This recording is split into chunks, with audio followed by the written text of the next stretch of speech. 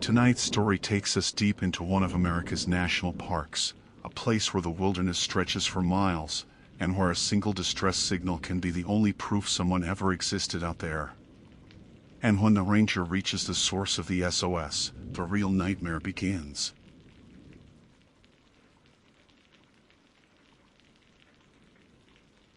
My name is Ranger Ellis Grant, and as a matter of formal identification for any future internal report, I note that I have served 8 years with the National Park Service, assigned to the Northern District Dispatch Rotation at Pine Shadow National Park. At 3:11 a.m., while seated alone in the radio cabin during my third consecutive overnight shift, my receiver captured a single SOS ping on a frequency reserved for legacy emergency beacons no longer in circulation. That is the precise moment this entire incident began, and although I have retold it several times now, I still replay the exact cadence of that alert the way someone might revisit the last words of a person they failed to save. I remember glancing at the clock, tapping the receiver to make sure it wasn't a glitch, and then leaning closer as the coordinates loaded. The system lagged for a second, as if confused, and then displayed a hiker ID tag that should never have appeared on any screen. Hiker ID hashtag 41-778, Marcus Lorne. He had been declared deceased 12 years earlier after an extensive search. His case file remained open only for archival access, not active duty. And yet the distress signal bearing his unique beacon signature had just hit my console like it had been fired off minutes ago. I stared at it long enough that the screen dimmed and brightened again, reminding me that I was wasting time. Standard protocol demanded immediate verification, so I keyed the mic and sent a response on the same antiquated emergency frequency. My voice felt too loud in the tiny room.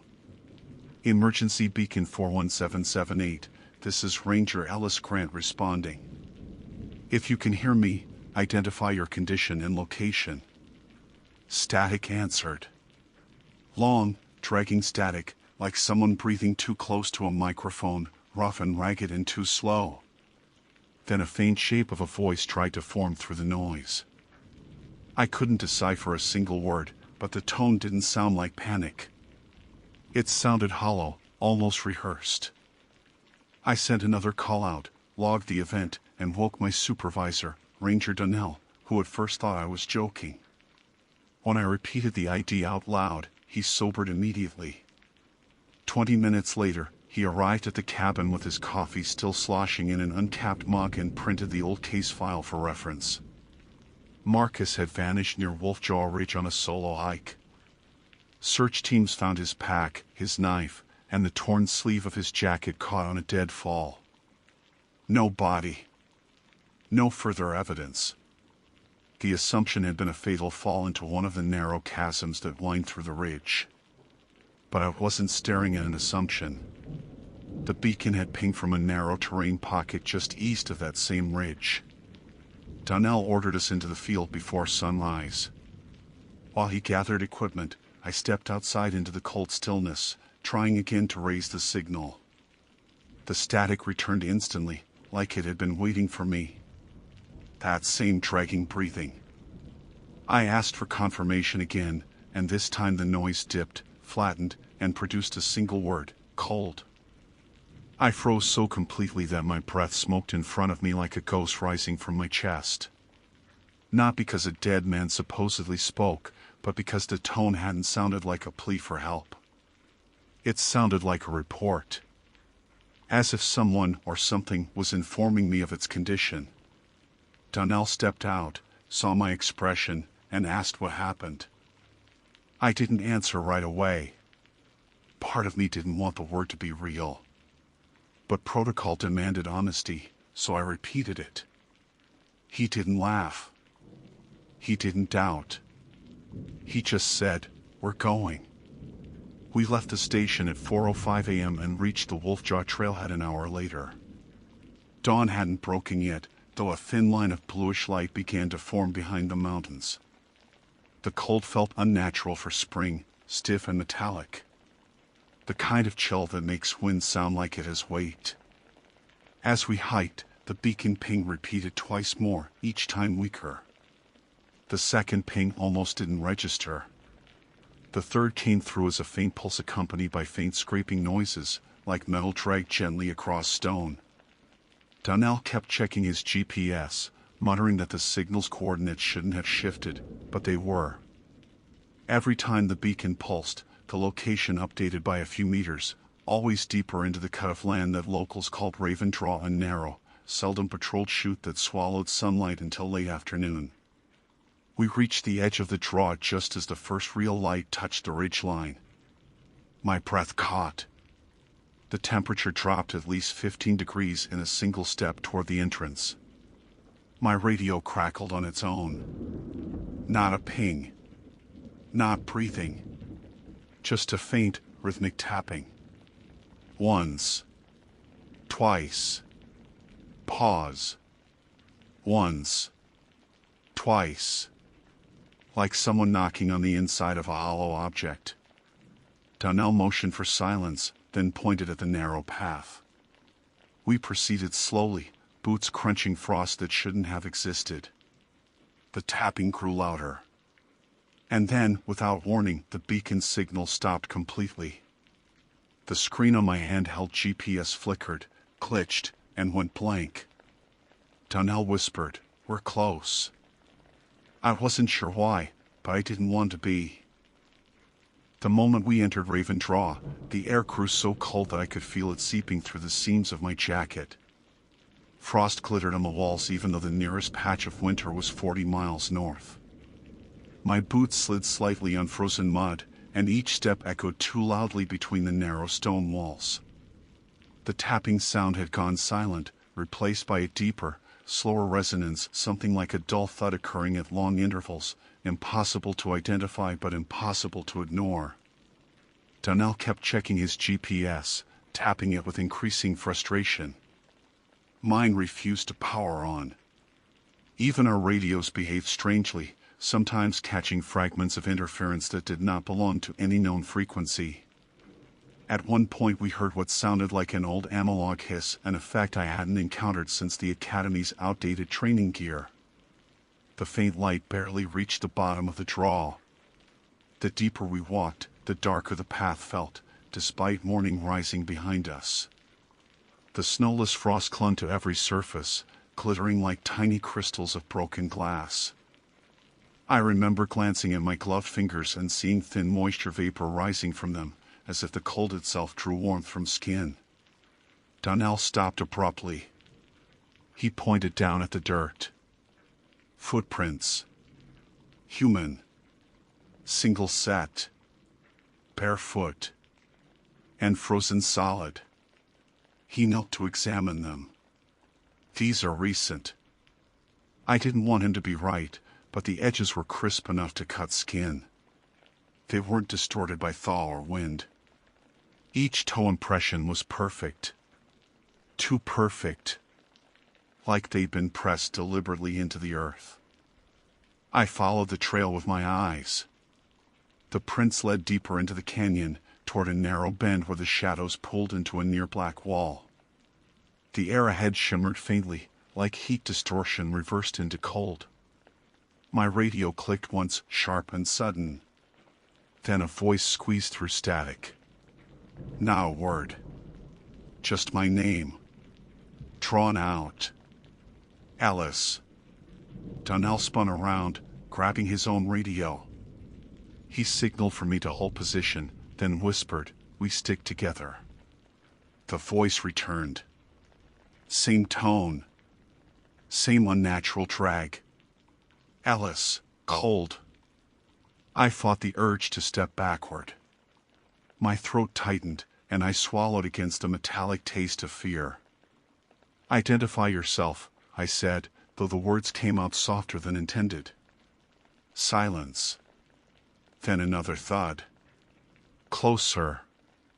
We followed the footprints around the bend, and the world seemed to shift slightly, like stepping into a room where the pressure differed from outside.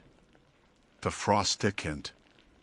My breath fogged the air into swirling white patterns, too slow to dissipate. At the center of the narrow corridor lay a torn, weathered scrap of orange nylon. Donnell lifted it. We immediately recognized the faded print, WL-23 hike team, the old volunteer group Marcus Lorne had joined before his fatal hike. Perfectly preserved. As if torn minutes ago, not 12 years earlier. Donnell looked at me. This shouldn't be intact. The footprints continued past the nylon scrap. We followed them another 20 yards before the canyon abruptly widened into a small bowl-shaped clearing hemmed in by stone on all sides. The footprints ended there. Not faded. Not overlapped. Ended.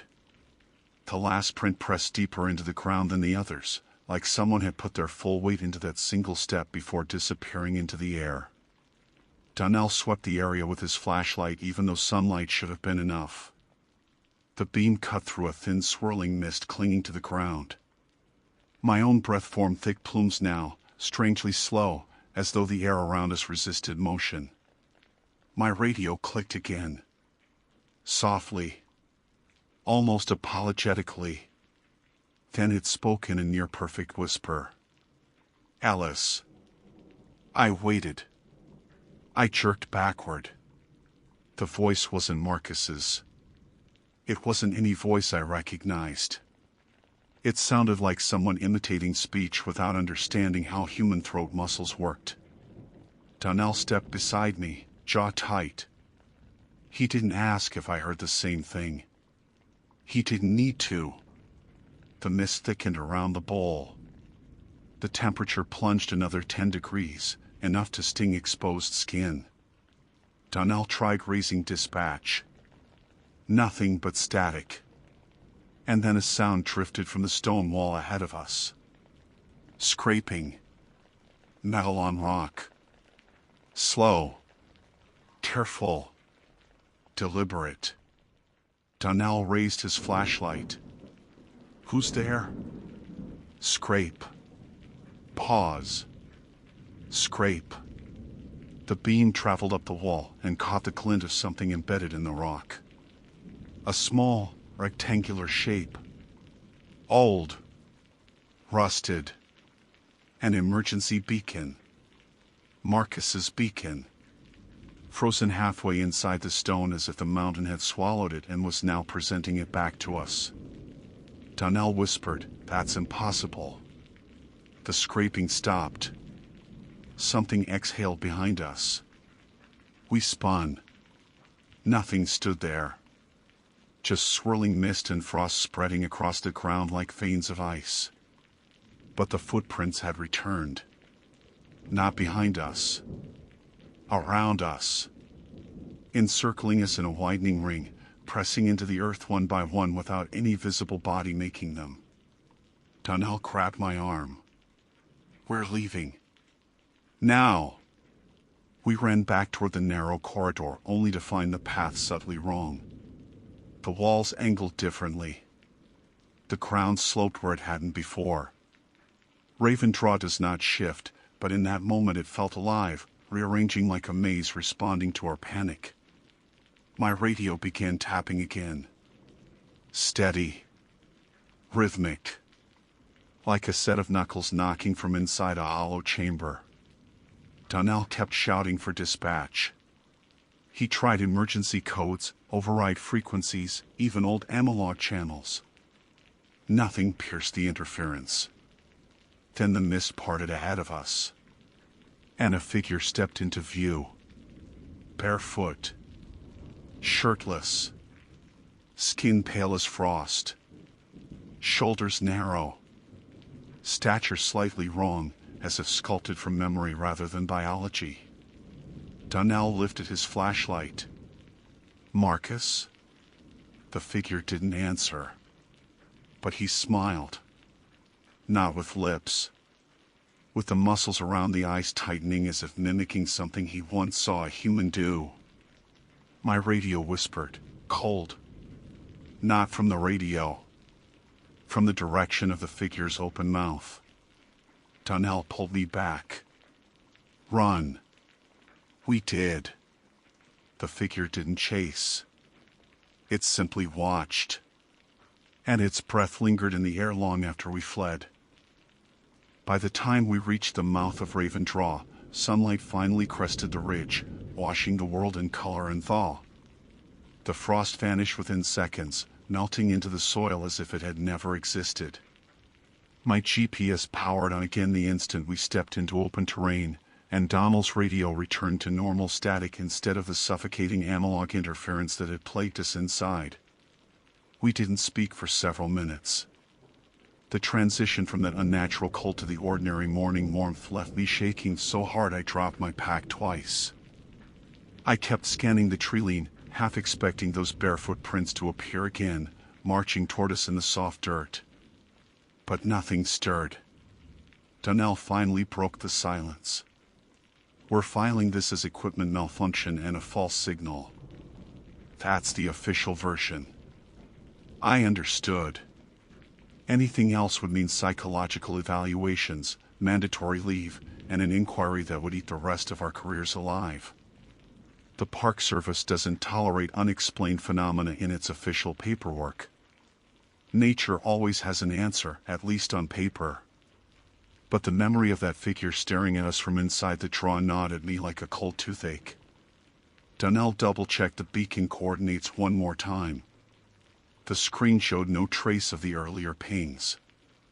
No log. No identifier. No history. Even the automated database wiped the entry clean, as if it had never existed. I knew for a fact it had. The time-stamped entry on my handwritten log proved it.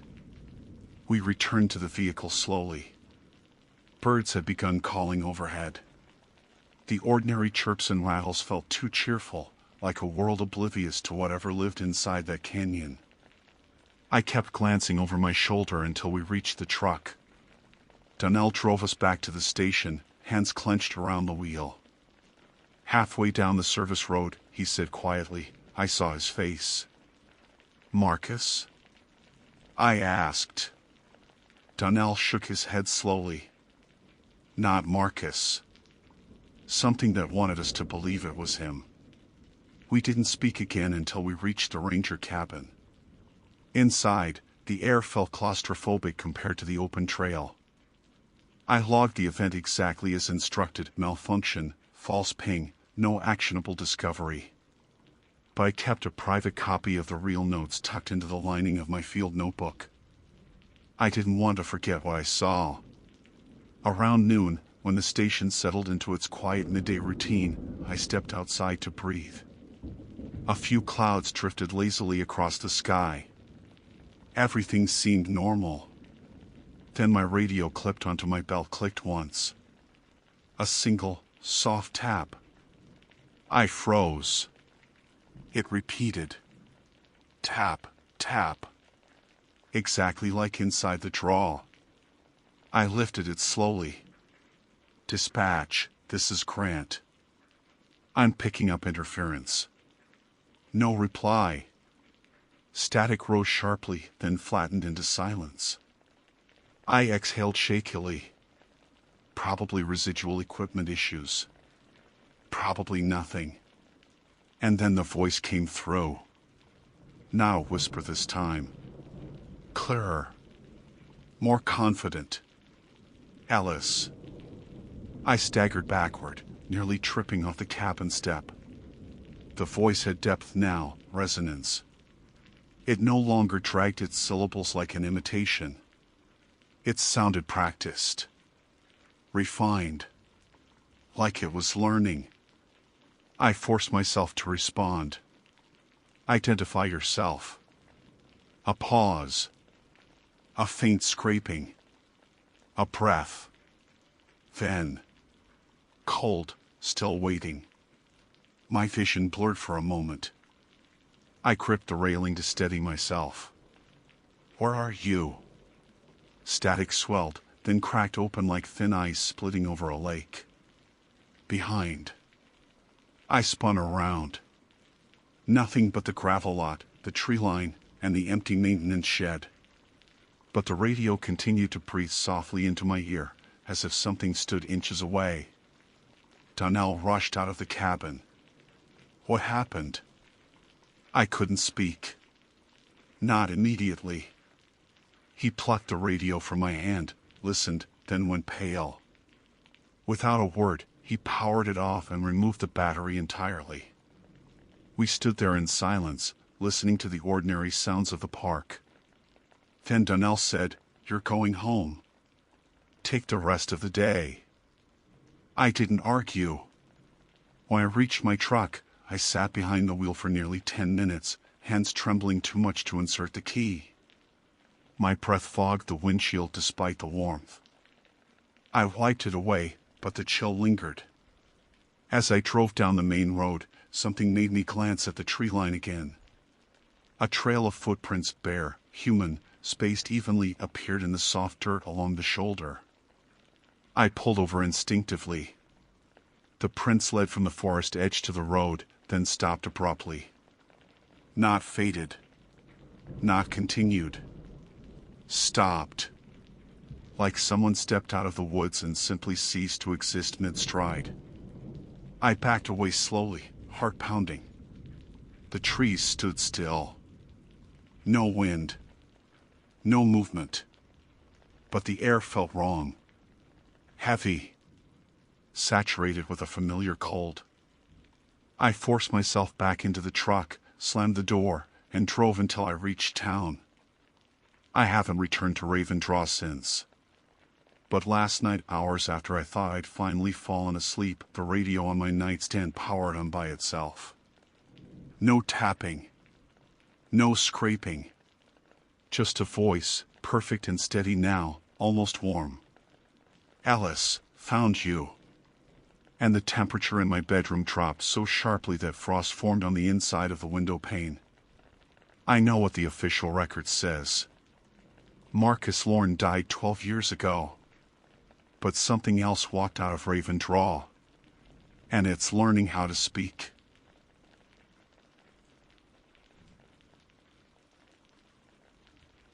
My name is Marla Keene, backcountry ranger for Pine Ridge National Park, assigned to District 7, responsible for approximately 82 miles of mixed pine forest, shale ridges, and unmarked game trails used primarily by solo hikers and wildlife survey crews.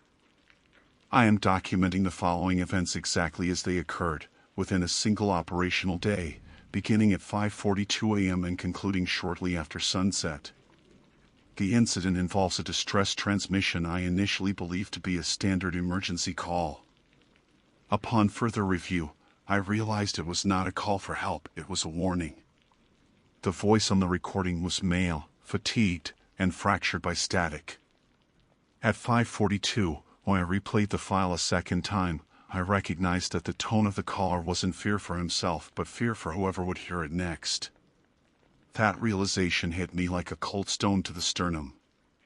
The morning had been calm, dawn lighting the pines with that dry golden glow we get only in early autumn. I'd been alone at the backcountry substation, a single-room cabin with an old radio repeater and a desk that still smells like oil and sun-baked resin. I replayed the transmission another time. The message was only 9 seconds long, breathing, heavy footsteps on loose soil, then the voice saying, "Don't listen, don't come up, don't follow," and the rest dissolved into static that hissed like wind forcing itself between two teeth. I thought at first the man had been trying to say, "Don't come up here," the usual kind of warning when someone's cornered by wildlife. But the more I listened, the clearer it became that he wasn't warning whatever was near him. He was warning me. Or anyone who would receive the ping. The automated coordinates embedded in the emergency burst placed him on Longwater Ridge, a narrow spine of exposed stone deep inside the park, roughly 18 miles from the nearest service road. A place people only go when they desperately want solitude or badly misread a map. Protocol required immediate response. So I gathered my pack, radio, GPS, bear spray, pressure bandages, and the standard issue orange extraction tarp. By 6:12, I locked up the station and started down Trail 19, the quickest access point leading toward Longwater. The forest was still waking up, that mix of chill and resinous warmth, the cicadas starting a slow drone, the faint creak of trunks shifting with temperature. I know these trails like the lines on my palm. But something felt strange from the moment I stepped off the porch, like the quiet was holding its breath for me. About 3 miles in, my handheld radio gave a brief tick of static. Not enough to form words, but enough to make me stop mid-stride. I scanned the trees. Nothing. Just light wind moving the upper boughs and sending needles spiraling down in lazy patterns. At 7:20, I reached the first ridge. The sky above Longwater was smudged with a thin gray layer, early cloud cover or smoke. I wasn't sure. I checked for any new transmissions. Nothing. I replayed the old one, even though I already knew what it said. But this time, something new slipped through the noise. After his last fractured warning, just before the static swallowed it, I caught a sound I hadn't noticed before.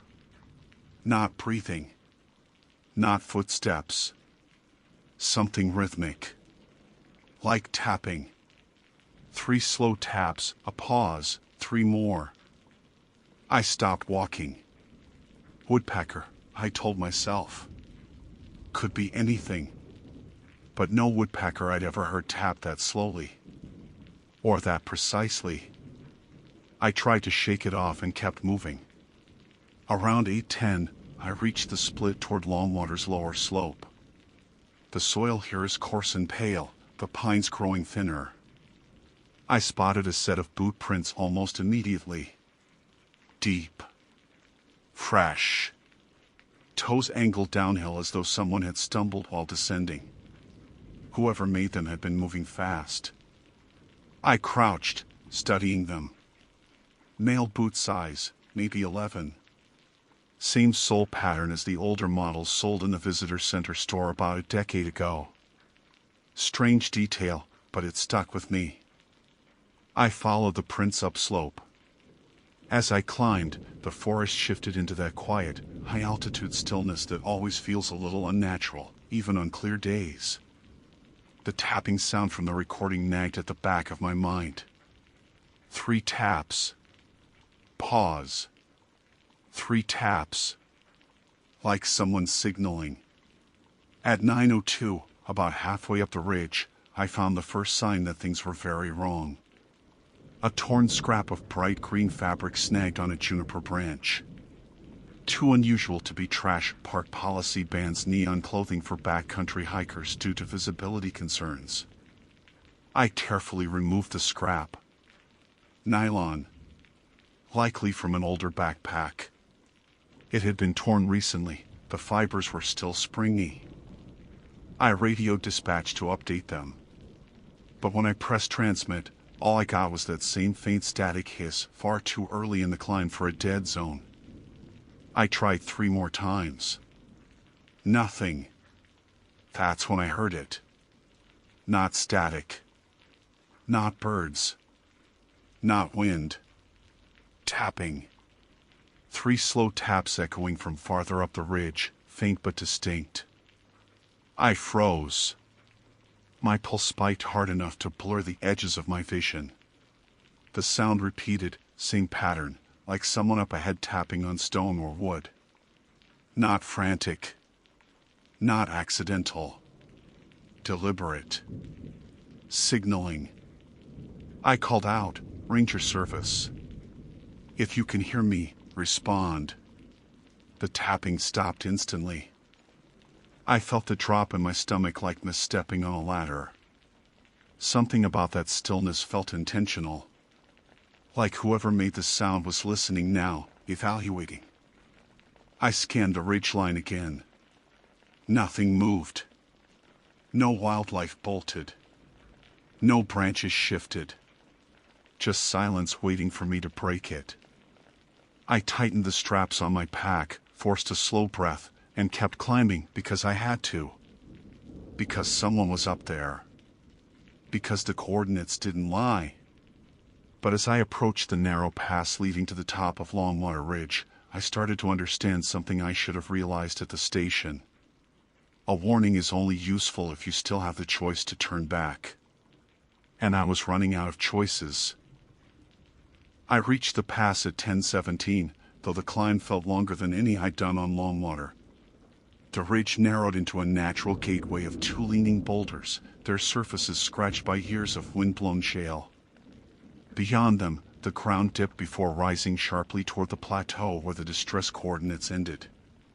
As soon as I stepped through, the air changed, still pine-scented but cooler, heavier, as though the sunlight had thickened.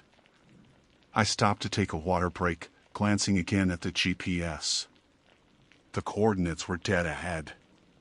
Not a quarter mile. A straight line. But the tapping had returned somewhere beyond the crest. Only now, it didn't sound distant. It sounded measured. Patient.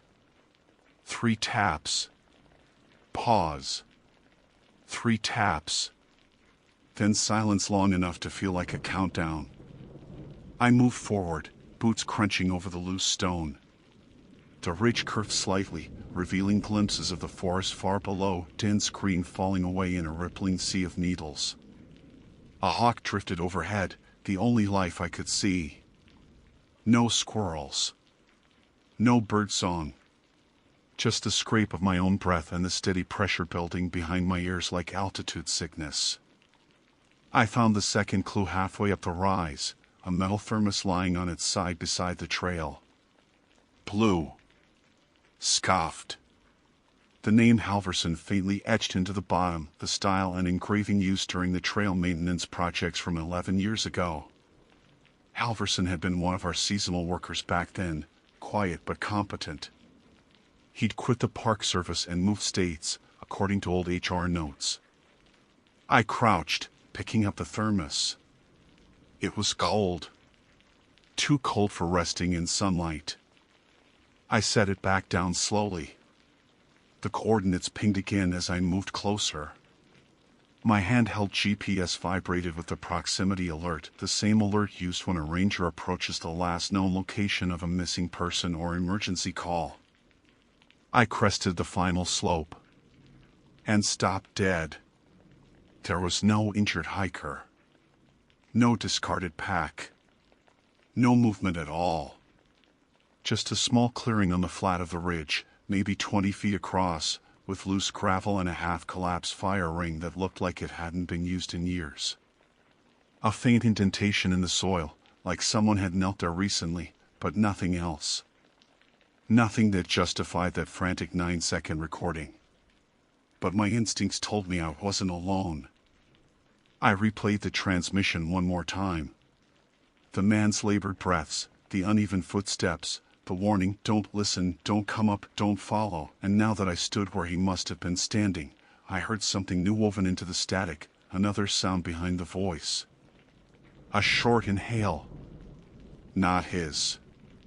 Closer to the recorder. A breath. Mine caught in my throat. I turned slowly, scanning the tree line.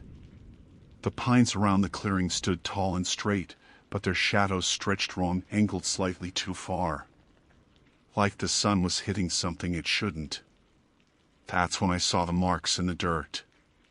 3 shallow divots, spaced evenly, as though someone had tapped the ground with a walking stick. Or a stone. Or something else entirely. 3 taps. The same rhythm. I knelt, examining them. Fresh. The soil at the edges still held shape. Something or someone had made them not long before I arrived. I stood and backed toward the center of the clearing. My radio hissed softly, then spiked with static. A voice broke through, faint, warped, but unmistakably human. Marla. The sound came not from the radio. From behind me. My throat tightened. I turned, forcing my movements slow, steady, deliberate like training taught us. The woods were the same. The light unchanged. But the air felt heavier, the smell shifting toward cold stone and wet leaves. I called out, "Identify yourself." No one responded. I stepped backward toward the ridge edge. Gravel rolled under my boot. The silence swelled, pushing in on me from all sides. Then the tapping started again. this time only a few yards from me. Behind the nearest pine. Slow. Intentional. 3 taps. Pause. 3 taps. My pulse hammered in my ears. I kept my flashlight in hand, though it felt ridiculous in broad daylight. I approached the pine, each footfall sounding far louder than it should. I stepped around the trunk. No one. No animal. But the bark bore 3 fresh chips, tiny, sharp-edged, each spaced perfectly apart. As if something had tapped the trunk from the outside, then stepped away before I rounded the corner. A branch snapped deeper in the trees. I spun. Nothing. Another snap. Closer. Ranger service. I shouted. If you're injured, announce your position. My voice bounced off the ridge and returned thinner, fragile. Then I heard the breathing. Just a few feet to my left. Slow. Wet. Thick, like someone breathing through pain or exhaustion. I raised the flashlight, hand shaking despite myself.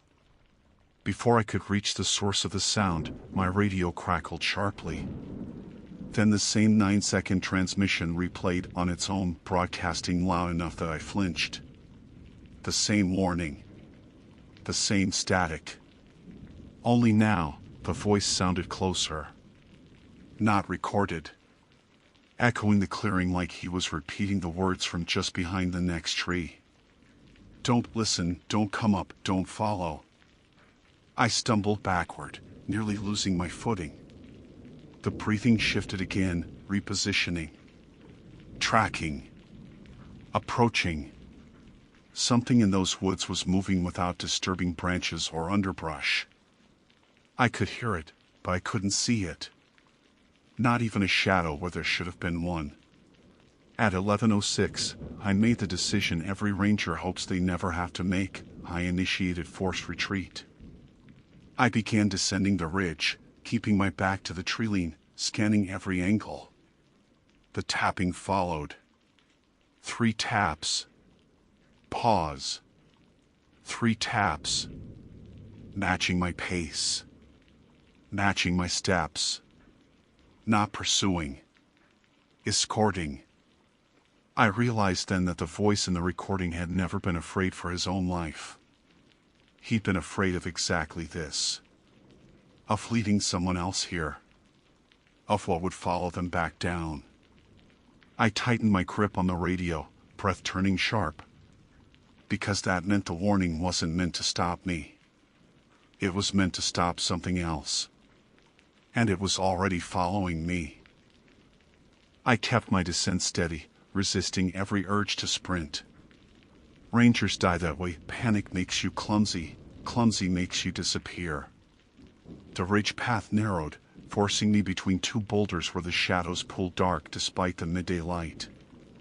The tapping had paused somewhere behind me, replaced by that soft breathing, always too close, always avoiding the exact spot I looked at. I forced myself not to turn around again. Turning meant losing footing or giving whatever followed a chance to reposition closer. Around 11:40, I reached the mid-slope juniper stand, where the first scrap of green fabric had fluttered hours earlier. Except now, the branch was bare. The scrap was gone. I scanned the ground. Nothing. As I knelt to check for recent scuff marks, a low crack came from above, like weight shifting on bark. I snapped upright, scanning the trees one by one. The branches were still. But the breathing moved. High this time.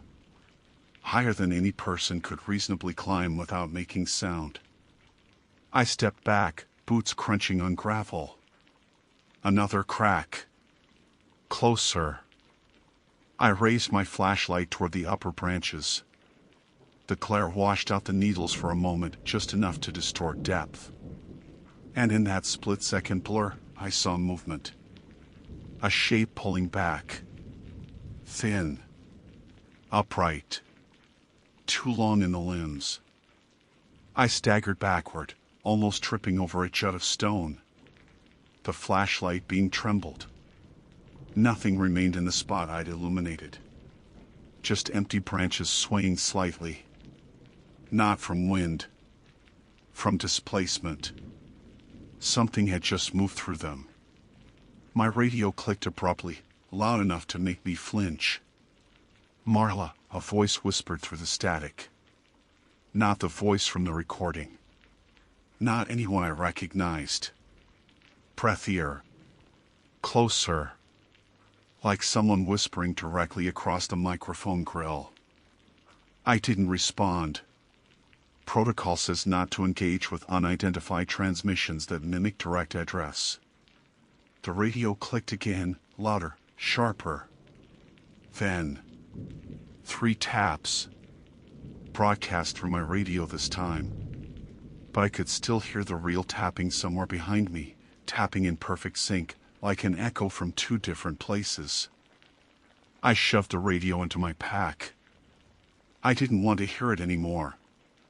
The trail narrowed again as I reached the lower ridge. The shadows stretched wrong here, 2 angles slightly elongated, shapes bending where the terrain didn't. The sunlight should have been strong, but everything felt dimmer, like the air itself muted the brightness. At 12:16, I finally reached the split that led back toward Trail 19. Relief hit me so sharply my knees weakened. I took 4 quick steps toward the junction. And froze. Boot prints. Fresh. Deep. Heading uphill. My heart climbed into my throat. They were my prints. The same sole pattern. The same gait length. But they were pointing uphill toward Longwater Ridge. As though I'd already walked this trail earlier. As though I'd never come down at all. I crouched, breath shaking. The prints weren't older. They weren't faded. They were recent, minutes recent. Dirt still shifting slightly at the edges. Something had walked ahead of me wearing my steps. I stood up slowly, hands cold despite the heat. My own heartbeat sounded loud, clumsy, as though trying to fill the silence. Then the tapping began again. Not behind me. In front of me.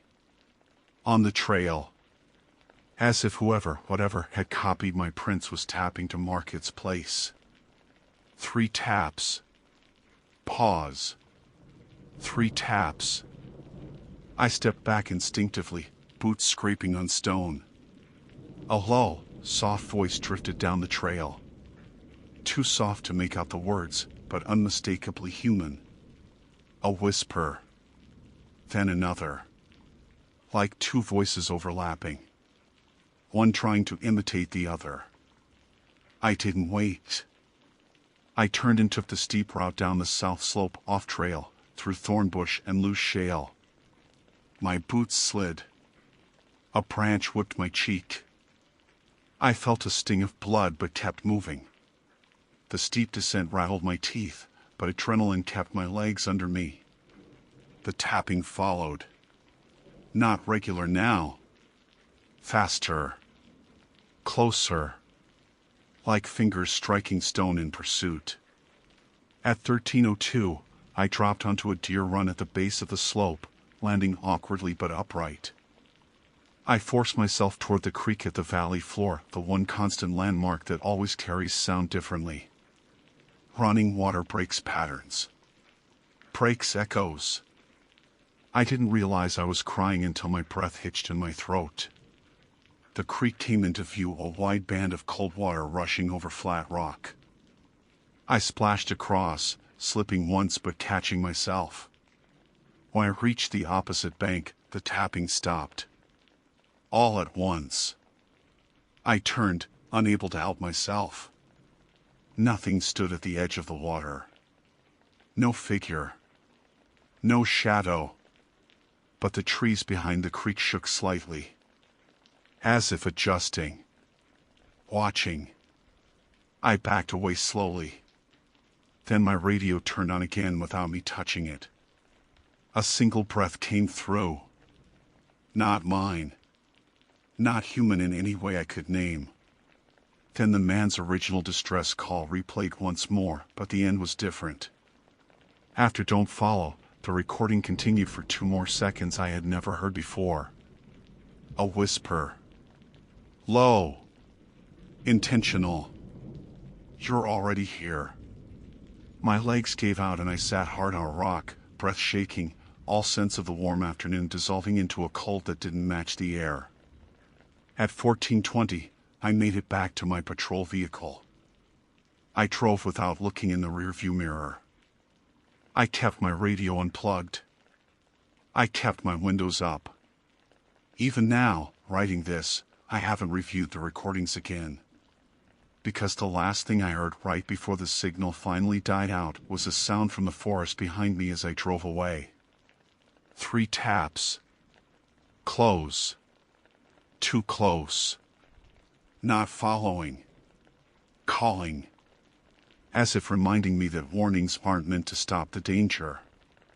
They're meant to mark who's next.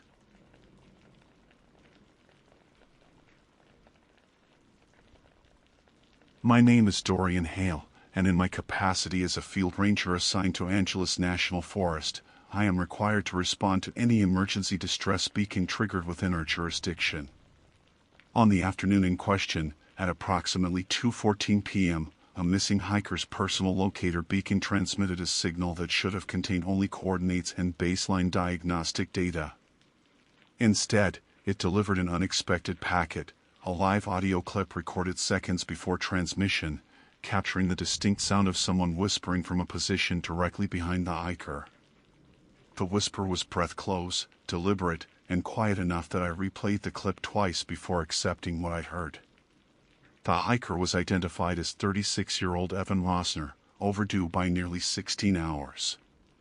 He'd started from the Vogel Flat trailhead, intending a simple day loop. Weather had been stable. Visibility was good.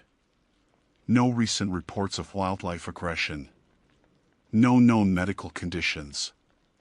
Nothing to explain why he'd gone missing, why he triggered the beacon, or why that whisper existed at all. My supervisor, Reyes, gave me the green light to head in with standard SAR protocol: locate, confirm condition, assist extraction if needed. Simple on paper. Familiar in practice. Except my mind wouldn't let go of that whisper. It had been faint, like a voice pressed through a cupped hand, and though the words were indistinguishable, the tone was unmistakably intentional. I parked at Vogel Flat just after 2:40 p.m., logged my coordinates, shouldered my pack, and started up the trail. Afternoon sun filtered through the sycamores and pines in long bright bars. Nothing felt out of place. That's the part one keep returning to: how normal everything was. The forest was quiet, but not unnaturally so. A breeze teased the canyon slopes. A pair of hikers passed me heading down, chatting about cold drinks waiting in their car. I asked if they'd heard anything unusual, a call for help, movement off trail, anything. They hadn't. They'd been out since late morning and said the forest felt pretty dead today. I made a mental note but didn't assign it meaning. I reached the point where the beacon had pinged, a narrow saddle between 2 ridges, brush thick on both sides. A faint side trail veered toward a dry creek bed. Coordinates put Evan somewhere within a 100-meter radius, but terrain irregularities always meant checking more than the device suggested. I scanned the ground. No obvious tracks, no broken branches. I cued my radio but paused with my finger on the transmit. The forest had gone still in a way that meant something. No wind. No birds. Even the distant hum of canyon traffic felt muted. I replayed the audio packet on my handheld. The whisper came through my earpiece like someone leaning over my shoulder, soft, slow, exhaling consonants against the microphone. You know how sometimes you hear something and immediately sense the position of the speaker? This wasn't beside Evan, or at a distance, or coming from some mechanical interference. It had been right behind him. Too close for comfort. Too close to ignore. I searched the area on foot, working a slow grid. I found no sign of a struggle. No tear. No improvised marker. Every scenario I mentally rehearsed, fatigue, dehydration, injury, felt inconsistent with the clean, untouched terrain. And yet something had made him press that beacon. Something had been there with him at the time. I decided to drop into the dry creek bed to expand the search perimeter. The slope was loose with shale, but manageable. Temperature had dipped slightly now that the sun had dropped behind the ridgeline. Shadows stretched longer. I checked for footprints but again found nothing. The bed was too hard-packed to preserve impressions. I keyed my mic. Unit 4 to base, I said. Reached initial beacon coordinates. No visual on subject. Beginning extended search sweep along the drainage. Static answered. Not unusual, the canyons were notorious for poor radio response. I took a few steps deeper into the creek bed. That was when I noticed something odd in the dust near the base of a boulder, a thin line, curved, too straight-edged to be natural. I crouched to examine it. At first glance, I thought it was the mark of a trekking pole, but it lacked depth and width. It was more like a shallow cut pressed into the dirt at a perfectly smooth angle. I traced the line with my fingertips. It was cold to the touch. Before I could think too hard about it, my radio crackled alive. For a split second, I thought I'd finally reached contact with base.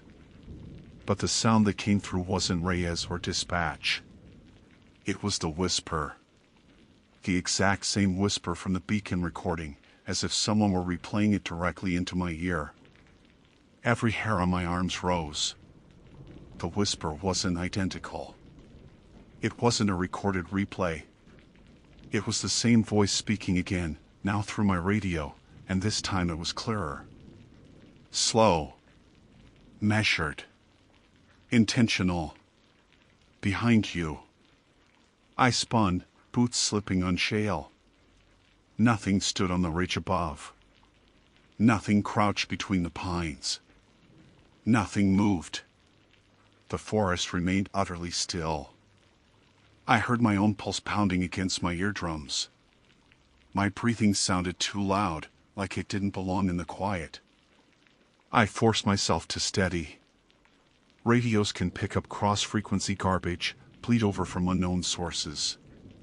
But that voice hadn't been static. It hadn't been digital distortion or interference. It had been real breath on real words. I lifted the radio again. Base, do you copy? I'm getting interference on the channel. Please advise. Silence. Not even static this time. Just a dead channel. I scanned the drainage, retracing my steps. That cold line in the dust drew my eye again. And that's when an unnerving realization crept in. The mark wasn't old. It had been made recently, minutes at most. The edges were too crisp. And the curve, it formed a partial arc, like part of a circle. Something wasn't right. I felt it in the tightening of my throat, in the instinctive brace of my muscles. I wasn't alone in that creek bed. And Evan Rosner had heard someone whisper at that same proximity. I followed the arc, inch by inch, until it disappeared under a scatter of fallen leaves. When I brushed the leaves aside, something else came into view, a second arc, forming a near-perfect continuation of the first. A circle. A circle drawn around where I was standing. And before I had time to back out of it, my radio crackled a third time, this time not with a whisper, but with the sound of a man screaming. The scream cut off instantly, like a line severed. The forest stayed silent. And the circle around my boots felt colder than the air. I stepped out of the circle as quickly and quietly as possible, though quiet didn't make much difference. Sound didn't seem to behave normally in that drainage. Even my own footfalls felt muted, swallowed by a kind of dense stillness that should have belonged to a windless winter night, not a mild afternoon in Angeles National Forest. I wiped the dirt from my gloves, heart punching against my rib cage, and listened for anything: snapping branches, receding footsteps, the rustle of brush. Nothing answered. The forest didn't even pretend to be normal anymore. I crouched and photographed the circle from multiple angles, marking coordinates and logging the time. My job required documentation, and reflex kept me moving through the motions even while instinct screamed at me to get uphill, get back to my truck, and radio for a team. But the scream that had blasted through my radio couldn't be ignored. It wasn't the kind of sound someone makes when lost or injured. It was raw terror. And it had cut so abruptly that I couldn't shake the image of someone's hand clamping over a mouth. I told myself steady, clinical things to counter the panic crawling up my spine, that Evan might still be alive, that someone could be with him, that I needed to keep searching. But the truth settled heavier with every step. Whatever whispered behind him was still here. I moved up the drainage, scanning the banks for prints or signs of a slide. Dense chaparral choked the slopes, and needle-spike yucca crowded the edges. The terrain was the kind that swallowed people whole. Still, for a missing hiker, anything should have shown. I didn't just find an absence of tracks, I found a kind of erasure. As if anything that had moved through here left no weight, no pressure, no trace. At 3:28 p.m., I found a boot print. A single one. Left foot. Men's size roughly 11, tread consistent with a Merrell hiking boot, likely Evans based on his missing persons file. But the print stopped at the toe, with no continuation. No right foot follow-up. No progression. The soil ahead wasn't disturbed. It was as if he had stepped once and then ceased to exist in physical space. I knelt beside the print and felt the dirt. Warm, consistent with sun exposure. Nothing strange. Nothing to indicate compression from anything abnormal. I almost convinced myself I'd misinterpreted the earlier weirdness until I noticed something beside the boot print, another mark, faint but sharp. Not an arc this time. Straight. Thin. Smooth-edged. Like the first line I'd found. I followed it with my flashlight, slowly, until the line diverged into two, forming a narrow V-shape that ended abruptly at the creek wall. I stood and examined the wall. It was smooth granite, weathered over decades. But something had pressed against it hard enough to leave a faint, symmetrical indentation, almost like shoulder-width impressions. The right side was slightly deeper. Someone had been pushed or pressed there. I radioed again. Base, Unit 4. Checking in. Requesting updated signal analysis on Rosner's beacon. Static. Then a soft pop of dead air. I checked battery levels, full. Signal indicator, fluctuating between 2 bars and nothing. Normal for the canyon, but the timing felt engineered. The slope to my left looked climbable, so I angled upslope. Dust and shale slid under my boots. The sun dropped further behind the ridge, shadows pooling like ink between the boulders. Halfway up, I stopped dead. There were more lines in the dirt ahead of me. Several of them. They curved and braided through each other, forming shapes that resembled incomplete spirals, maybe 6 or 7 in total. But what rooted me in place was the fact that the topmost spiral was warm. Warm in the center. As if someone had been kneeling there minutes ago. I scanned the area. Evan. I called. This is Ranger Hale. If you can hear me, call out. No answer. Then movement. But not where I expected. Not uphill. Not downhill. directly behind me. A soft shuffle of dirt, like someone shifting weight from one foot to the other. I turned slowly. Nothing moved in the open. But the shadow between two boulders on the opposite bank shifted by a fraction, too subtle to be wind, too intentional to be random. I fixed my light there. The beam caught nothing. Just darkness thick enough to feel like depth instead of shade. I took one step backward. The shadow didn't change. I blinked, let my eyes adjust, listened. I thought I heard breathing, low and steady. Human, maybe. But the inhale was too long, and the exhale too quiet. I lowered my voice. Evan, if you're there, I'm here to help. The breathing stopped. Every instinct in my body revolted.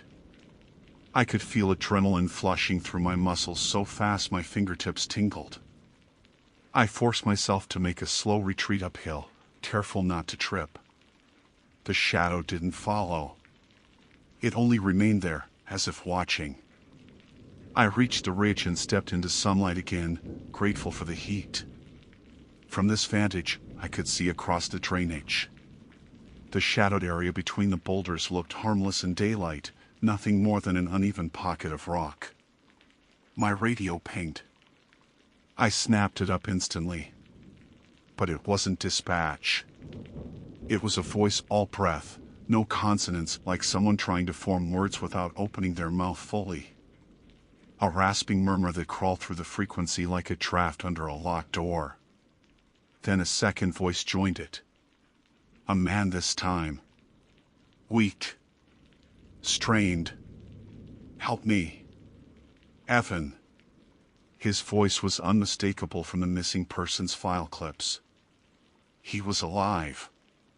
But the breaths around him, the whispering, they overlapped his words like someone speaking with their mouth against his ear.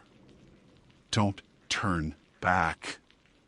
The message broke in half, distorted. Then a sound like something dragging across the forest floor filled the channel, long, staggered, rhythmic. I didn't think. I ran. Down the ridge, back toward the drainage, toward the last place Evan's voice had come from. Branches whipped my arms. Dust kicked behind me. Every stride felt wrong, like sprinting into a narrowing space. The air grew colder as I descended, unnaturally so.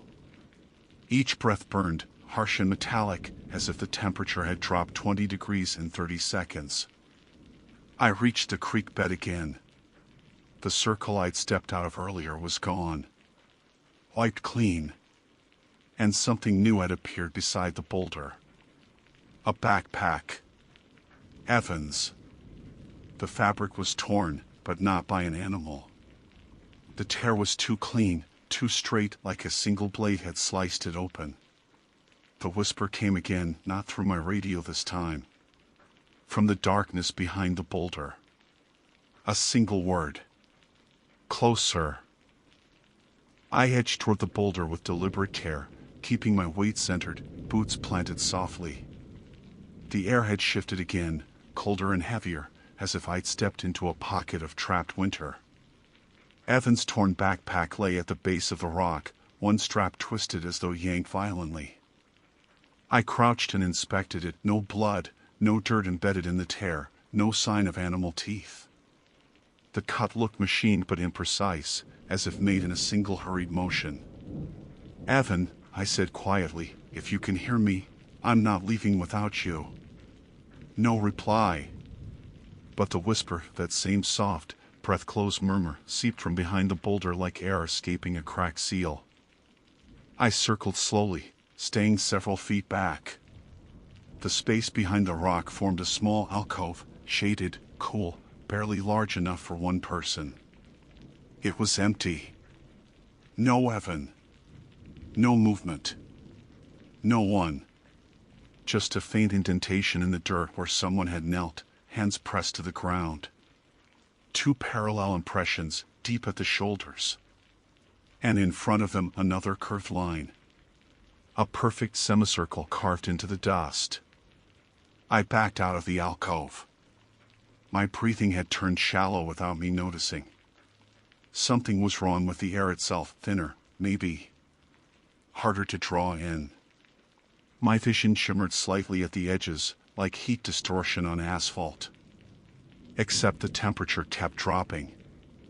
I keyed my radio again. Base, Unit 4. I have found personal effects of missing subject. Possible signs of distress or pursuit. I need air support or additional ground units. No response. The radio light flickered, then dimmed. Battery still full. I checked twice. It was functioning normally, just not receiving. I started uphill. I wanted open space, elevation, a vantage. I'd barely taken 3 steps before I heard it. A footstep. Not mine. Coming from the alcove I had just checked, slow, deliberate, heel first. The unmistakable crunch of human weight pressing shale. I froze. Another step. Closer. I didn't turn yet. Training kept me still. Wildlife doesn't walk like that. Mountain lions don't heel strike. Bears don't move so quietly. And whatever was behind that boulder hadn't been there seconds ago. Evan, I called softly, if that's you, say something. Silence. A third step, lighter than the first 2. The whisper followed it, gentle, almost coaxing. Behind you. I spun hard. The alcove was empty. Completely empty. But the dirt impressions, knees, hands, shoulders, were deeper now. Fresher. Like someone had just risen from them. My pulse hammered so violently that I could feel it in my teeth. I backed away, scanning the shadows, scanning the ridges, scanning the creek bed. Nothing moved. Nothing breathed except me. Then my radio hissed. Not static. Just a single, controlled exhale. Then another. Then a man's voice, weak, barely above a whisper. Don't let it get behind you. Evan again. But his voice was distorted, as if spoken through clenched teeth or through a hand covering his mouth. I held the radio closer. Evan, tell me your position. Are you injured? Can you see anything around you? His reply broke into 3 fragments. Circle, static, don't step, static, it listens. What listens? I pressed. Nothing. Just breathing. Slow. Close. Not from the radio. From directly behind me. I turned. No one stood there. But the dirt at my heels had a new mark, another thin line, curving around my left boot, then my right. Forming an arc. I jumped back instinctively, breath tearing from my throat. The line stopped where I'd lifted my feet. As if something had been tracing around me and paused when I moved. The wind picked up then. Not a natural gust. A cold, downward rush of air that carried the smell of wet stone and old dust. Not forest scents. Subterranean scents. And a sound came with it. A dragging. Slow. Rhythmic. Like something heavy being pulled along the ground by someone without the strength to lift it. The sound grew louder. Closer. I moved uphill, fast but controlled. My boots slid on loose gravel. The dragging sound followed, steady, unbroken. No variation. No shift in cadence. I crested the ridge and pivoted, scanning everything below. The creek bed lay silent. The boulders cast long shadows. Nothing dragged anything. Nothing moved. But the sound kept going, now coming through my radio instead of the ground. Then Evan screamed again. A short, sudden, choked scream. Cut off instantly, I bolted toward the ridge opposite the creek, following sheer instinct. The terrain funneled into a narrow corridor between rock faces. The shadows there were deeper, colder. The dragging sound echoed off the stone in a tight loop, impossible to pinpoint. Halfway through the corridor, I saw something on the ground. A phone. Screen cracked. Battery at 1%. A photo open on display. I picked it up. The photo showed the creek bed. The same boulder. And Evan standing beside it. But his posture. His body leaned forward unnaturally, shoulders pulled down, like something behind him had hooked into the back of his jacket and lifted him onto his toes. His head was sideways. His mouth was open, mid-breath. And behind him, nothing. Just darkness. Dense, depthless darkness pressed against his back like a shape without form. My stomach dropped. I checked the phone metadata. Timestamp, 3:49 p.m. 10 minutes ago. Something had been close enough to take this photo. Something that didn't appear on camera. A whisper bled from the phone speaker. Not the radio. The phone. Behind you. I flung myself forward, sprinting toward daylight at the end of the corridor. The dragging sound exploded into a roar, then dropped instantly into silence. My legs burned. My vision blurred. I didn't stop until I burst into open terrain, sun hitting my face like a spotlight. And standing 50 feet ahead of me. Evan. Alive. Barely. He swayed on his feet, arms limp, head tilted forward. His shirt was torn at the back, as if yanked repeatedly. Dirt streaked his face.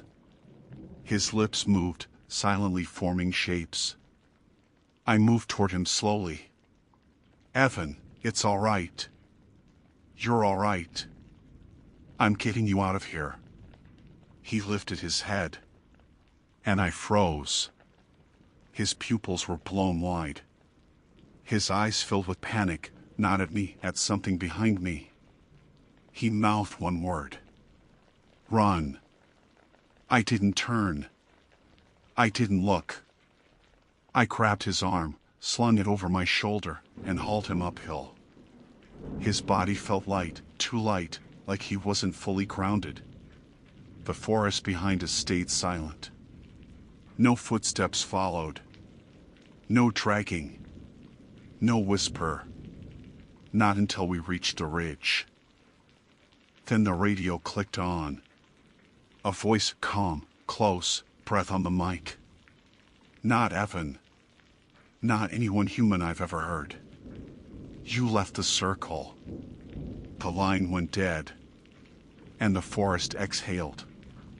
Cold. Steady. Intentional. I didn't look back. Neither did Evan. And we never found the circle again.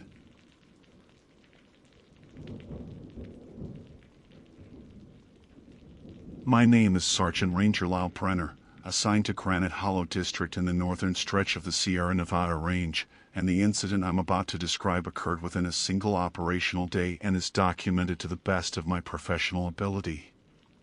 I have 15 years of service, specialized training in remote search and rescue protocols, and no prior history of reporting anomalous or psychologically compromised observations. The facts, as I deliver them, are presented as accurately as my memory and field notes allow. The call came in at 14:07. Not a voice call, an automated distress ping from a hiker whose permit placed him somewhere along the Granite Hollow Loop, a lightly trafficked mid-elevation circuit known for steep granite shelves, narrow ravines, and serpentine switchbacks. The system flagged the signal as active and mobile, the weak, which usually means injury or poor cell coverage, but still traceable. I logged my direction of travel, grabbed my pack, and headed out from Ranger Station North Rim. I remember the air carrying that dry, resinous heat you only get in late-season California. Pine sawdust, warm granite, dry chaparral. Perfect hiking weather and no reason for someone to hit SOS unless something went seriously wrong. I reached the first triangulated coordinate within 20 minutes, skirting along the ridge before dropping into the hollow itself. Granite Hollow isn't a literal cave. The name comes from a large basin framed by granite domes that trap sound in a way that constantly confuses distance. A woodpecker can sound like it's knocking 2 feet from your head or 100 yards behind you. New hikers complain about it, but experienced ones get used to the auditory weirdness. Still, I'd never heard of it causing anyone to panic enough to trigger an emergency beacon. The second coordinate hit when I rounded a bend near a narrow stretch of trail cut along a steep granite wall. My handheld GPS pulsed once, twice, then locked onto a fixed point 30 meters downslope.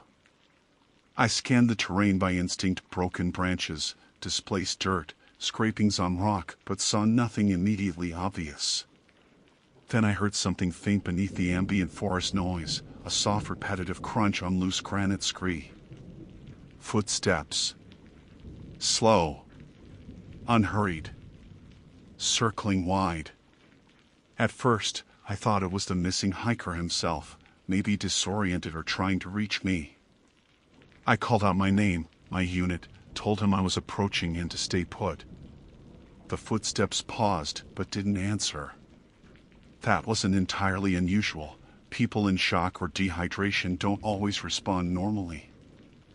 I followed the GPS arrow down a mild slope until it pointed to a lone incense cedar standing crooked near a shallow outcrop. And tied to its trunk, wrapped neatly around the rough bark, was a smartphone, the missing hiker's model, screen still recording, timer running for over 40 minutes. The device was in perfect condition. No cracks. No sign of a fall. And no sign of the person who had set it there. I think the first prickling of wrongness hit me then. Because the phone wasn't just recording video. It was recording sound, and the audio meter kept spiking softly every few seconds, like something was moving near the microphone. I played it back. Footsteps. Granite crunching. Gravel shifting.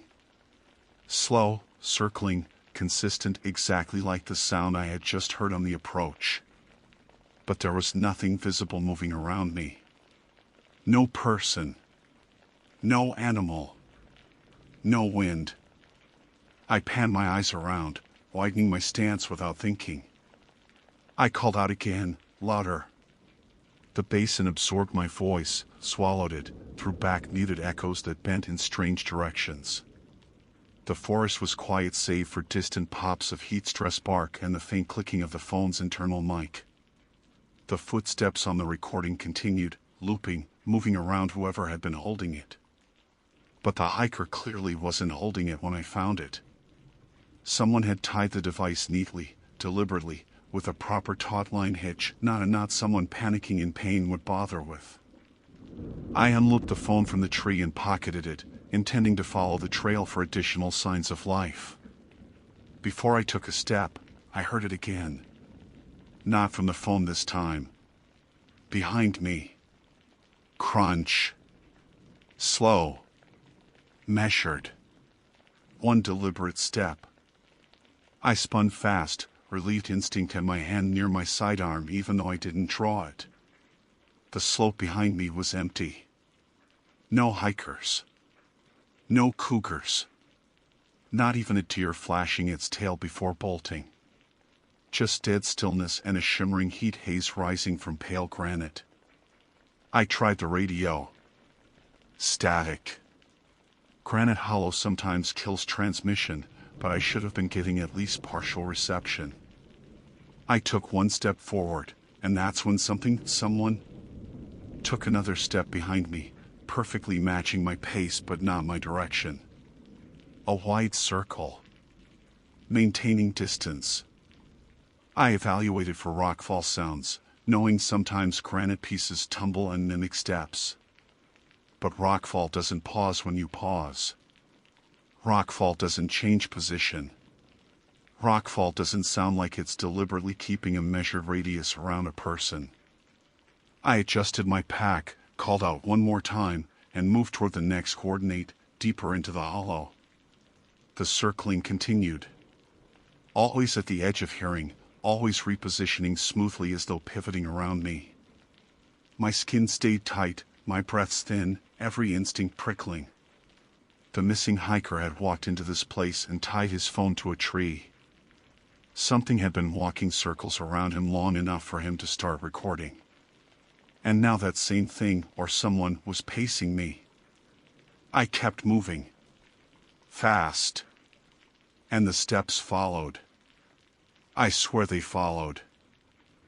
The deeper I moved into Granite Hollow, the harder it became to separate my own movement from whatever was trailing me. Every shift of my boots on granite seemed to trigger another distant crunch, always offset, always repositioning with uncanny steadiness. I tried to analyze it clinically: weight distribution, gait pattern, cadence. If it were an animal, I told myself, I'd hear irregularity. I'd hear scuffs, pauses, snorts, breathing, anything. But it maintained a human-like rhythm, one measured footfall, a slight delay, another, then silence until I moved again. I've tracked people in blizzards, in canyons, in post-storm debris fields where footprints wash out faster than you can follow them. Nothing behaves like invisible footsteps keeping pace with you. I tried not to speed up. Panic in rugged terrain gets people killed quicker than any predator. At 14:49, my GPS locked onto the third ping from the hiker's emergency beacon. This one was fixed, unmoving, deeper into the hollow center near a granite wash. I dropped into the wash, moving through a ribbon of pale stone worn smooth by seasonal runoff. The air was cooler here, shaded by two massive granite shoulders sloping inward. Sound pulled strangely, amplifying little noises while swallowing my own steps. And then the footsteps stopped entirely. I froze. Silence hung so dense it felt physical. I turned slowly, expecting movement, an animal, anything, but the wash sat empty. My breath sounded intrusive. My heartbeat too loud. For a moment I felt sure I'd imagined everything. Long shifts, fatigue, the hollow's notorious acoustics, maybe all of it conspired into some auditory illusion.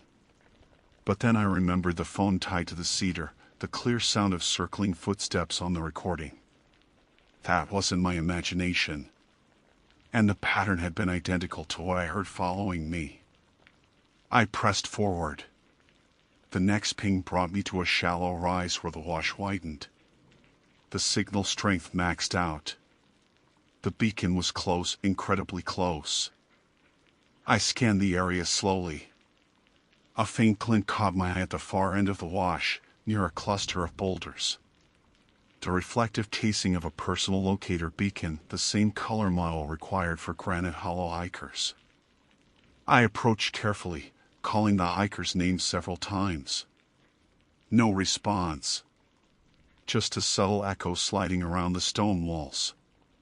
The beacon lay on its side atop a flat slab of granite. But that wasn't the part that hit me hardest. A set of footprints circled the slab. Not boot prints, smooth impressions in the thin silk coating the granite, each spaced evenly apart, forming an almost perfect ring around the beacon. The prints weren't uniform, some deeper, some shallow, like someone had been pacing for hours. And they weren't from the hiker. His boots, according to his permit record, had a thick vibram tread. These prints were almost bare. Smooth-soled. No clear pattern. No shape. Just depressions. My stomach tightened. I crouched to inspect the beacon.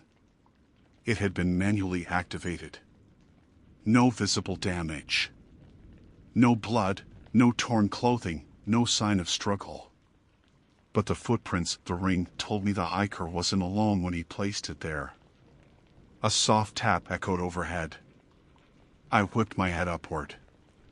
Nothing. Then another. Not directly overhead this time, to my left. A pebble, dislodged from somewhere above. I scanned the granite wall. It rose 20 feet sheer, pale and smooth with few cracks. No ledges for an animal to walk on. No signs of human presence. Another pebble skittered down. But this time, it wasn't falling straight, it slid in a curved path, like it had been pushed sideways before dropping. That was impossible. Pebbles fall vertically. I took a step back. And then, faint but distinct, came the footsteps again, restarting suddenly as if whatever had been observing me from above had hopped down into the basin. Except there was no hop. No thud. No shift of gravel. Just immediate presence, the rhythmic crunch beginning behind me and circling wide. My pulse spiked. I turned slowly, forcing myself to remain calm, scanning each quadrant of the wash. Nothing moved. No animals. No person. I raised my radio, climbing to higher ground for a signal. Static. A brief flicker. Then a fragment of dispatcher audio. Do you copy? Your location before the channel cut again. The circling grew tighter. Still invisible, still outside eyesight, but undeniably closer to the wash's central slab. I didn't want to leave the beacon behind. Protocol demanded I confirm the hiker's presence or direction of travel. But every instinct screamed that staying in the wash was a mistake. I grabbed the beacon, clipped it to my vest, and backed away slowly, keeping my flashlight angled toward the periphery. The sunlight was beginning its late afternoon tilt, shadows stretching and warping along the granite walls. The footsteps matched each of my moves, wide, slow, unhurried, like whatever pace me wanted to maintain a set radius. The moment I stepped out of the wash and back onto Forest Duff, the footsteps stopped again. But not because it left.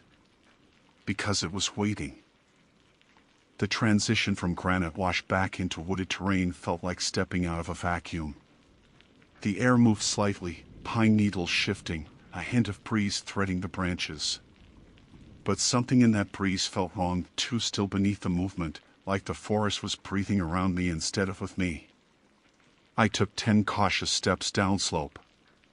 When nothing followed, I dared to hope the acoustic distortion of the hollow had been playing tricks. But as I reached a narrow switchback, the footsteps resumed. Not behind me this time. Ahead. Just a few paces around the blind curve. I froze so abruptly the gravel slid under my boots. My hand hovered near my holster. The footsteps ahead were slow, deliberate, unhurried, exactly like the ones from before, except now they weren't trailing me. They were approaching. Ranger service. I barked out, voice tighter than I intended. If you can hear me, announce your presence. The steps paused. A silence so dense it felt like the whole forest held its breath. I edged toward the curve, forcing myself to remain measured. The sunlight hit the bend at an angle, creating a glare that obscured the next stretch of trail. I lifted my hand to shield my eyes. And the glare shifted. Not the sunlight. The silhouette. A human shape stood just beyond the bend. But not shaped in any normal way, more like a distortion in the air itself, a shimmer like heat rising off asphalt. No edges. No features. Just a wavering presence exactly where the footsteps came from. I blinked hard. It didn't disappear. It tilted. Not like a person shifting weight, but like a reflection in water being nudged. My throat dried instantly. I took one step backward, my boot finding purchase on the trail. The distortion tilted further, almost as though it were leaning to see me better. Then it stepped. The gravel beneath it moved. A single, clear crunch. No visible foot. No body. Just movement where something should have been. I backed away slowly, heart hammering so hard I felt it in my teeth. My training screamed at me to retreat to higher elevation, get radio contact, regroup. But another part of me, the instinctive, animal part, begged me not to turn my back on it. The distortion advanced one more step. A shimmer against the trees. A ripple in the narrow band of sunlight. And I knew with complete certainty that if it reached me, if it closed the distance between us, I wouldn't be walking back out of Granite Hollow. I turned and ran. Not reckless, not foolish, controlled, practice retreat, but still faster than protocol would ever approve. The forest blurred around me. Branches slapped my arms. Gravel slid under my boots. And behind me, the footsteps broke their steady rhythm. They sped up. A second set joined them. Then a third. All around me, no longer circling. Converging. I didn't look back. Every ounce of survival screamed not to. The trail forked, split, bent. I took the uphill path because instinct told me elevation meant radio contact. The shadows warped, stretched, twisted like fingers reaching. My radio crackled. Copy, signals unstable, your vitals. I didn't waste breath answering. I pushed harder, lungs burning, heart slamming. The footsteps closed in. They were so close I felt vibrations through the earth. Not heavy like a predator. Not light like a deer. Something in between. Something wrong. Then, ahead the ridge line. A sliver of sky. I forced myself up the final incline, legs screaming, and burst onto the ridge. The moment my boots hit the high granite, the footsteps stopped entirely. Cut off mid-stride. I spun around finally, chest heaving, sweat dripping. The trail behind me was empty. But the air shimmered in several places along the tree line, faint distortions, like heat mirages, standing absolutely still. Multiple shapes. Tall. Human height. Watching. My radio crackled again, this time with full clarity. Sergeant Brenner, respond. Your GPS shows rapid elevation gain. What's your status? I stared at the shimmering figures for several seconds before stepping backward toward the ridge's marker post. They did not follow. They did not retreat. They simply remained, aligned along the trail, silent and motionless. I've located the missing hiker's devices, I said slowly, forcing my voice level. No sign of the subject. Returning to station. Copy. Do you require assistance? My eyes stayed locked on the shifting silhouettes. Negative. Leaving Granite Hollow now. The figures didn't move as I retreated. Not when I turned. Not when the ridge curved and the forest disappeared from view. Only when I reached the outer boundary of the hollow did the air lighten, the forest sounds return, and the oppressive weight lift from my chest. I don't know what I encountered in Granite Hollow. I have no evidence beyond audio recordings, footprints in silt, and my own eyewitness account. The missing hiker was never found. His last known actions were tying his phone to a tree and activating a beacon while something circled him. Something that circled me. The official report will say the search was inconclusive due to geological acoustics and environmental hazards. But I know what I heard. And I know what followed me. And I know I will never ever step into Granite Hollow again.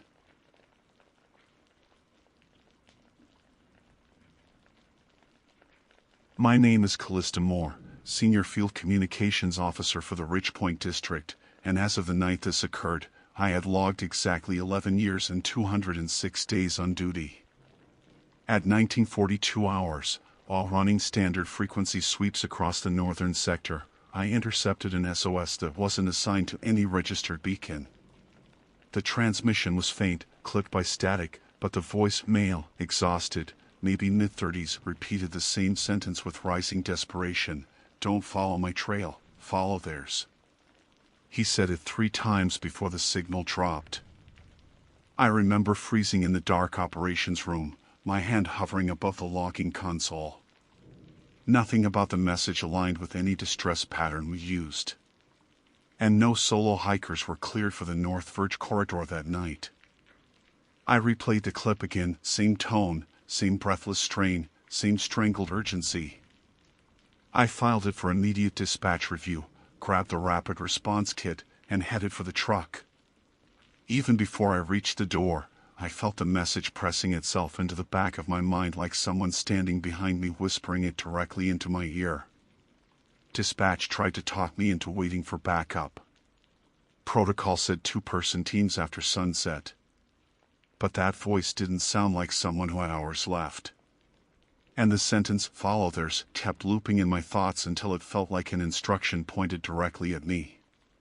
By 2011, I was halfway up the logging road toward Trailhead 16. The air was sharp, the kind of mountain cold that feels like it slices the inside of your nose. My headlights cut through sheets of drifting mist, catching the silhouettes of pine trunks that leaned like old grave markers. The trailhead had no vehicles. That didn't mean much. Some hikers parked lower down to avoid the steep incline, but it still set off a quiet alarm in my gut. I stepped out into the darkness, clipped the radio to my vest, and locked the truck. The forest pressed inward immediately, swallowing life faster than it should have. I started up the trail, boots sinking into damp soil. Every 20 or 30 seconds, I paused and swept the trees with my flashlight. The beam barely pierced 10 feet. Fog coiled around the trunks like it was alive. Half a mile in, I found the first sign of someone, a single boot print near the edge of the path. The tread was deep, recent, angled slightly off trail. I crouched, brushing my glove across the indentation.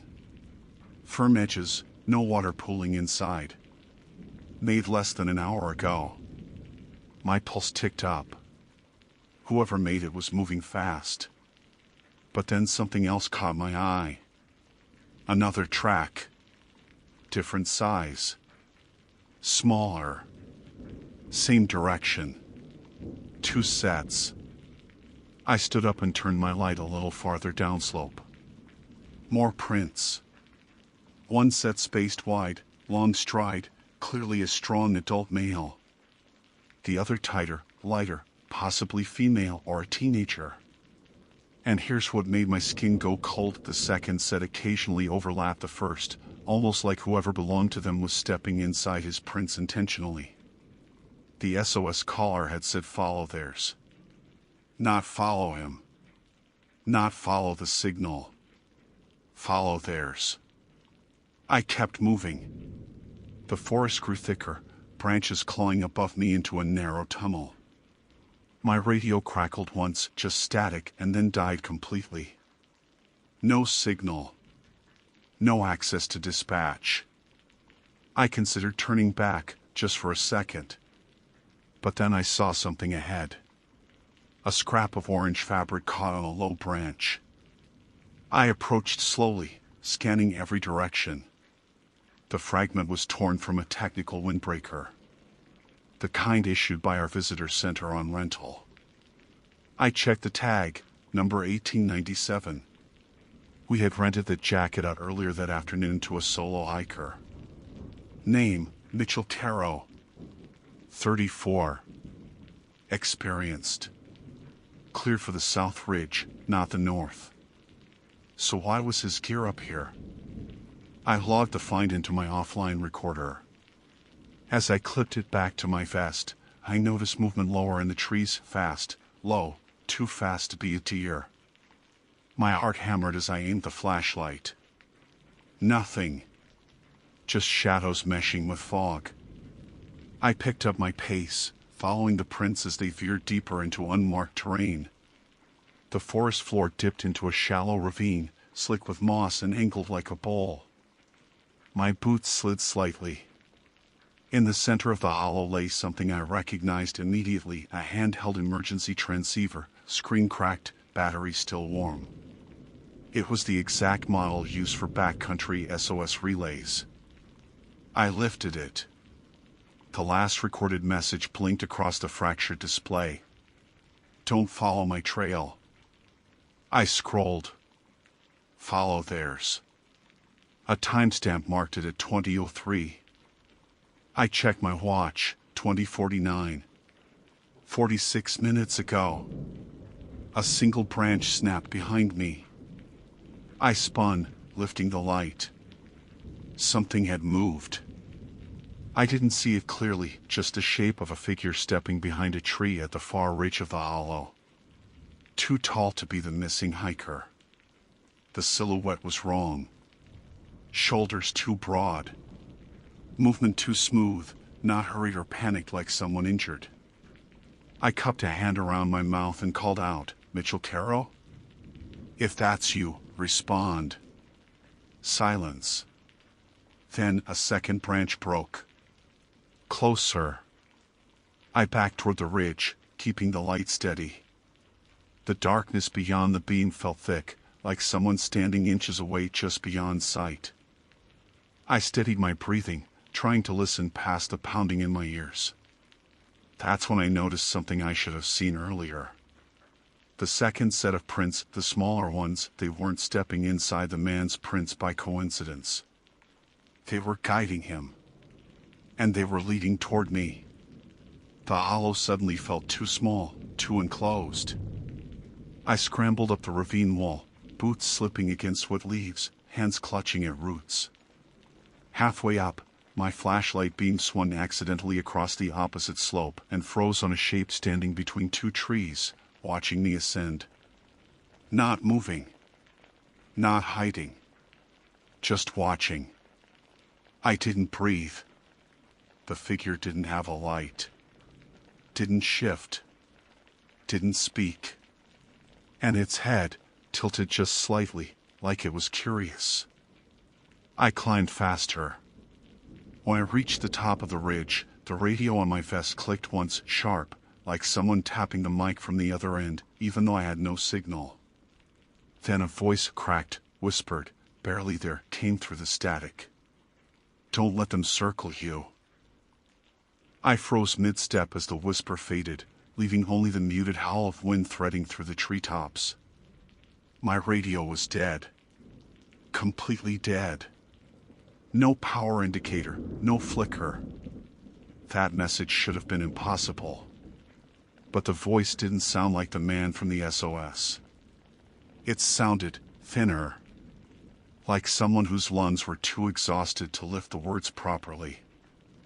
I swung my flashlight in a slow arc. Nothing but trees and fog. But the forest suddenly felt tighter around me, as if the pines had crept in a foot or two while I wasn't looking. I gripped my sidearm, not drawing it, just reminding myself it was there, and followed the tracks onward. The terrain sloped upward as I climbed toward the west verge. The footprints stayed clear, the man's strides erratic, occasionally dragging, and the smaller prints maintaining a perfect rhythm, almost a metronome's precision. Too precise. Like the person making them wasn't adjusting for branches, rocks, inclined, just stepping forward with machine-like motion. At 21:06, I reached a natural clearing, a ring of trees standing like pillars around a flat patch of earth. The footprints led straight across, but the center held something I didn't expect. 3 shallow pits. Not graves. Fire circles, old ones, long extinguished. Maybe from illegal campers over the years. But all 3 pits had the same thing placed dead center inside them. Small stones arranged in perfect triangles. Not random. Not natural. Markers. My pulse rattled. I moved around the outer edge, counting my steps, listening for anything beyond my own breathing. The night pressed against my jacket, colder than before. My breath fogged in a thick plume. A twig snapped behind me. I turned so fast my light jittered across the trees. Again, nothing. but a soft sound lingered at the edges of the clearing. Not movement. Not footsteps. Breathing. Slow. Steady.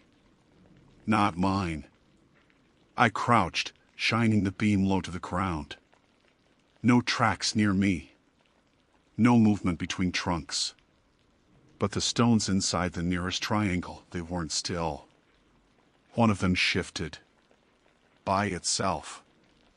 My chest tightened, breath catching as I realized the truth. It wasn't shifting. It was vibrating. Humming faintly against the dirt, tremors so subtle they would have been invisible if I weren't already staring. Then another stone trembled. And another. All three triangles began shaking gently, dust rippling outward. That was when I backed away fast. The beam of my flashlight caught something beyond the clearing, where the trees opened into a narrower path. More footprints. A third set.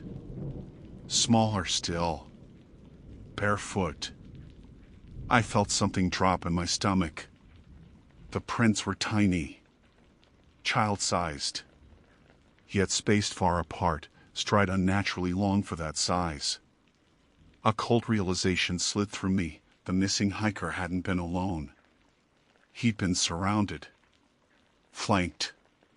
Following something or being led somewhere. I followed the tracks deeper. The path narrowed into a corridor of pines so tall they swallowed the moon. Branches scraped the sides of my jacket, leaving thin white marks. The forest felt wrong, too quiet, too expectant. At 21:19, I spotted the first sign of the hiker, a glove on the ground, fingers stiff, palm torn. A smear of dirt along the inside suggested he had been dragged or had crawled. The dirt was wet where his sweat had soaked through. Beside it lay something else. A child's footprint pressed over the man's handprint. My breath hitched. A chill worked its way along the back of my neck like a slow-moving insect. I scanned the trees, feeling eyes on me. My instinct screamed that I wasn't alone. I raised the light. And froze. 50 feet ahead, half hidden behind a tree, someone's face appeared. Pale. Motionless. Eyes wide. Just a face peeking around the trunk. I opened my mouth to call out, to demand identification, but the figure withdrew, sliding backward into darkness in one smooth motion like it was pulled by a rope. No shift of shoulders, no visible legs, no natural movement. Just gone. My heart pounded so loud I felt it in my teeth. I stepped forward cautiously, boots crushing fallen needles, ears tuned for any sound. Then I found him. The missing hiker. Mitchell Carroll lay slumped against a fallen log, chest heaving like each breath cost him something. His backpack was shredded. His jacket torn down the left side. His legs trembled so violently it looked like he was freezing, but his skin was burning hot when I pressed 2 fingers to his neck. "Callista," he breathed, recognizing my uniform. "You shouldn't be here." I knelt beside him, pulling my water canister from my pack. "Mitchell, I received your SOS. Are you injured? Who's with you?" His eyes snapped open wider than seemed physically possible. "I didn't send it." My skin crawled. "Your beacon. They sent it." He clutched my wrist with surprising strength. "You followed mine. You weren't supposed to follow mine. Then whose trail?" He shook his head violently. "Follow theirs. The children. They're not children. Don't let them circle you. Don't let them." A crack sounded behind me. Mitchell's eyes widened in pure, primal terror. "They found you." I spun around, flashlight raised, and nearly dropped it. Standing at the edge of the clearing were 3 figures. Small. Child-sized. Each one perfectly still. their heads tilted at identical angles, their eyes reflecting white like animal retinas. Mitchell grabbed my vest, voice shredding. "Do not, under any circumstance, run." Then the smallest figure stepped forward. The smallest one stood perfectly centered in the beam of my flashlight. Its face was too smooth, too pale, the skin stretched taut like wax warmed just enough to soften. No visible breath. No blink. No shift of weight. Its clothes looked wrong, outdated, mismatched layers, fabric that didn't match any brand I recognized. The other two figures flanked it, each one angled slightly inward, forming a perfect triangle around me and the injured hiker. Mitchell's grip tightened, trembling. "Callista," he whispered, "stand up. Slowly. Don't look away from them." I rose carefully. The figures didn't react. Not yet. My heartbeat thudded hard enough I felt it in my fingertips. Fog curled around their feet, rising and falling like slow breathing. "What do they want?" I whispered. Mitchell swallowed. "To take you off the path. What happens if you don't come back?" The smallest figure took another step toward us, slow, deliberate, feet silent on wet earth. It stopped exactly 10 feet away. My flashlight beam glinted off its eyes. Human eyes shouldn't reflect like that unless you're shining a light directly into retinas. But these eyes reflected even when the beam wasn't centered. Then it opened its mouth. No sound came out. Its jaw stretched wider. Wider. Too wide. A thin, dry clicking noise rose from its throat, the exact cadence of a radio tapping for open signal. Mitchell tensed. That's how they mimic voices. That's how they sent the SOS. The figure's mouth closed abruptly. Then, "Don't follow my trail," it whispered, in Mitchell's voice, his exact voice, tone perfect, even though Mitchell was right behind me. "Follow theirs." My skin crawled so violently I nearly lost control of my light. The other two figures moved then, not walking, not stepping. They shifted instantaneous, like frames in a glitch, appearing a foot closer each time. One to my left. One to my right. "Avoid the triangle," Mitchell rasped. "They always surround you in threes. Don't let them finish the shape." I stepped backward to break the alignment. The figures mirrored me. Deliberate. Coordinated. Their heads rotated slightly, all three tilting at the same degree, movement alien and too synchronized. Fog thickened, swirling around their legs like they were generating it. I lowered my center of gravity, hand moving to the flare on my belt. If they were animals or something similar, bright light might disrupt them. Mitchell hissed, "No sudden changes. Don't break posture." But the smallest one moved again, 3 feet closer, so fast I barely registered the transition. One moment distant, the next nearly in reach. I yanked the flare and cracked it. A screaming column of red light burst into the clearing. The figures recoiled. Not stepping back. Just flickering backward. As if someone was splicing frames out of reality. The smallest one emitted a low, warbling tone that vibrated inside my teeth. Mitchell gasped, clutching his chest. "We need to move." I hauled him to his feet, slinging his arm over my shoulder as the figures stabilized their positions. The flare cast long, warped shadows across the trees.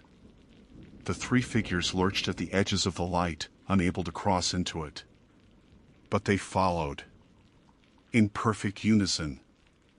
I supported Mitchell as we pushed downhill, keeping the flare raised. The forest twisted in unnatural ways, branches bending toward us, shadows shifting like liquid.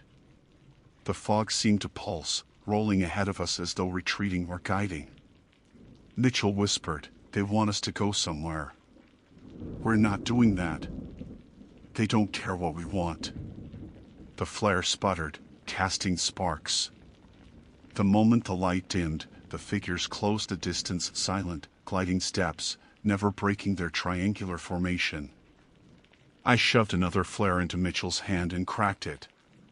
The light shoved the figures back again. We kept moving. Downhill. Past the triangle pits. Past the ravine. Past the torn pieces of Mitchell's jacket. Always followed. Always three.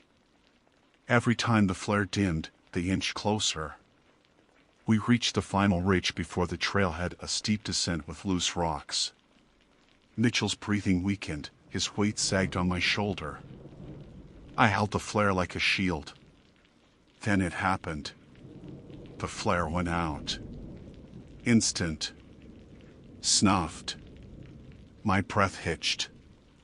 My other hand scrambled for the third flare, but a cold, small hand wrapped around my wrist. The smallest figure. Standing inches away. Its skin felt raw and dry, cool, too smooth. I jerked, ripping free and stumbling down the slope. Mitchell collapsed ahead of me, sliding on loose gravel.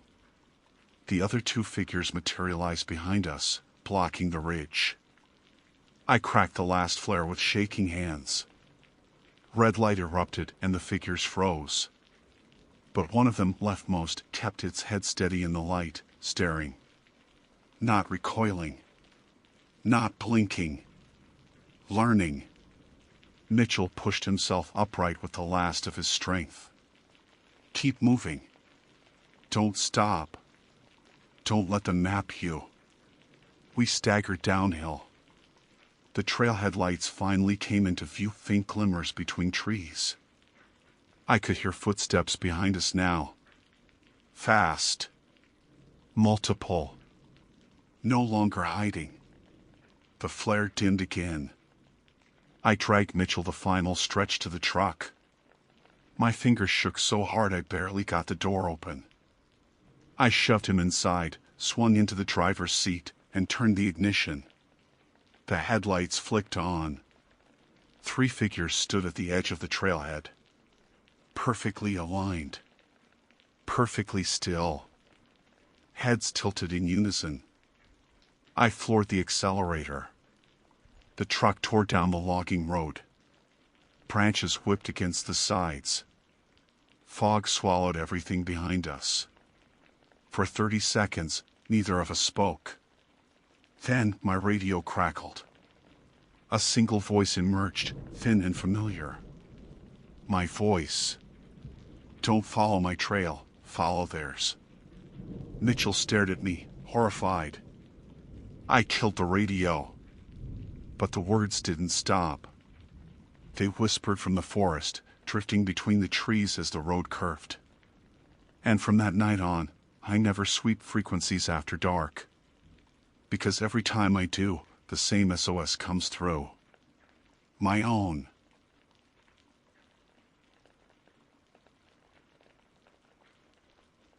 My name is Ranger Seth Calloway, and I have served in field operations for North Cascades National Park for 9 years. I specialize in missing person response, terrain search patterns, and backcountry emergency incidents. I've handled everything from lost tourists to avalanche extractions. But the case I responded to on September 18th will be the one I remember long after I retire. It began at 6:42 in the morning, when an SOS ping hit our system, sent from the satellite beacon belonging to a hiker named Evan Mercer. The location was routine, but the audio attached to it was not. The recording was clearly made from inside his tent. Yet when I arrived, the tent was zipped shut from the outside. The trail up to his last known coordinates was quiet in a way that felt designed rather than natural. The forest should have been waking up, birds calling, branches shifting, wind moving through the needles. Instead, the morning felt muted. Even my own footsteps sounded heavy. Evan's tent came into view exactly where the beacon placed it, a standard backpacking model, pitched cleanly, guy lines tight, packed neatly beside it. A tidy hiker. Organized. Not the kind to panic. But something was wrong. His tent zipper was sealed all the way down, the pull tabs facing outward. Anyone familiar with backpacking tents knows the tab orientation tells you who zipped it. This one had been shut from the outside. Hard. So hard the nylon bowed in slightly where the tension peaked. I crouched and pressed my hand to the fabric. Cold. No movement. I called out. No answer. I unzipped it slowly. Inside was empty. Completely. His sleeping bag lay open as though he'd sat up abruptly. His phone rested near the foot of the bag. The interior air was stale, not dirty, not foul, but stagnant in a way that didn't match the timeline. His SOS was barely an hour old. The inside of the tent shouldn't have felt like it had been sealed for several hours. I replayed the audio on my device, even though every second of it was etched into my mind. Evan's breathing fast but controlled. A shifting of nylon. A scraping. Then his voice, whispering sharply, "It's outside." Another shuffle. Then, barely audible, "Don't unzip it." That was it. I scanned the clearing. No prints, no drag marks, no signs of an animal or an injured man stumbling away. The soil was soft from last night's dew. Anyone moving through here should have left evidence. Nothing. I widened the search perimeter. 10 yards uphill, I found something beneath a thin layer of leaves, a black insulated glove. Modern, intact, recently dropped. No frost. No major moisture absorption. It hadn't been there long. The forest shifted then. A subtle change. The kind predators cause without meaning to a pause in everything else. Silence turned heavier. The air thickened. Then I heard it. Footsteps. Heavy ones. Deliberate. Coming downslope from the trees above me. The hair on my arms rose instantly. I called out, "Evan?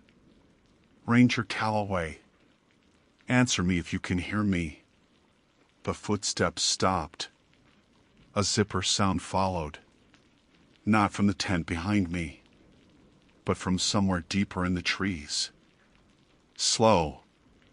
Long. As though someone were opening a sleeping bag, one tooth at a time. I moved toward the sound, keeping one hand on my radio. The trees thinned into a narrower clearing, and that's when I saw it. Another tent. Not Evan's. A one-person green tent, old, faded, patched with tape. It wasn't registered. It wasn't cleaned. It looked like it had been abandoned and yet recently used. The door was half unzipped, hanging crookedly. My pulse hammered as I approached. I announced myself, lifted my flashlight, and leaned in.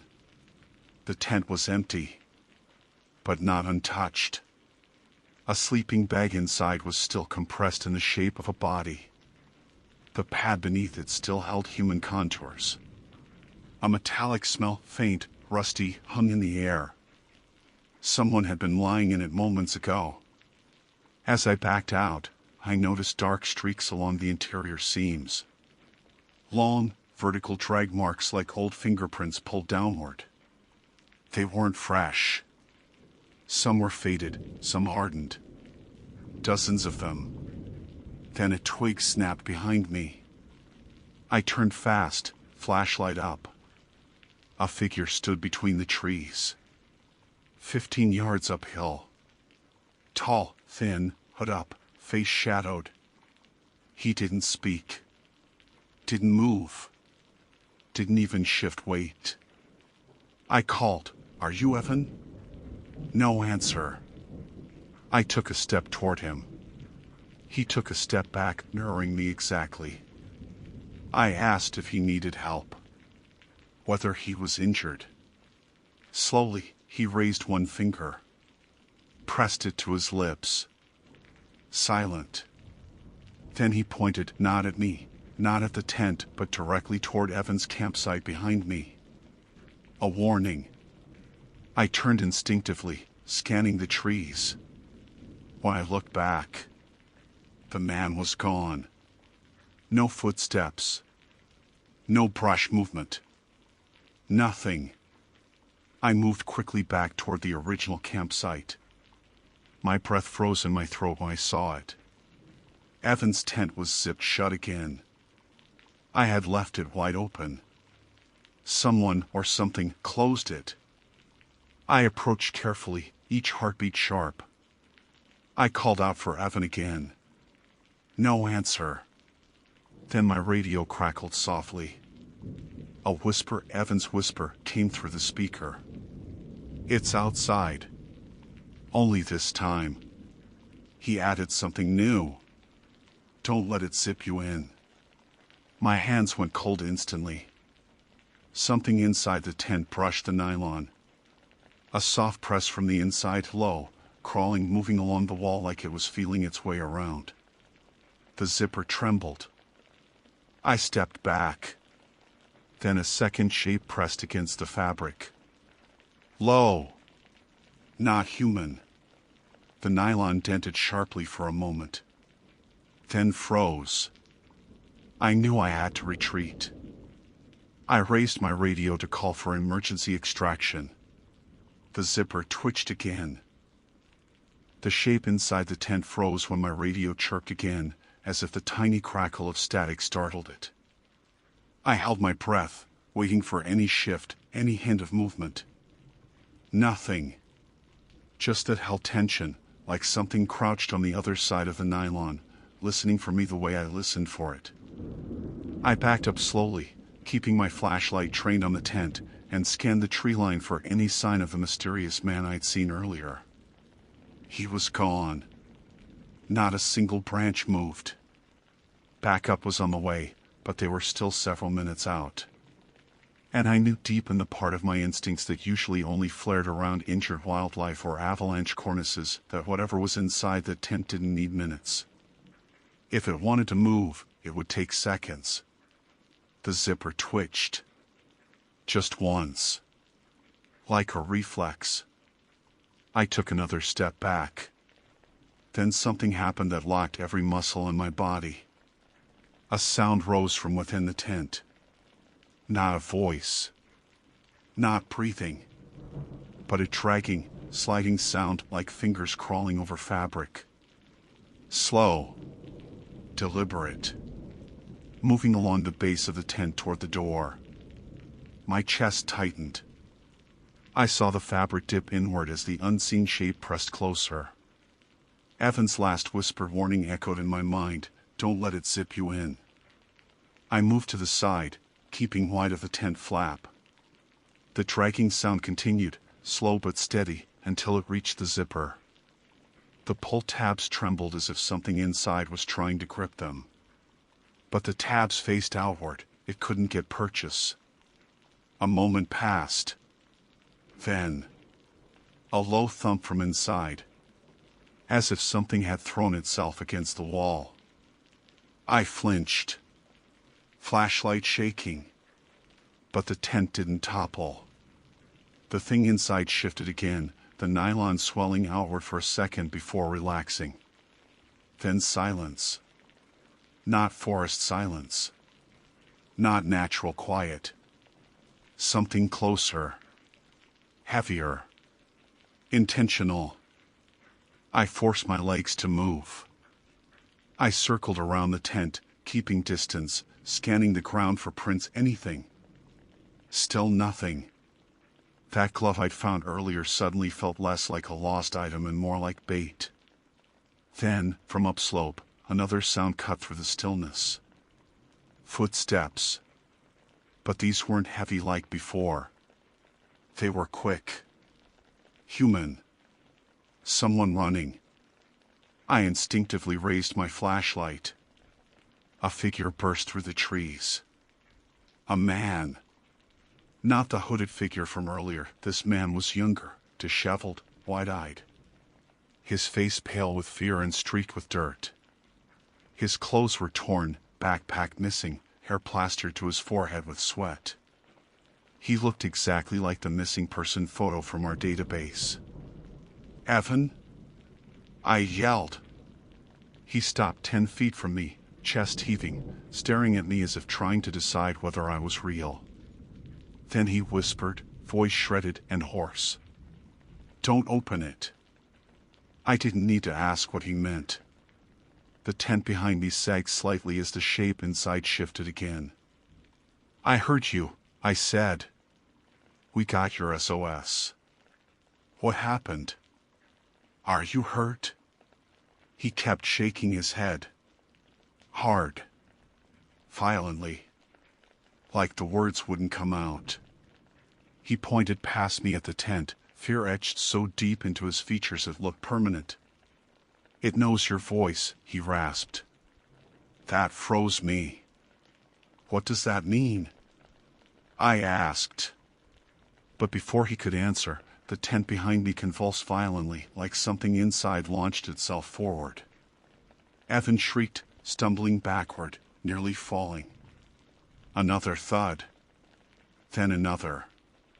Each impact pushing the nylon outward until it stretched dangerously thin. It wanted out.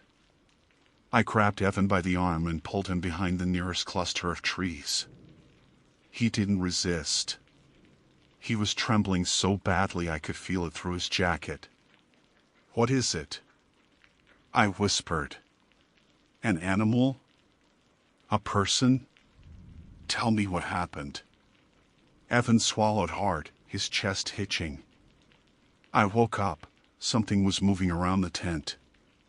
Crawling. I thought it was an animal. But then it pressed its face against the wall. Right by mine. My skin tingled cold. "What did it look like?" I asked. He shook his head again. There was no face. He squeezed his eyes shut. It made one. Behind us, the tent went still again. The sudden quiet made my pulse hammer harder. "You said it knows my voice," I whispered. "How?" Evan's voice cracked.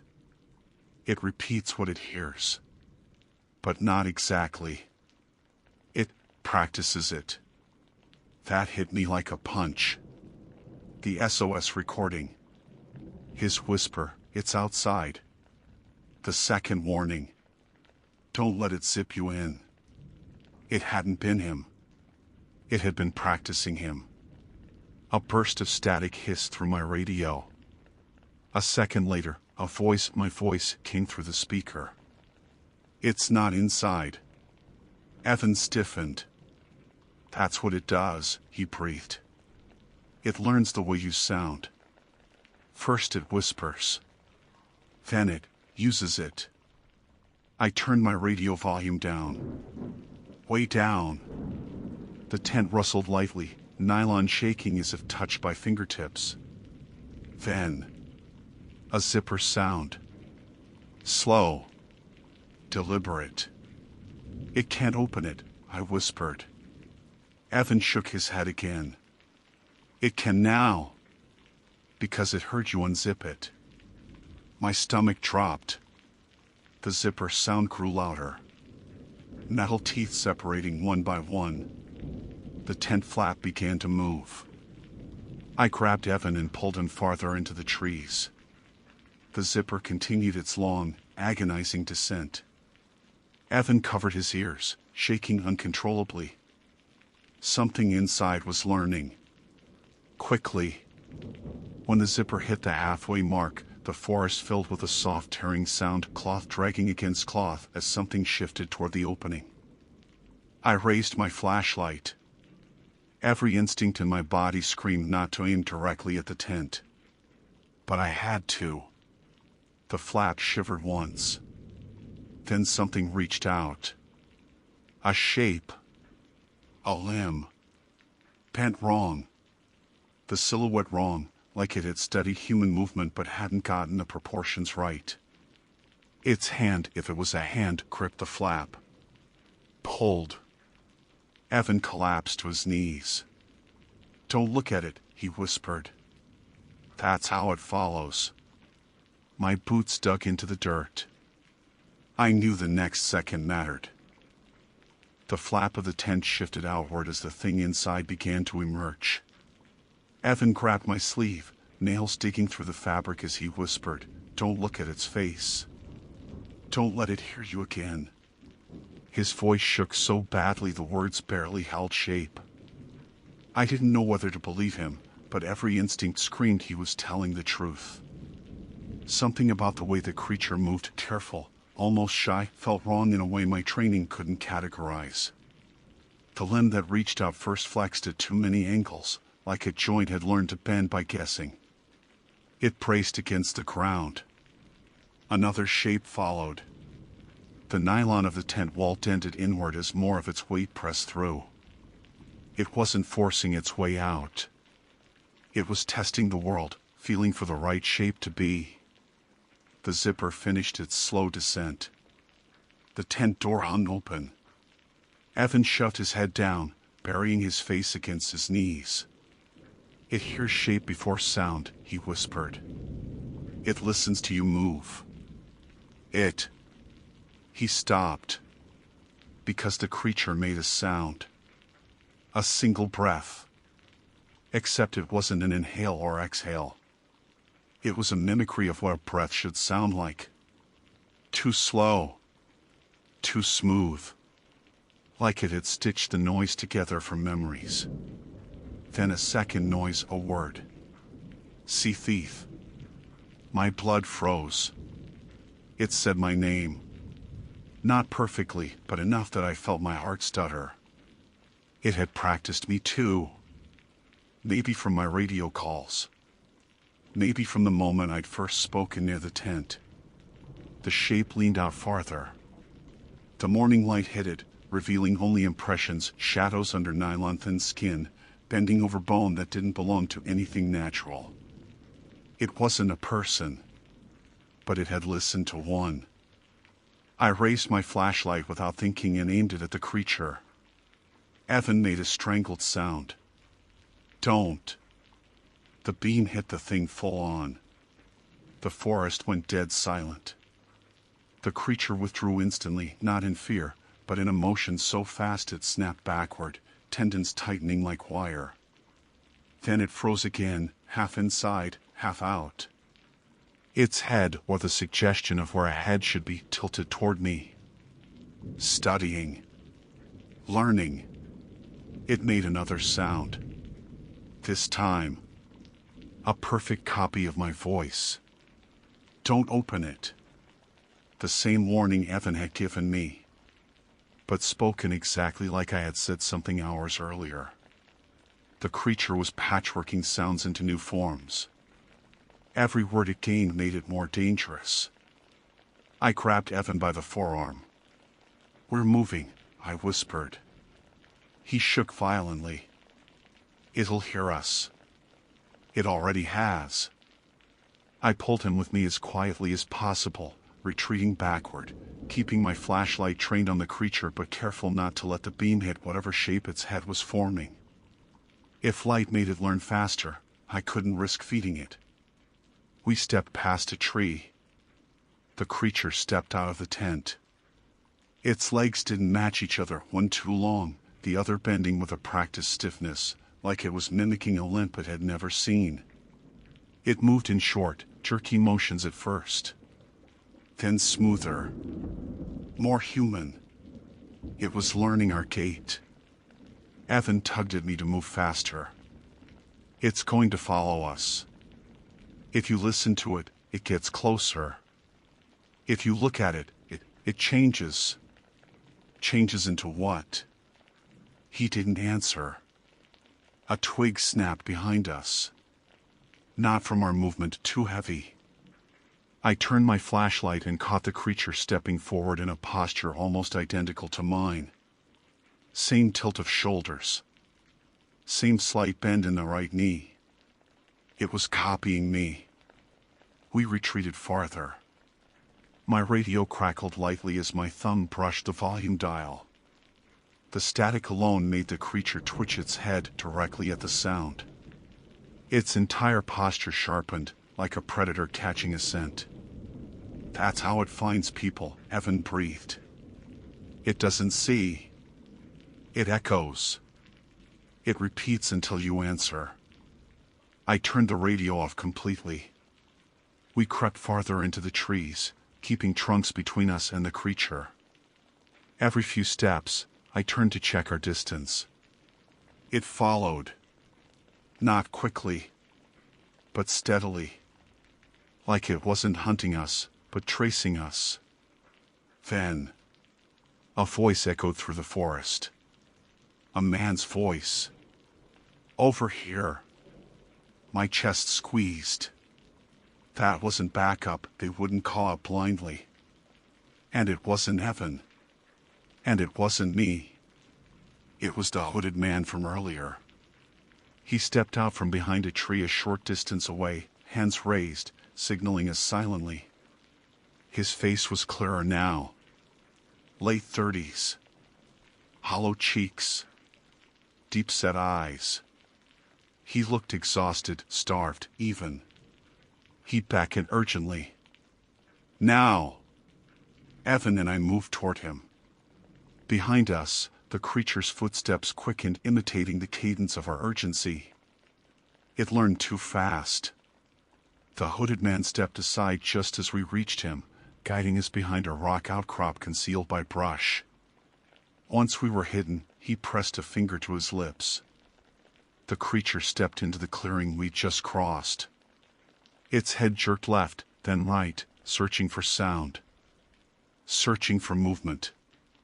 It made a noise, static blended with breath. A crackling imitation of human throat sounds. It whispered, Evan. Seth, here. Evan nearly sobbed into his sleeve. The hooded man leaned close, whispering so faintly I barely heard him. It can track you by the last thing it heard you say. Never speak the same phrase twice. Never answer it. What is it? I whispered back. He swallowed hard. It followed me too. 2 years ago. His eyes glistened with exhaustion. It doesn't kill you. It replaces you. And whatever walks out afterward. He shook his head. It's not you. Evan trembled violently. It tried to. A branch snapped. The creature turned toward our hiding spot. The hooded man grabbed my arm. Run. Now. We bolted downhill. Evan stumbled but kept up, adrenaline dragging him forward. The hooded man led the way, moving with the speed of someone who had been running for years. Behind us, the creature followed, its footsteps accelerating, the cadence smoothing with each stride. It was matching us. Perfectly. The hooded man yelled, Get to the river. It can't cross moving water. I didn't know if it was true, but I prayed it was. We reached the creek, splashing through the icy water, stumbling over slick stones to the opposite bank. Evan collapsed. I grabbed him, pulling him upright. We all turned. The creature stood at the water's edge. It studied the current, tilted its head, leaned forward. Then, it stepped back. A hiss escaped it, a frustrated, static-laced sound. Then it whispered, in a perfect imitation of my own voice. I'll come back tomorrow. Evan clutched my sleeve. It learns days, he whispered. I stared across the water as the creature retreated into the trees, moving more human with every step. When it vanished, the hooded man finally spoke again, breath shaking. It doesn't stop. He looked straight at me. Not until it replaces the last voice it heard. My radio crackled suddenly. A recording. My voice. From earlier. Ranger Calloway here, arriving unseen. Evan's face went pale. The hooded man whispered, "You shouldn't have said your name." I looked up at the darkening woods.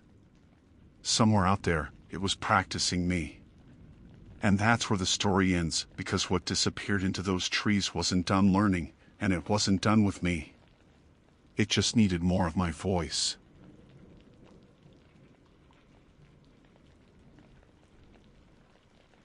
My name is Renee Talbot, Search and Rescue Technician for Big Bend National Park, and the distress beacon we picked up wasn't broadcasting a location. It was broadcasting a heartbeat. That is not poetic language, nor am I trying to dramatize what should have been a routine emergency locator ping from somewhere along the outer mountain loop. The transmission contained a rhythmic compression, a steady thump layered over static, precise enough that our duty medic immediately said, "That's a pulse. That's 62 beats per minute." I remember staring at the receiver, then at the treeless silhouettes of the Chizos rising against the dawn, wondering what kind of hardware failure or freak interference could generate something so eerily biological. Our beacon's broadcast coordinates, nothing else. No audio. No biometrics. Nothing that should resemble the amplified sound of human life. But the signal was unmistakably real, and policy is policy. Any unresolved distress beacon warrants immediate response. So by 7:14 a.m., I was ascending the switchbacks above Laguna Meadows Trail with my pack biting into my shoulders and the air already warming in that dry, unforgiving Big Bend way. Sunlight scrapes hard here. It doesn't just illuminate, it exposes. The kind of terrain where everything feels too vast, too unshielded, too capable of swallowing a person without ever giving them back. The beacon's pulse continued in my earpiece, faint but steady, matching none of the usual signal degradation patterns. It didn't weaken as I gained altitude. If anything, it grew sharper, like I was walking toward an actual chest cavity instead of a missing hiker. I reached the clearing where the last confirmed spot had been for a solo backpacker named Logan Avery, age 34, experienced, healthy, and reported missing the previous evening when he failed to return to base and campground. The place was undisturbed, too undisturbed. No signs of struggle, no discarded gear, no footprints except his inbound ones. They didn't lead back out. I crouched, brushing dust from the single clean boot impression at the edge of the clearing. The toe pointed northwest, toward a set of junipers and a slope that dropped steeply toward Blue Creek Canyon. The kind of descent no sane hiker takes without poles. Logan didn't have poles. The heartbeat on the beacon quickened.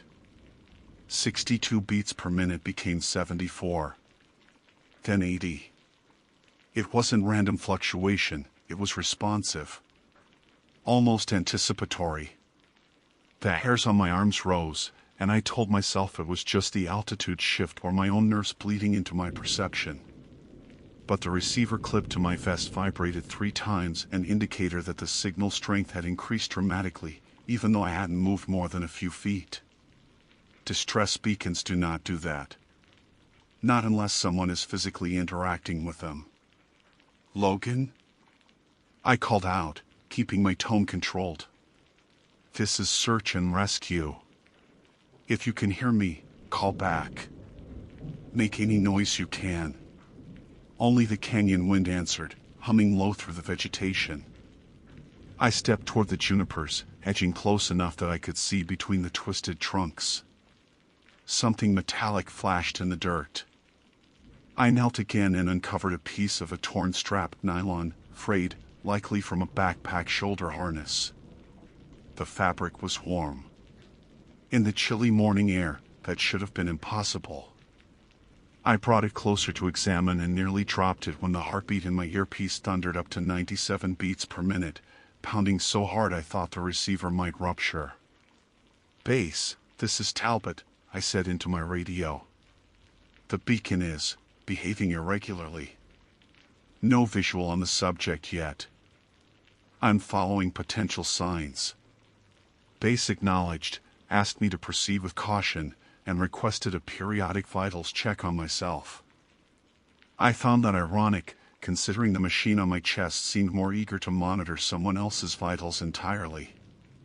The descent into Blue Creek Canyon was brutal, jagged rock, narrow footing, sudden steep drops, but the footprints became more frequent the farther I went. Deep impressions. Heavy ones. Logan's weight distribution suggested he was no longer moving with intention. It looked like he was stumbling, falling forward, then regaining balance only long enough to fall again. The spacing grew erratic. Something was wrong long before he disappeared. 112 beats per minute. The receiver quivered against my sternum like it wanted out of its mount. It wasn't a heartbeat anymore, it was a warning. A desperate, escalating cry of exertion. Of terror. Or maybe, of pursuit. I slowed my breathing. Listened. Big Bend is quiet in a way that feels geological, like the silence comes from the ground itself. But the canyon wasn't silent. There was movement, light, intermittent, a shuffle against stone that didn't match my footsteps. But every time I stopped, it stopped. I swept the ridgeline with my eyes and radioed for base again, but the canyon walls ate half my transmission. At 9:03 a.m., I found the beacon. It was wedged in a cluster of volcanic boulders, lodged between two stones like someone had shoved it there with force. The casing was muddy, dented, and snapped open. I could see the internal board, cracked in two, dangling by copper wiring. The device was dead. Completely dead. But the heartbeat in my receiver didn't stop. It grew louder. Closer. Not coming from the beacon. Coming from somewhere behind me. I didn't turn around immediately. Training teaches you to separate instinct from action, to resist the impulse to spin, to react, to expose your throat to whatever the desert decides to make out of shadows. Instead, I kept my breathing shallow and controlled, tightening my grip on the receiver as the rhythmic pounding surged through the speaker, 120 beats per minute, then 130, climbing in a way no healthy human heart ever should without collapsing. I waited for the inevitable explanation, an echo, interference, my own pulse tricking me. But the sound wasn't synchronized with my heartbeat. Not remotely. Blue Creek Canyon has a way of distorting sound, bouncing noise off stratified rock so you can't tell if something is 5 feet away or 50. I counted down silently from 3, like I've done for every high-risk rescue I've ever walked into. When I turned, I did so fast, sweeping the narrow corridor of stone behind me. Nothing. Just a dead patch of canyon shadow and a single juniper growing sideways as though the wind had convinced it to lean toward the open sky. The heartbeat kept climbing, 138, 146, 153, pushing into ranges that signal pure panic or terminal physical failure. I stepped forward slowly, scanning the ground. Logan's footprints weren't present here. Nothing but my own.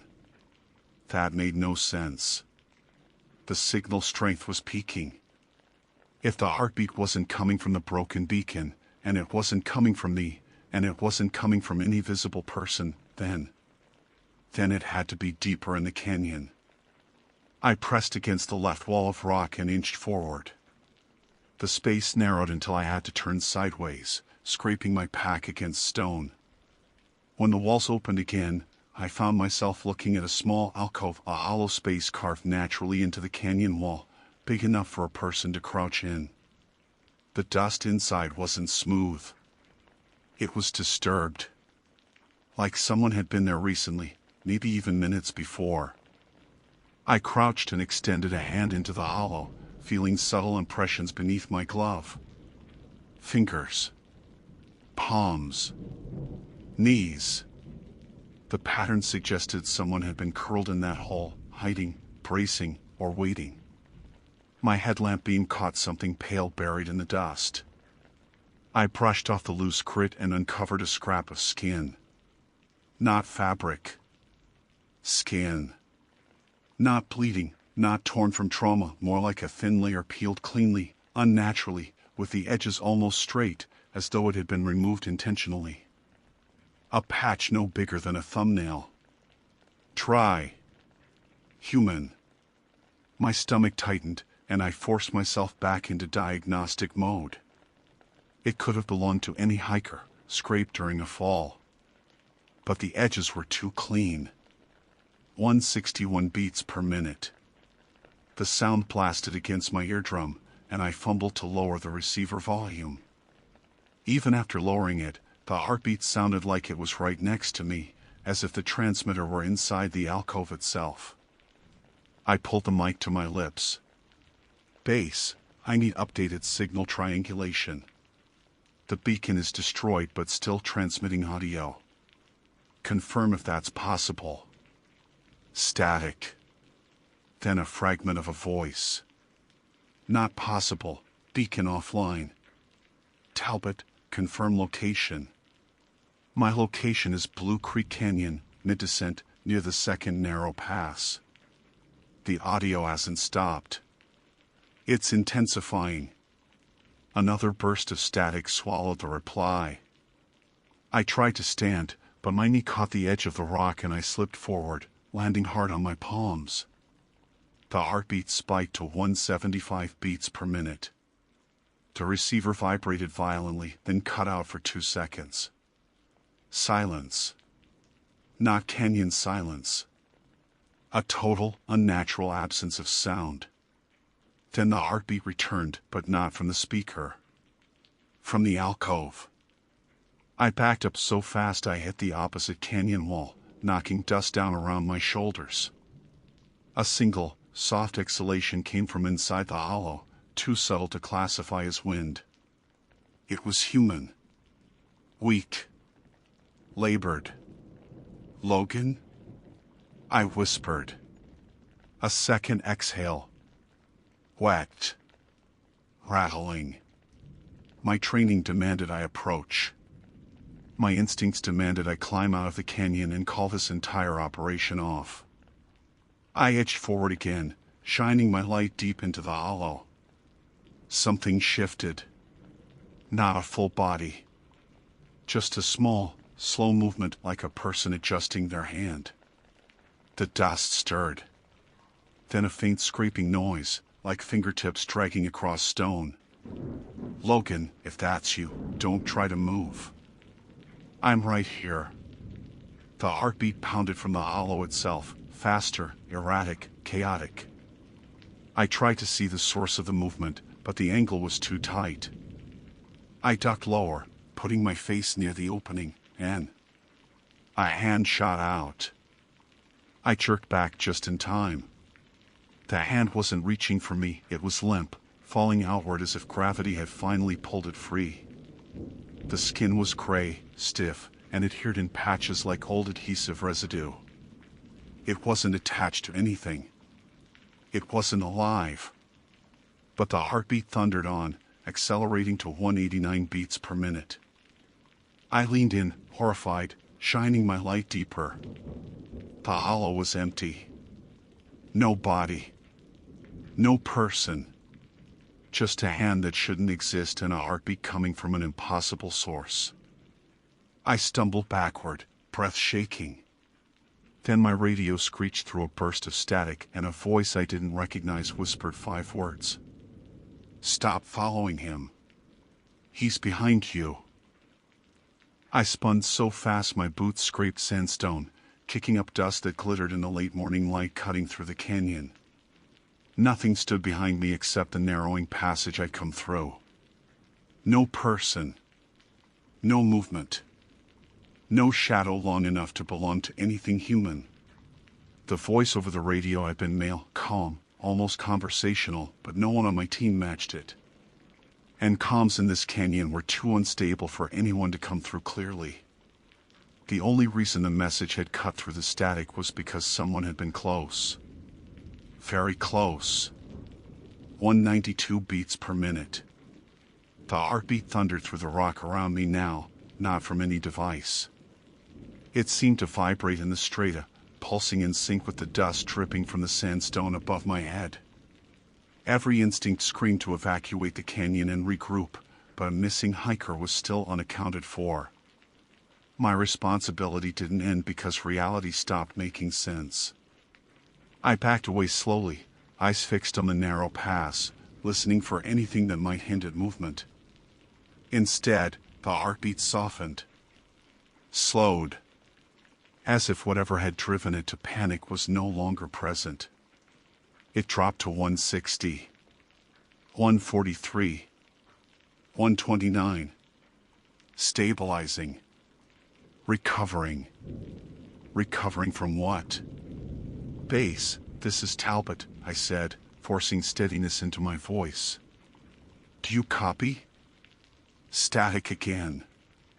Then, for the first time since I'd entered the canyon, I heard something distinctly human, not over the receiver, but echoing faintly from deeper down the trail. A shout. Weak. Strained. Help.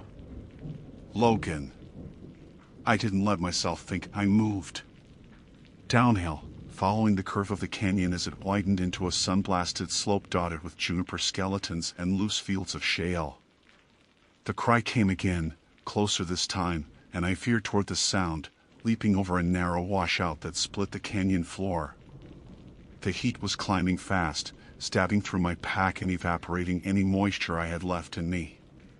But adrenaline pushed me. When I rounded a bend, I saw him. Logan sat against a boulder halfway up the slope, one arm hanging limp at his side, the other shielding his face from the sun. His shirt was shredded. His legs were dusty and bruised.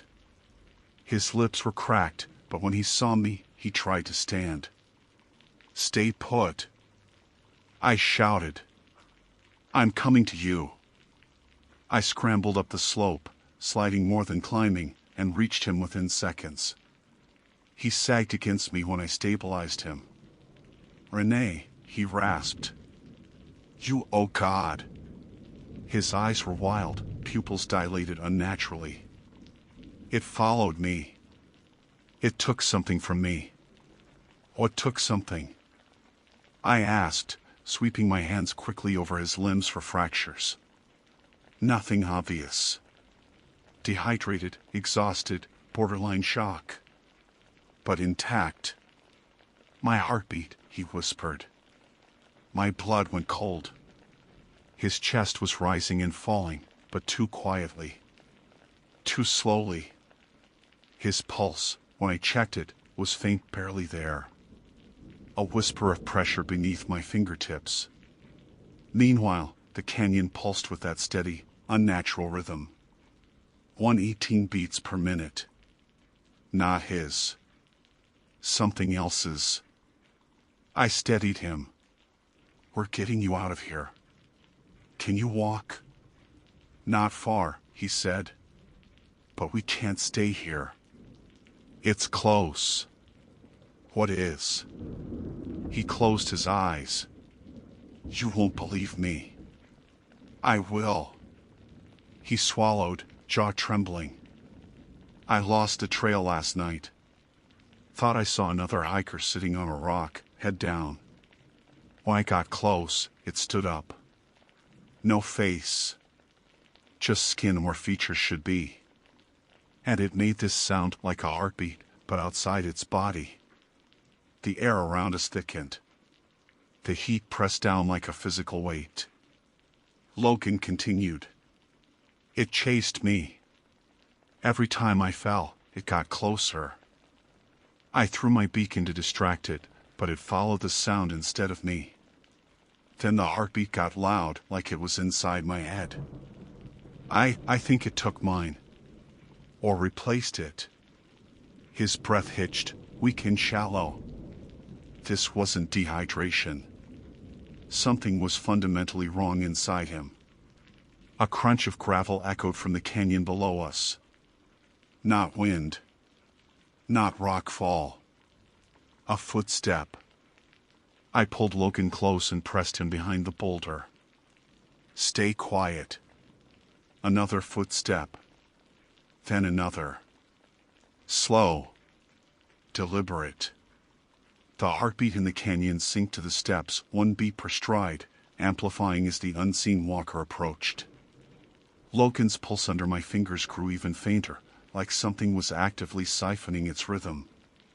"Please," he whispered weakly. "Don't let it finish." I drew my rescue knife. Not because it would help, more because doing nothing felt worse than carrying a useless blade.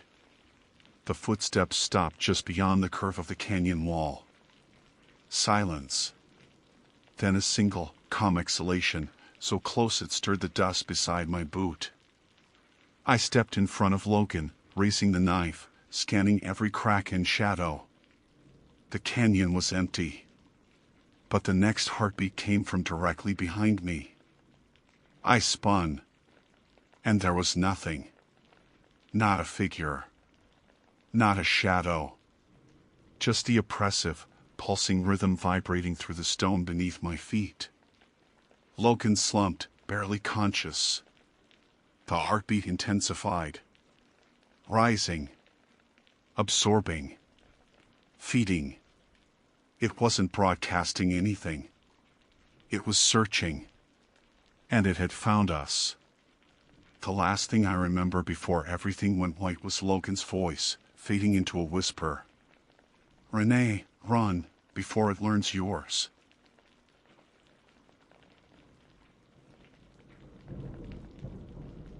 My name is Ranger Owen Pike, Alaska Region, Denali National Park and Preserve, employee ID number 62147.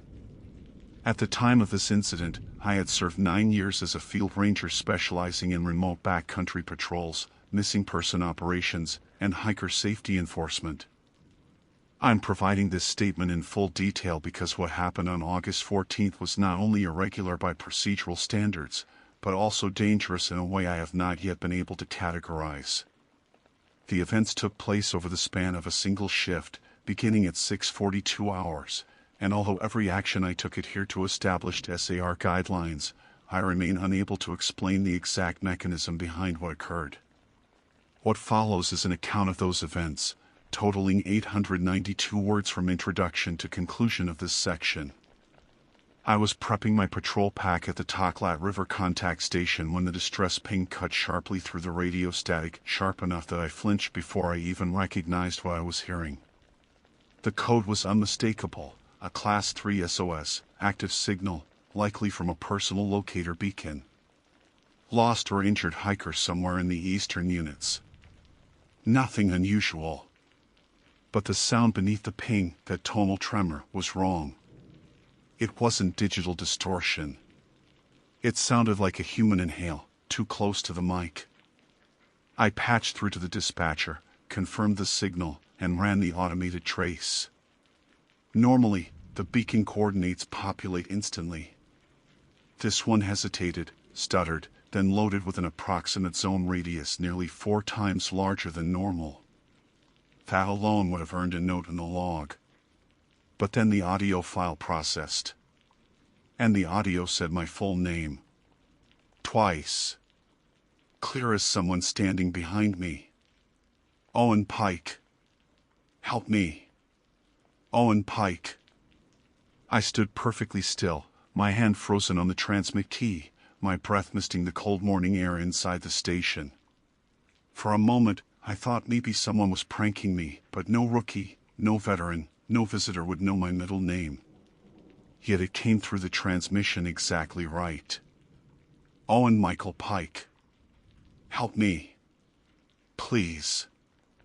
I didn't move. I didn't answer. Not yet. Denali radio towers sometimes play tricks with atmospherics, but this wasn't a glitch. This was a hiker calling me personally.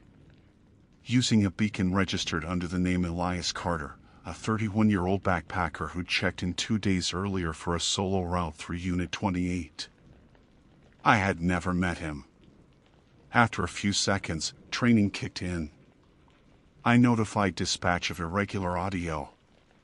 Logged it as unexpected personalized distress reference. That's bureaucratic speak for the missing guy shouldn't know who I am.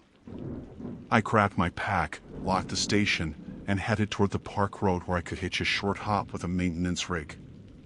The temperature hung in the low 40s, the sky clear enough to show the ridges rolling out in violent, jagged folds. Denali doesn't coddle anyone, not even the people tasked with saving others. By 7:30 when I reached the drop-off point closest to the beacon's projected radius. From there, it was boots on ground through tundra that felt like walking on soaked couch cushions, the earth swallowing each step with a muted, spongy drag. The mosquitoes were relentless already, forming that familiar whining halo. Normally I'd mutter to myself just to break the silence. Today I stayed quiet, listening for anything, movement, breath, another ping. Halfway to the search zone, I got it. Not the name this time. Just the same voice whispering, "Please. Please hurry." Still unmistakably speaking to me. I radioed dispatch again, requested confirmation of any cross transmissions. Nothing. They hadn't heard the whisper. The beacon file hadn't updated. No second audio packet had sent. I was receiving something no one else on the network could. I should have felt ridiculous being spooked by a signal. Rangers hear odd things all the time: wind, echo, hunters' radios bouncing off rock faces. But this was different. This was intimate, targeted, and too well timed to be random. And the further I hiked, the worse the feeling got. By 8:10 I reached the upper Willow Flats. The ground opened into a wide valley leading toward a braided stream, patches of lingering snow clinging to shaded slopes. I scanned for tracks. The initial signs were easy to find, boot imprints consistent with Carter's gear record. Single hiker, moderate pace, no sign of injury. Then they stopped abruptly. Not faded. Not washed out. Stopped. Like he took one step and disappeared mid-stride. I crouched low, studying the final print. Weight distribution normal. No drag. No scoff. Just a clean termination. The radio clicked again. Owen. Pike. My stomach tightened, but I forced myself to stay methodical. "Caller, this is Ranger Pike," I said evenly. "If you can hear me, I'm in your vicinity. Make noise if you can. Tell me your condition." Silence. Then breathing. Close. Too close. Yet the tundra around me was empty for hundreds of yards. Something was wrong with this entire call-out, and I knew it long before I admitted it to myself. Beacon malfunction? Maybe. Someone else running interference? Less likely. The voice didn't sound manipulated. It sounded scared. Weak. Like someone exerting every last scrap of strength to get sound out. I followed the direction of the terminated tracks, scanning for any terrain hazard, a sinkhole, hidden crevasse, unstable snow patch, but the ground held solid. Nothing to fall into. Nothing to trap a grown man. Unless he wasn't trapped. Unless he walked out of his own footprints and left no further sign. I moved slowly, inspecting the brush. The silence pressed on my eardrums until they throbbed. No bird noise. No distant runoff. Just the faint, rhythmic pulse of my own breathing inside my hood. Then my radio let out one more burst, short, clipped, trembling. "Owen, they know your name." I froze. The missing hiker wasn't warning me about himself. He was warning me about something else. Something watching him.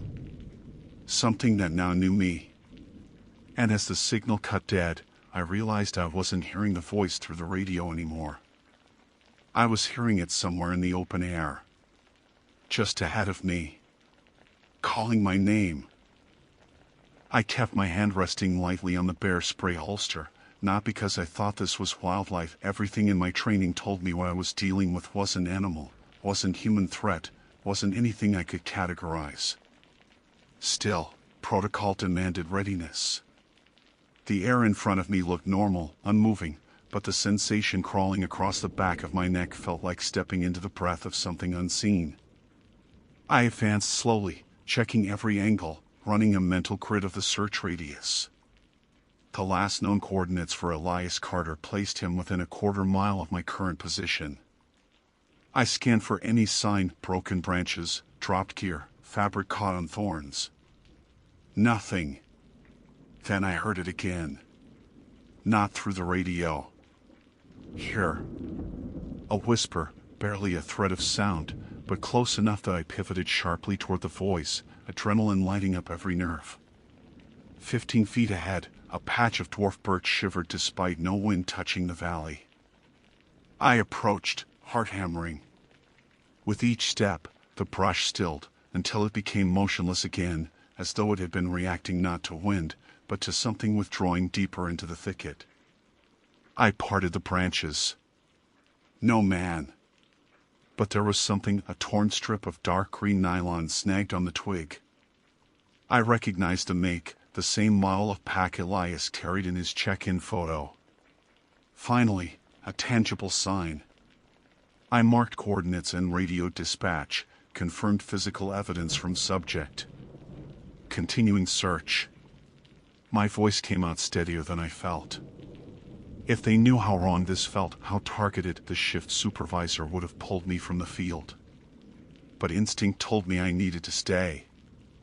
I pushed deeper through the brush until it opened onto a narrow drainage where runoff had carved a shallow trench in the soil. That's when I spotted the partial print, a heel, sliding slightly as if someone had stumbled. An injured hiker could move erratically. This fit. I followed the trench upward, noticing more impressions, faint, spaced at uneven intervals. And then... stop. The command came out of the air itself, urgent, close enough to make my pulse spike. I turned in a full circle. I was alone. Elias Carter, I called out, keeping my tone calm. If you see me, say something. I'm here to help. Nothing. Only the distant ripple of wind beginning to cut across the ridge. I crouched, inspecting the ground again, tracing the prints. That's when I noticed the pattern, not forward progression, but sideways movement. Like the hiker had veered sharply without turning his body. Almost dragged. My gut tightened. Not animal.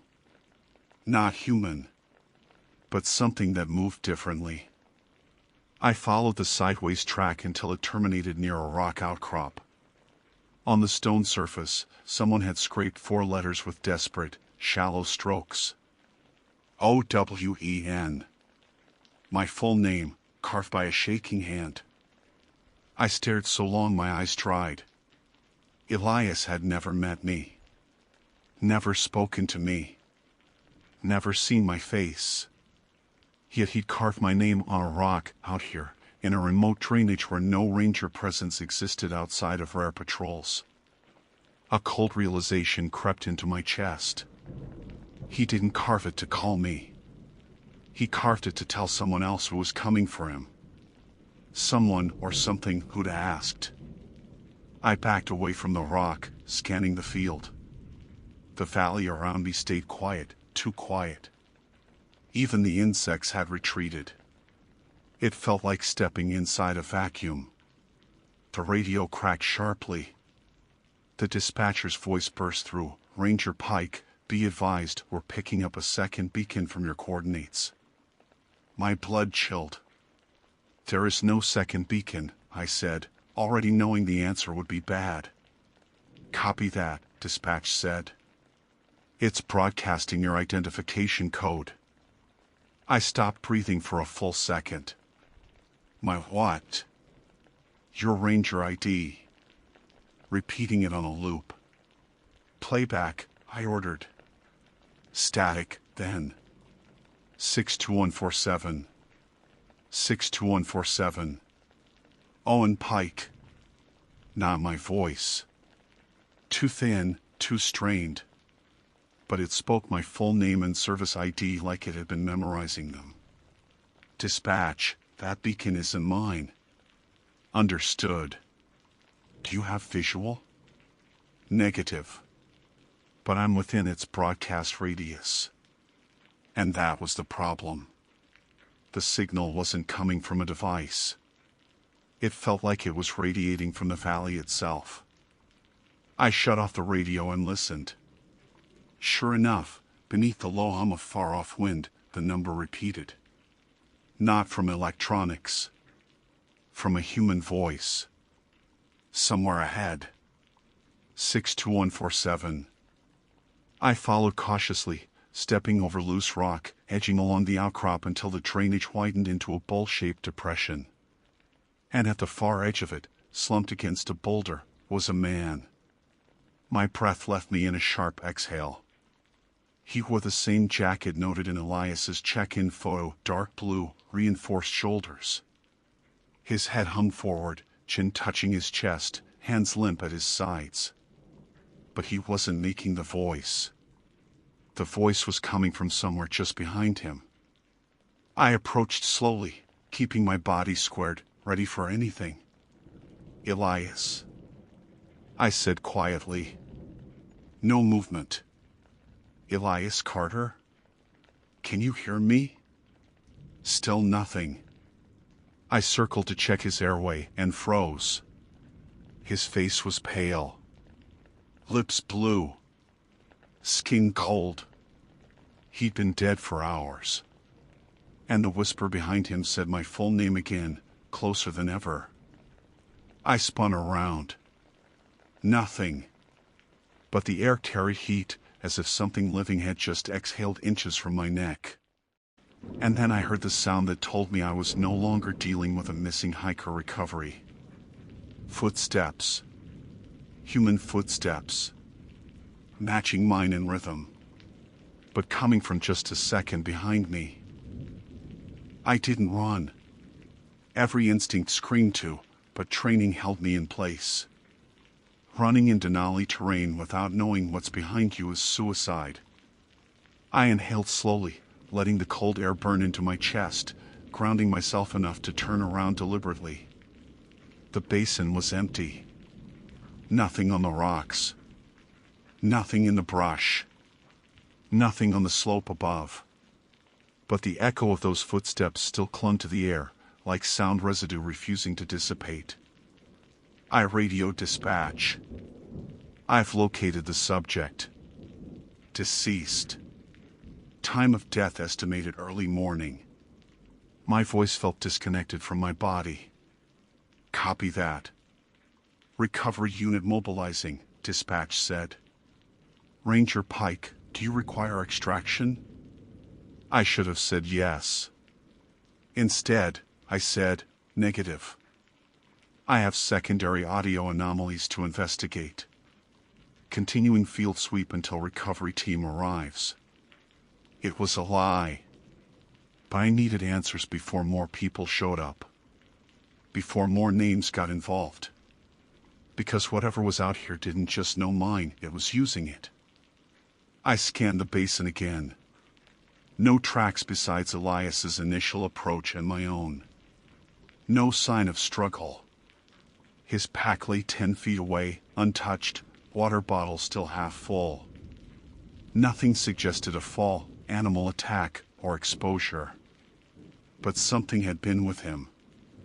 I knelt beside the body, carefully, respectfully, and checked the directional mic on his pack shoulder strap. Sometimes hikers attach external mics to record wildlife. Elias's was cracked. Not shattered, not weather-worn. Cracked, like something had pinched it between two surfaces. A whisper drifted past my right ear. Don't turn. I froze. My muscles locked instantly. Both because of the voice and because it wasn't warning me. It was pleading. Like someone was terrified of what might be behind me. Wind pressed against the back of my jacket. Not constant pulsing. Steady intervals. almost rhythmic. Like breath. I didn't turn. Instead, I closed my eyes, regulating my breathing, forcing logic to cut through fear. If someone was behind me, their shadow would cross the tundra in front of me. I opened my eyes carefully. Nothing. Just the harsh, bright reflection of midday sun bouncing off snow patches. The whisper returned this time directly into my left ear, as if someone's lips were a centimeter from my skin. They know you came alone. Goosebumps erupted along my arms despite the thermal layers. I stood slowly, every movement controlled, then stepped forward out of the basin. Not running. Not looking back. Just moving deliberately uphill toward the ridge where I'd have visual advantage and satellite contact. Each step felt watched. Halfway up the slope, something shifted behind me, a soft drag, like weight shifting on stone. I didn't break stride, but my peripheral vision picked up a flicker of movement at the edge of the basin. A shape, low to the ground at first, then rising slowly as though it had been crouching behind the boulder where Elias had died. I quickened my pace. The radio crackled again, but this time there was no dispatcher. Just the same strained voice that had called me since morning. Except now it spoke a sentence that rooted me to the trail. Don't look for me anymore. My breath hitched violently. I'm not Elias. The slope spun under my feet as the meaning hit. The voice had never said he was the missing hiker. I'd assumed it because the beacon was his. Because the target of a distress signal is always the ranger. But this voice wasn't asking for rescue. It was tracking me. I forced myself up the last stretch to the ridge, boots digging into scree. When I reached the top, wind slammed into me, tearing at my hood, sharp and bitter. The view showed miles of untouched tundra. No figure on the slope. No movement in the basin. But the radio wasn't done. A new sound came through, quiet at first, then growing in clarity. Footsteps. Pacing. Slow, deliberate. Matching my breathing. Not in the park. Not in the terrain. Inside the mic channel itself.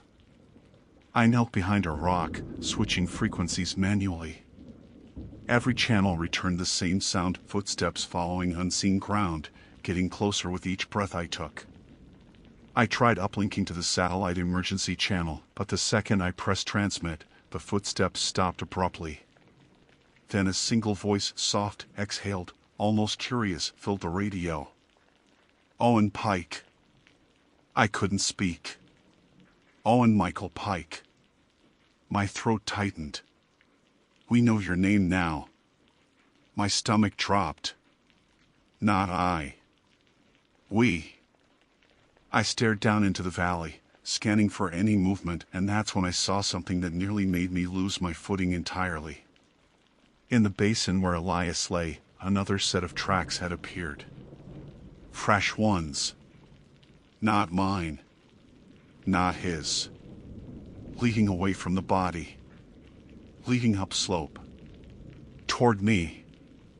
I looked up from the trail, and for the first time since I started in this field, I understood what real, primal danger felt like.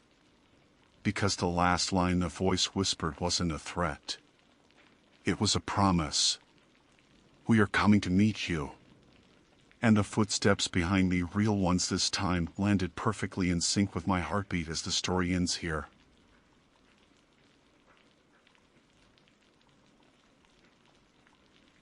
My name is Jenna Vale, and I serve as a communications analyst for the Regional Search and Rescue Coordination Unit. That's the formal way to say I spend most days reviewing distress transmissions, everything from garbled satellite phone calls to half-corrupted emergency pings sent from deep inside our national parks. Over the years, I've gotten used to the usual background noise of wilderness emergencies, wind distortion, signal scattering, accidental pocket calls, even the occasional startled wildlife noise bleeding into a hiker's transmission. But the recording I received this morning, the one flagged as high priority before I'd finished my first cup of coffee, held something I had never heard before. Something I cannot explain in any professional capacity. Something that still feels like it's lodged behind my sternum as I sit here writing this down. The emergency message came from somewhere along the Elkwire Range, a remote stretch of mixed alpine and subalpine terrain with winding ridgelines and sharp drop-offs. The hiker was a man named Paul Renner, age 34, solo backpacker, experienced enough to know better yet naive enough to trust early-season trail conditions. His satellite beacon triggered a ping at 10:14 a.m., relaying a short audio clip automatically. The system works like this. When activated manually or in response to a fall detection event, the device records a 5-second snippet that helps search teams assess what kind of emergency they're heading into. Most clips are useless wind, panting, a shouted curse. But not this one. In the first second of the recording, Paul sounded breathless but alert. He said, "I don't know what that was, but," and then, very faint beneath his voice, like someone exhaling right beside the microphone, came a low, wet breathing. Not raspy. Not clogged like an injured animal. More like something taking steady, heavy inhalations through soft tissue rather than nostrils. My first thought was a bear, but bears sound huffing, sharp, forceful. This was slow. Deliberate. Almost curious. The kind of thing that makes your skin tighten before your mind gets a chance to form a reason. I replayed the clip 4 times. On the 5th, something chilled me from the inside out. Paul wasn't reacting to the sound. He didn't even pause. Whatever was breathing behind him or beside him or into the device wasn't something he heard at all. The moment I realized that, everything inside me shifted into motion. I notified the field office, pulled the map overlays for signal triangulation, and gathered the nearest ranger unit.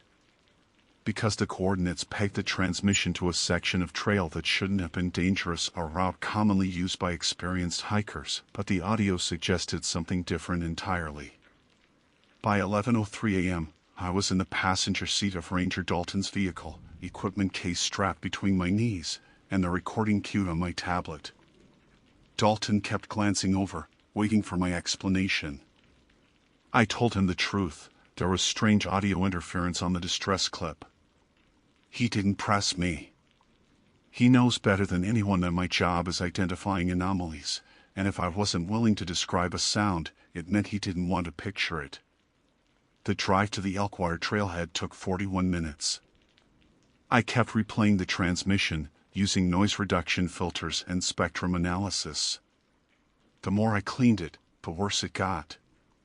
Underneath the wet breathing was something else, something rhythmically out of sync, like 2 intakes overlapping imperfectly, one deep and one shallow. At one point, after heavy filtering, I caught the faintest smear of movement, a shifting sound, like skin brushing fabric or a dragging step across dirt. But that didn't line up with the coordinates. The beacon had been stationary when it pinged. Dalton and I started our ascent at 11:58 a.m. The trail was damp from snowmelt, narrow in places, bordered by tall Engelmann spruce and patches of lingering crusted snow. Nothing looked disturbed. No broken branches, no fresh tracks. Paul Renner had activated his distress beacon somewhere along a 200-yard stretch between Switchback 4 and the ridge overlook, but the early terrain gave us nothing. The sky overhead was heavy, pale, and flat, hinting at weather rolling in later. At 12:21 p.m., we reached the first sign something was wrong. A single trekking pole lay in the middle of the path, intact, no signs of snapping, no gouges where it had been dragged. Just placed there, diagonally, as if set down with intention. Dalton crouched beside it and frowned. "Doesn't look dropped," he said. "Looks arranged." I nodded but didn't respond. My mind was still on the audio clip, on the realization that if Paul hadn't heard the breathing, then whatever interacted with the beacon had been close. Very close. We followed faint impressions in the snowmelt, subtle depressions, maybe footprints, maybe runoff patterns, until we reached a fallen tree spanning the trail. I lifted my tablet to replay the clip again, pulling off my gloves for tactile precision. The air felt colder here, shaded by the natural arch the tree formed. When the breathing started in the recording, the rail forest around us seemed to hold itself still. No breeze. No sound. As if the woods didn't want to compete with the noise. Dalton looked at me the way someone looks at a person who's hearing something they aren't. I didn't realize I'd gone pale until he placed a hand on my arm. "Jenna," he said, "what exactly are you hearing?" I didn't know how to answer without sounding unhinged, but I also knew we didn't have the luxury of withholding information. So I let him listen.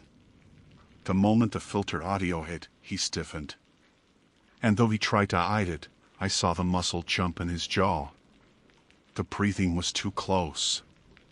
The mic shouldn't have captured something that intimate unless it was less than a foot away.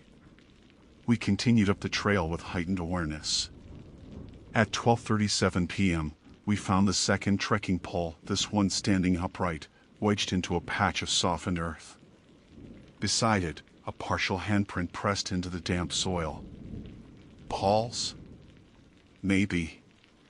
Except it looked as though he pressed down while turning, pivoting hard, like he had been startled.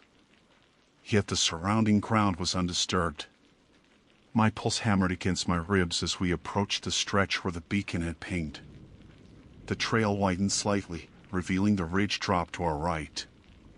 From here, you could see across the valley, a mosaic of forest and lingering snow pockets stretching miles into the distance. And that's where we found Paul Renner's pack. It sat upright at the edge of the trail, chest strap buckled, hip straps open, water bottle still half full.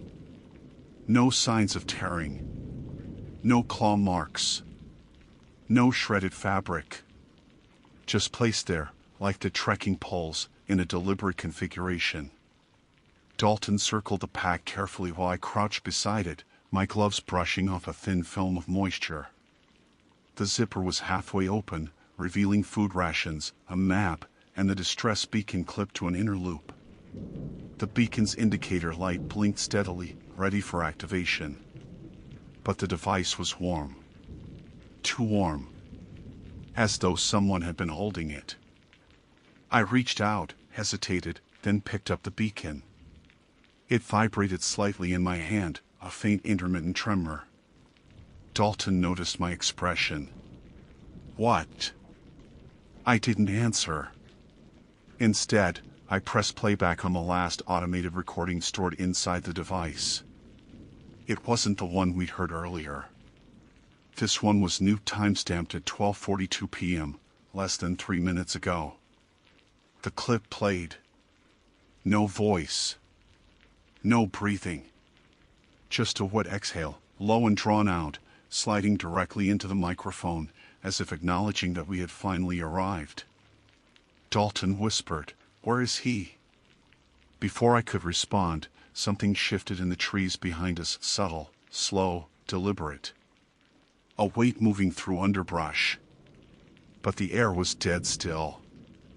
No wind. No animal calls.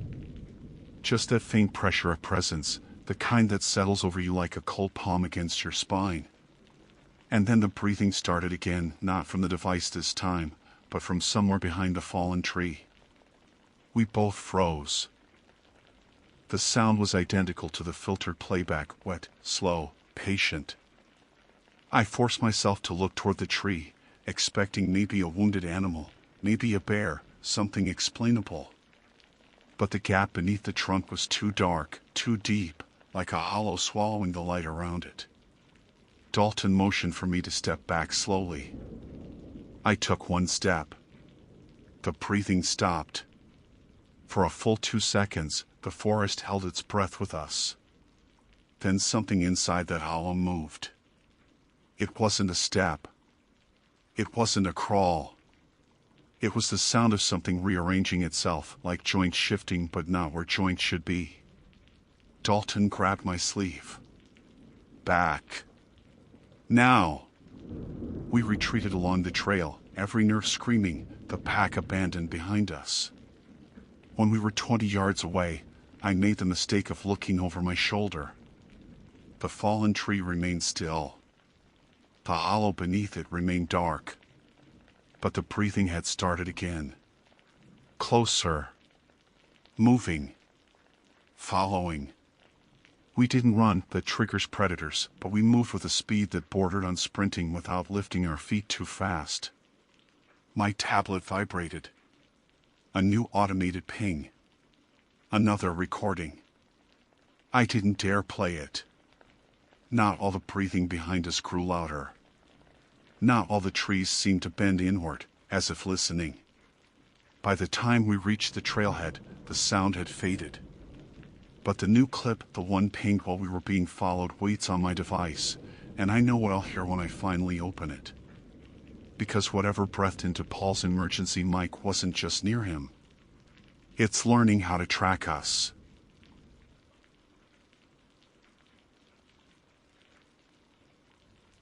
My name is Cole Merritt, Park Ranger with Olympic National Park, and earlier today I followed an SOS signal into a clearing that doesn't appear on any map, satellite image, or survey record.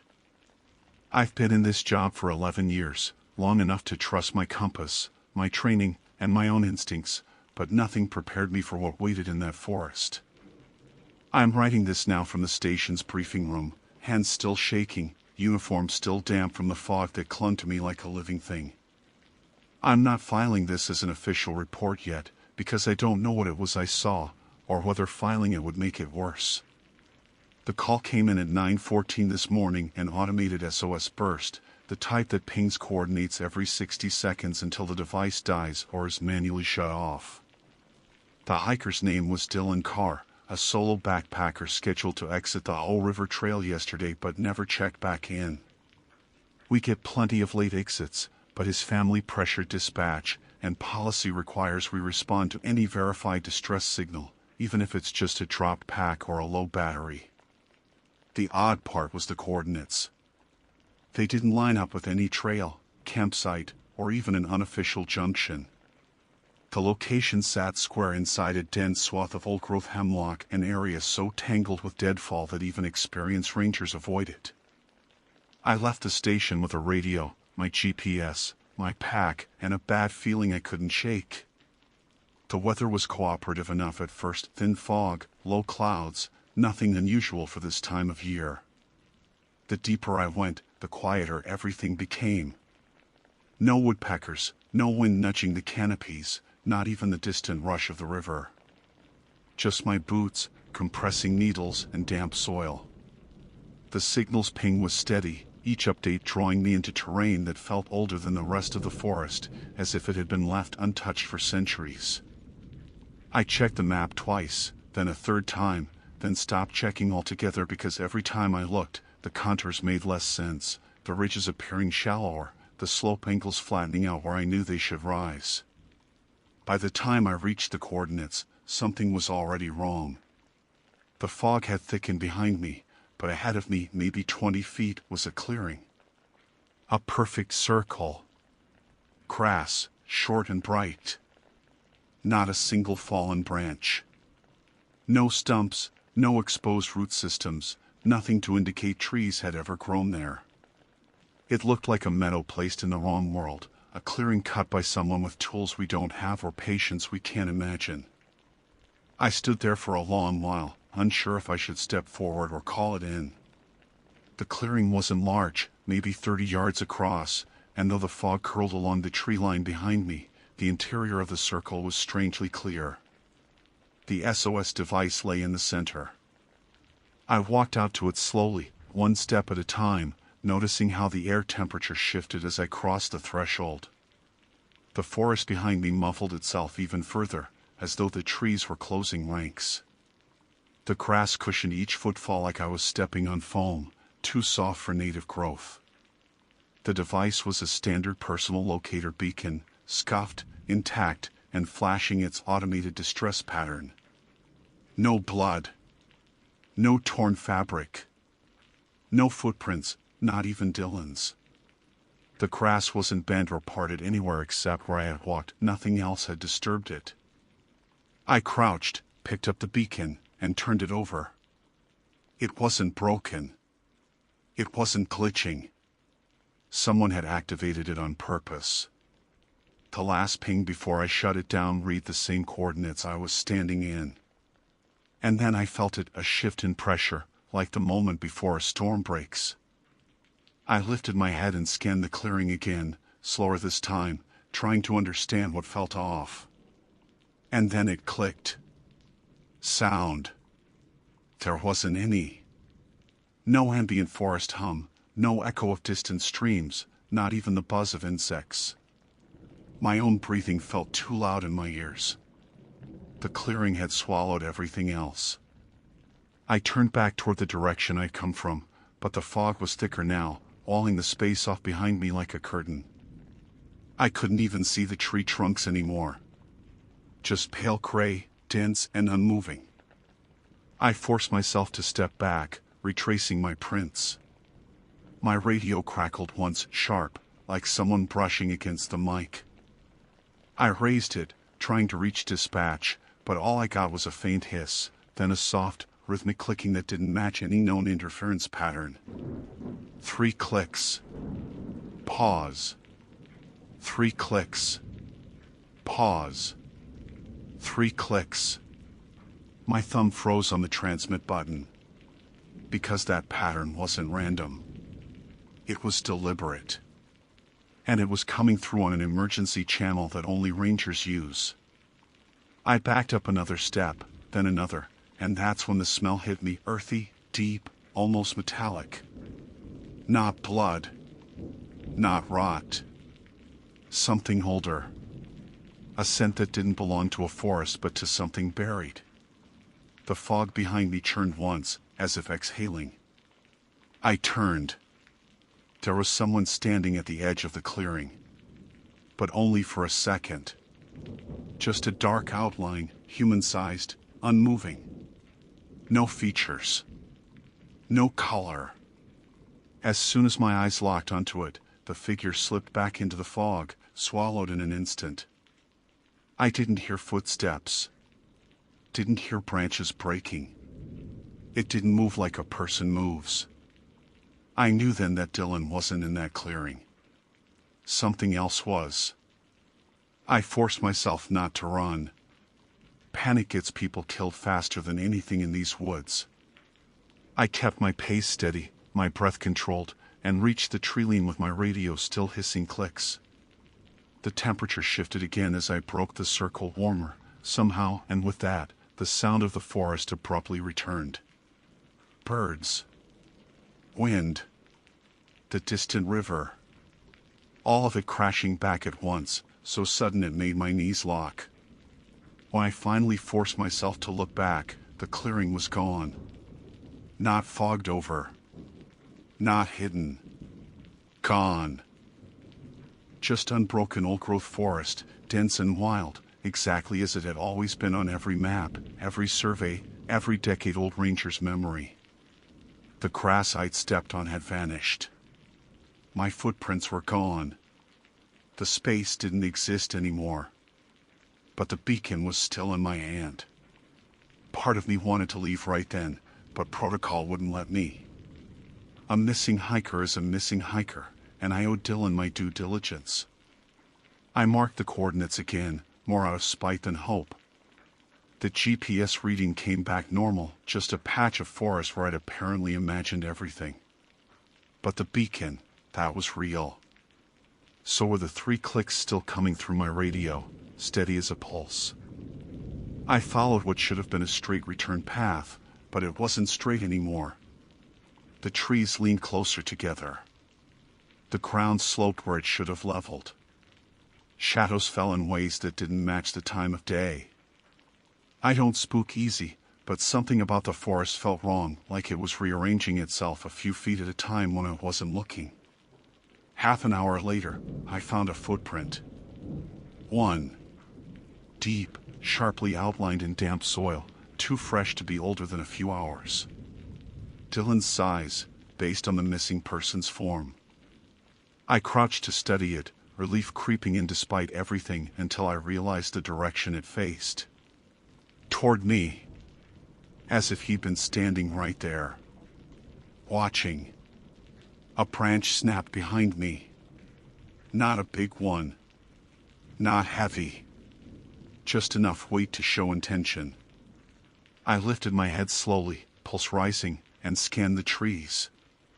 Nothing moved. No one walked out. The forest was empty. Completely empty.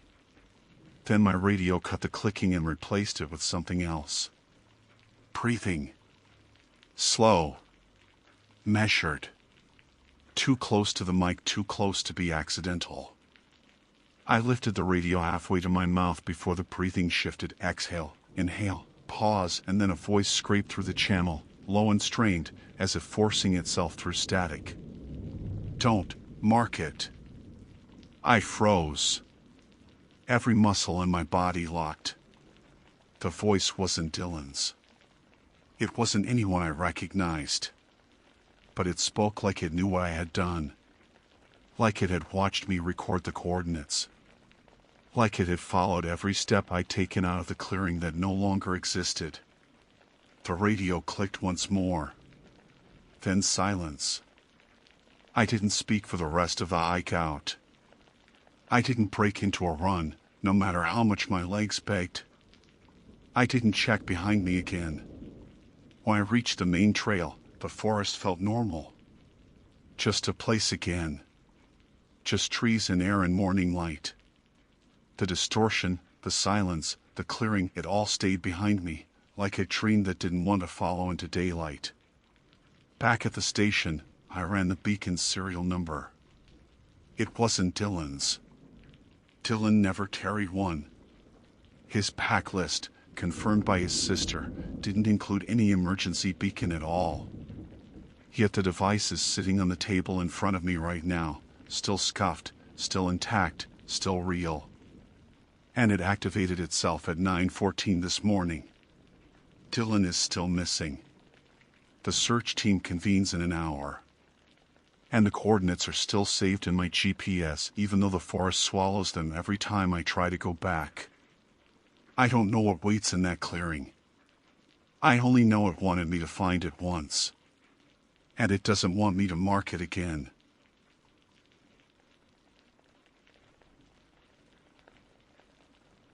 My name is Harper Linwood, and I serve as a field operations ranger for the Northline Backcountry District under the National Park Service.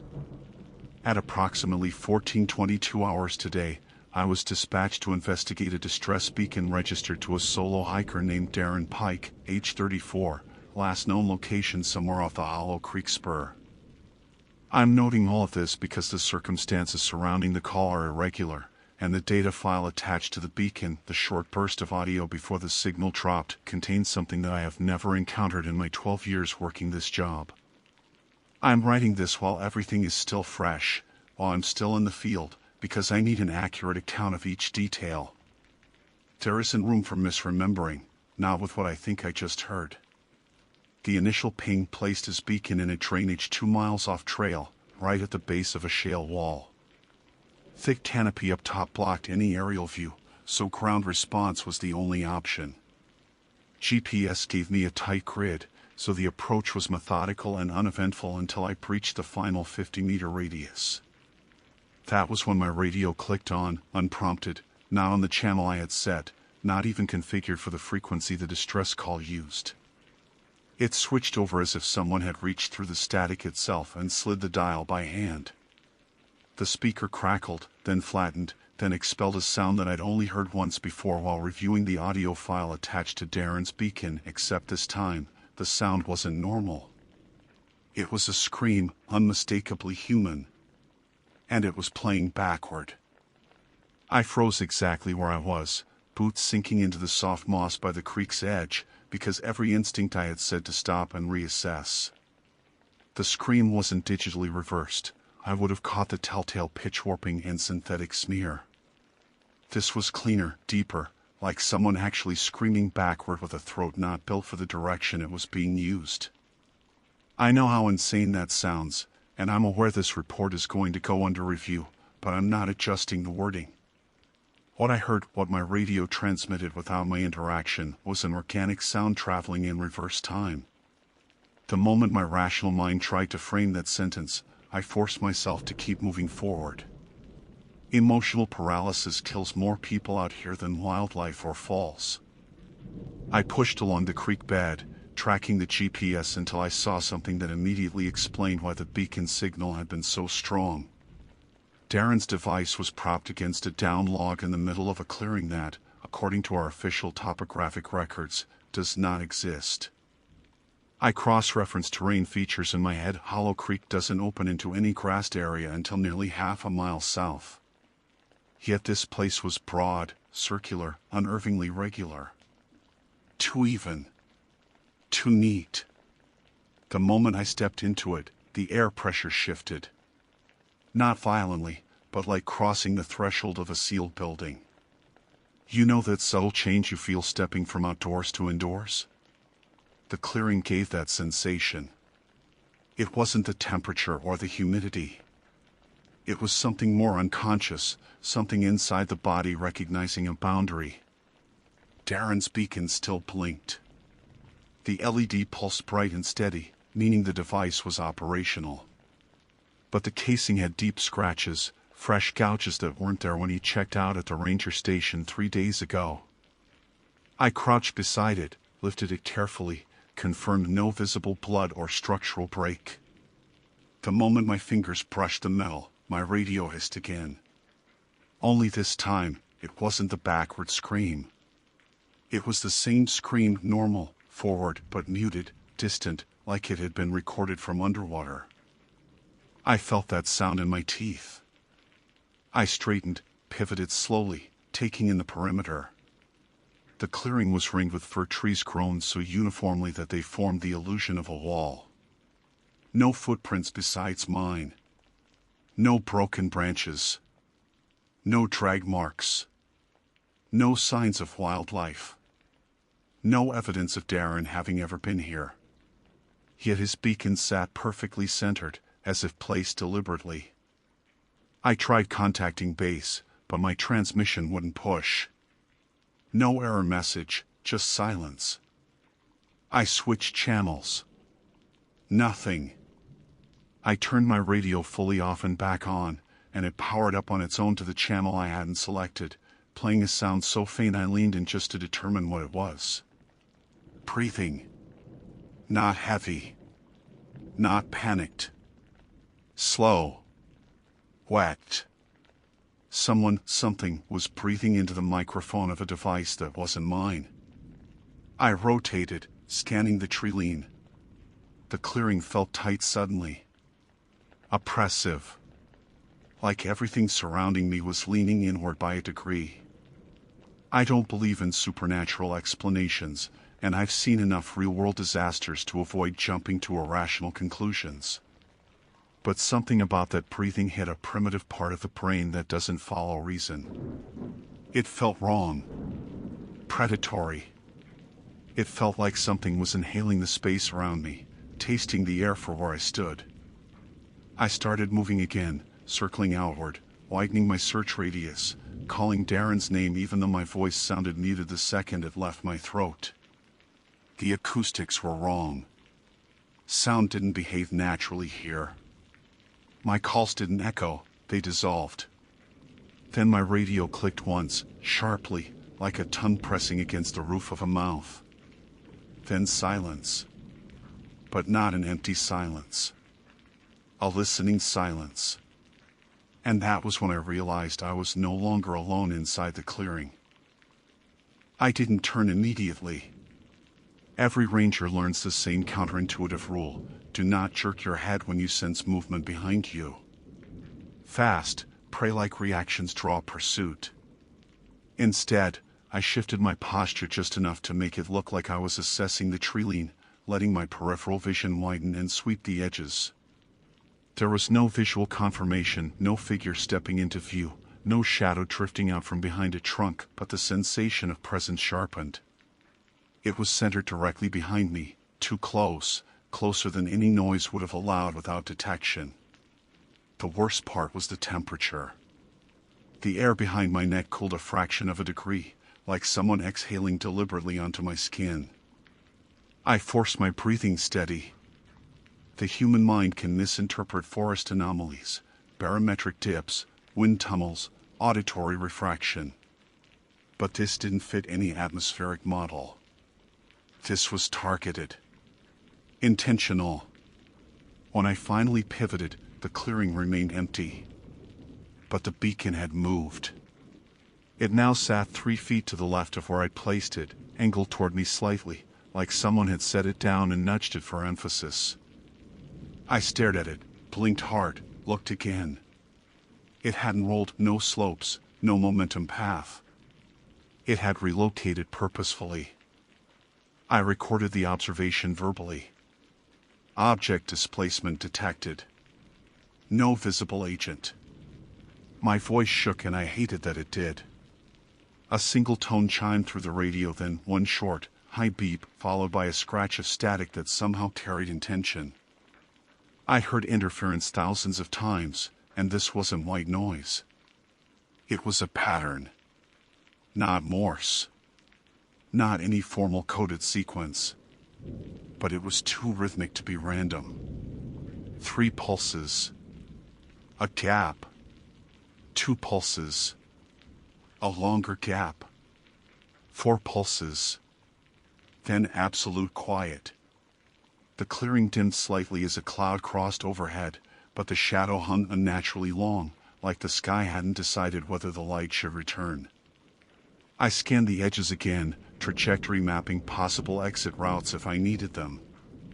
But leaving meant abandoning the search before confirming whether Darren had been injured or trapped, and protocol wouldn't allow that. Even if something about this location tripped every primal alarm I had, duty required a thorough sweep. I approached the beacon again, slow, measured steps, one eye on the tree lean. When I crouched to inspect it, I noticed something etched into the mud beside it. Not carved by an animal, not cut by a boot. A single line, almost straight, dragging a few inches across the ground. But the soil was soft, and nothing had stepped or fallen there. It looked drawn. I extended a gloved hand toward the mark, intending to take a soil sample, when the radio blared a burst of reversed audio so violently loud I recoiled. The same scream as before, but faster this time, compressed like someone fast-forwarded through terror. The radio vibrated in my palm. I dropped it instinctively, and the moment it hit the ground, the audio stopped. The silence that followed wasn't empty, it carried pressure, almost like the air was holding a breath. I retrieved the radio, steadied myself, and continued outward from the clearing's center. Step by step, I searched for any physical sign that Darren had passed through. Branches undisturbed. Moss intact. No tissue, no fabric, no blood. Even wildlife signs were absent, no scat, no tracks, no burrows. Forest life simply avoided this place. Then I found something that made my heartbeat change rhythm. Impressions in the soil. Not footprints. Not exactly. The ground showed 2 evenly spaced indentations, like someone had placed weight but not via feet onto the earth and lifted again. No toe shape. No heel. Just symmetrical depressions, 10 inches apart, 4 inches deep, as if a pair of rounded objects had pressed down. I knelt, studying them, trying to imagine what could create such marks. Equipment? A cooler? A storage case? But the depth implied a body's weight, maybe 180 pounds distributed through 2 narrow points. Then my radio made a sound I will never be able to forget. Not a scream. Not breathing. My name. Spoken clearly, softly, in Darren Pike's voice. Harper. Not shouted for help. Not panicked. As if he were standing directly behind me and wanted my attention. I spun so fast my balance nearly went. Nobody stood there. Nothing moved. But I swear on every report I've ever filed, in that split second of motion, I caught a shape at the very edge of my peripheral vision. Not a person. Not an animal. Taller. Thinner. Stretched vertically like a human form pulled upward by the spine. When I blinked, it vanished. The radio crackled again. One whisper. Not Darren's voice this time. Stay. My throat dried instantly. I backed several steps, my boots sinking deeper into the moss. Every instinct now screamed at me to leave. But I needed one last sweep. One final confirmation that the hiker wasn't lying injured or dying within reach. I continued up the slope bordering the clearing, testing each step, eyes scanning. Halfway up, the terrain changed. The sound changed. The smell changed. And then I found the second clearing. But this one wasn't empty. The second clearing was smaller, denser, an oval carved out of fir and spruce so compactly grown that entering felt like stepping inside a rib cage. Light didn't behave normally here either. Every shift of my head made the shadows inside rearrange, like they weren't reacting to sunlight but to me. At the center lay a cluster of items that didn't belong in any forest environment, a shredded backpack, a torn map, and a stainless steel water bottle bent nearly in half. All were registered to Darren Pike. But none of them showed signs of animal interference. The tears in the pack weren't consistent with claws. The metal deformation wasn't from a fall or rock impact. These looked like stress fractures created by compression, like someone had squeezed until the steel folded. I approached cautiously, documenting the positions, marking the perimeter.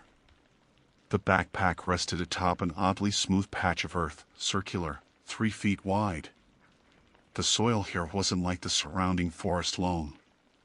It was compacted, hardened, in places, glossy, heat-treated. I extended my glove and touched the surface. Still warm. Ground doesn't hold heat like that. Not without a source. That was when the first sound came. A low, resonant vibration emanating from beneath the earth, faint enough to mistake for distant machinery. But there were no roads, no generators, nothing within 5 miles that could produce subharmonics like that. The vibration pulsed once. Then again. Then my radio activated for the 4th time. This time, it didn't play audio. It recorded it. A red light blinked on record mode without any button pressed. The microphone crackled with low-frequency interference that made my ribs buzz. The ground beneath me responded. The entire clearing trembled lightly, the soil shifting like something under the surface was adjusting its position. I backed away fast, searching for the source of the movement. That was when the soil at the center bulged upward, slowly, subtly, like something beneath it was breathing. The bulge expanded, then sank, then expanded again. Not a bubble. A thoracic pattern. Something large and alive lay directly beneath the hardened soil. I stepped back farther, preparing to retreat, but my boot hit something soft. I pivoted and immediately wished I had looked before turning. A jacket. Not abandoned. Not discarded. Still containing an arm. It was Darren's jacket, the exact model he logged in his pack list, still zipped but torn at the shoulder seam. Inside the sleeve, half buried in soil, was a human arm.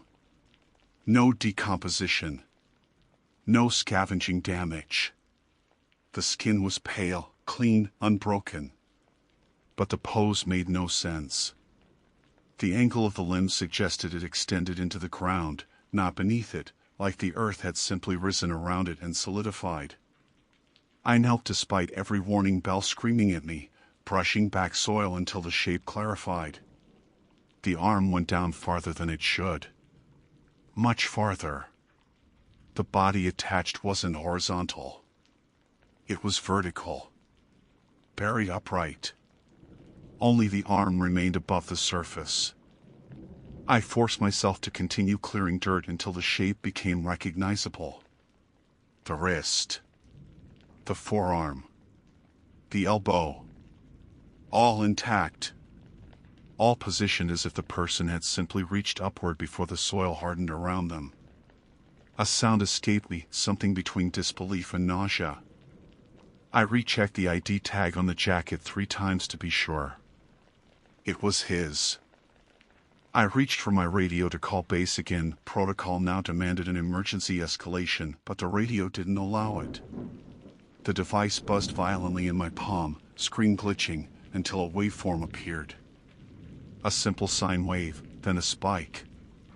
The moment the spike rose, the ground beneath Darren's arm shifted. The fingers curled. The hand closed. Not in rigor. Not in post-mortem spasms. The hand closed deliberately. Slowly. Reaching upward. I staggered back, losing footing on the uneven soil. The arm continued rising, pulling itself free from the ground with an unnatural slowness, like the earth resisted the motion. When the shoulder began to emerge, coated in clay-like sediment, I realized the impossible. There was no body beneath it. The arm ended at the shoulder, sealed with smooth, unmarred skin. As though it had always existed alone. I scrambled backward toward the treeline, heart hammering against my ribs. The arm lifted higher, pivoting in my direction as if it could see me. Then the fingers extended and pointed. Directly at me. My radio shrieked a backward scream again, louder than ever, so loud the speaker cracked. I dropped it, palms shaking, and sprinted up the slope without looking back. Branches clawed at my jacket. Roots caught at my boots. Behind me, the forest pulsed with the same subharmonic vibration, matching my heartbeat, sinking to it. I didn't stop until the unnatural clearing disappeared behind the trees. The pressure in the air dissipated, the sounds normalized, and the forest felt alive again, not haunted, not listening. My radio powered off on its own. I reached the main trail minutes later. Sunlight broke through the canopy. Birds returned. Everything felt real again. But when I checked my radio display, a single audio file showed in the log. New. Timestamped seconds earlier. I pressed play. It contained only one sound. My own scream. Played backward. And behind it. Breathing. Wet. Close. And not human.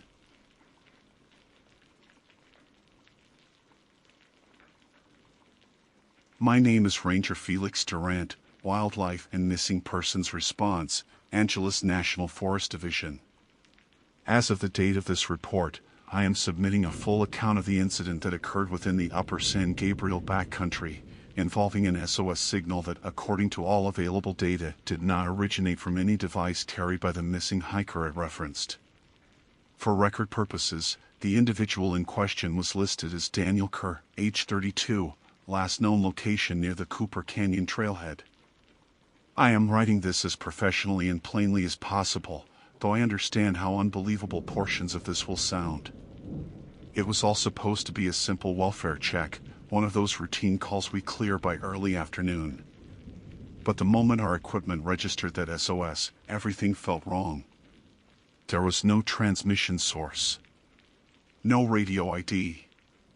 No emergency beacon code. Just coordinates and the raw distress call itself, coming from a point beneath the forest floor. We received the ping at 10:42 a.m., just after the morning haze had burned off the ridge lines. I was in the main ranger station when the alert flashed across the dispatch screen. It repeated every 7 seconds, a short burst of static followed by a sharp human exhale, like someone trying to speak through dust. The recorded SOS was kerchunked, compressed, degraded in a way that didn't match weather interference or altitude distortion. The tech on duty, Morales, looked over her shoulder and said, "It's routing from underground. She said it casually, but her eyebrows were drawn tight, betraying the thing she didn't want to say out loud. Transmitters don't work like that. None of our beacons could ping from beneath soil or rock. Not without line of sight to the satellites above. She replayed the call, and when the burst ended, I could have sworn I heard something like a scraping in the background. Not metal. Earth. I headed out immediately, signed out Vehicle 2 to 14, and drove up Highway 2. The air was colder than usual for late fall, the kind of cold that wraps around the trees and settles into the gullies. The coordinates pointed to a slope past Buckhorn Campground, a section of mixed pine and brush that doesn't see many visitors outside summer months.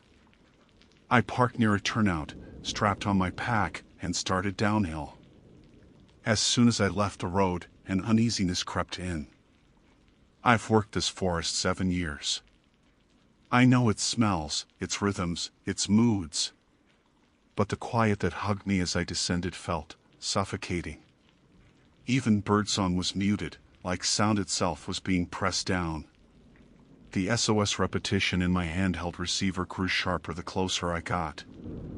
40 yards out, it hit a kind of clarity that shouldn't have been possible without a nearby transmitter. But there was nothing. No pack. No device. Just forest floor, dry leaves, old pine needles, dirt darkened from the last rainfall 2 weeks ago. When the receiver spiked red, I knelt and swept the ground. The soil was loose in one patch, maybe a foot across. At first I thought an animal had dug through, but the edges weren't clawed.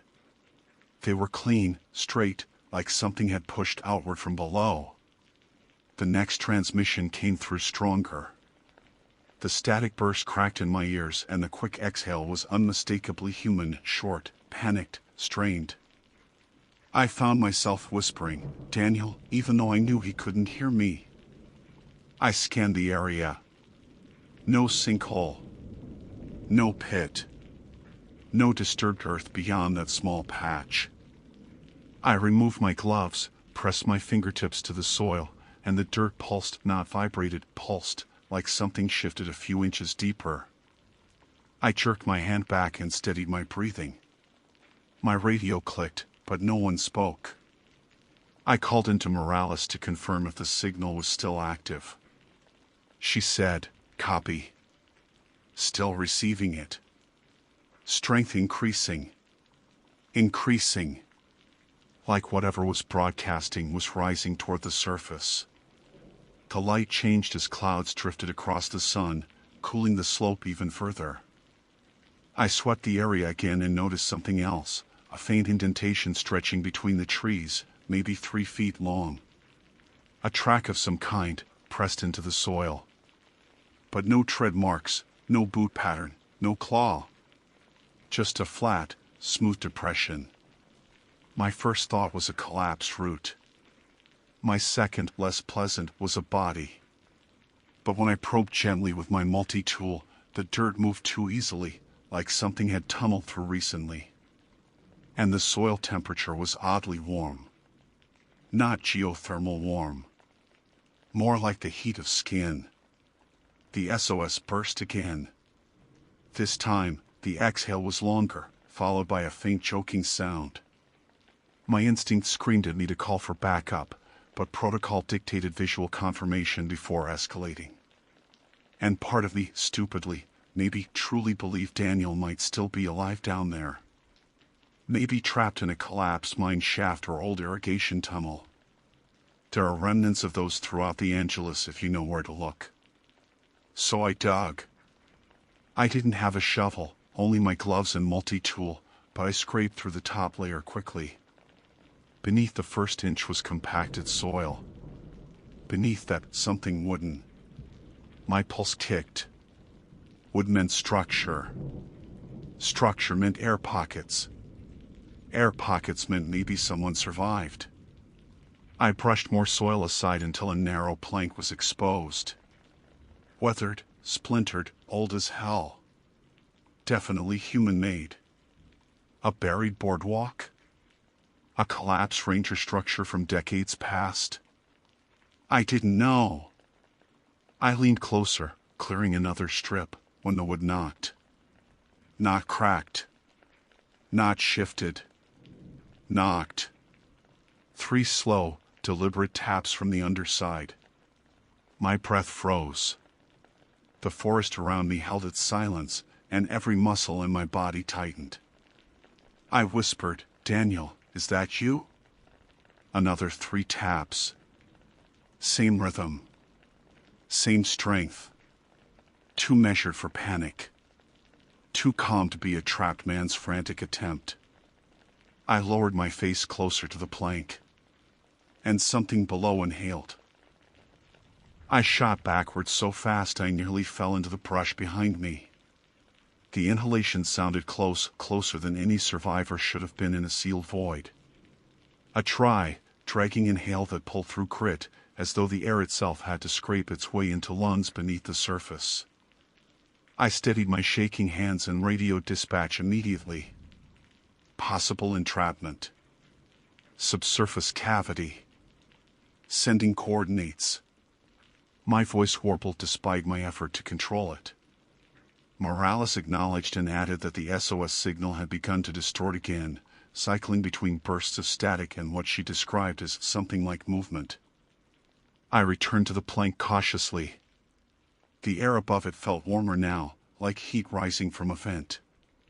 Kneeling again, I held my breath and listened. A faint shuffling came from beneath, then stillness. I tapped lightly with my knuckles, one soft knock to test for response. Nothing at first.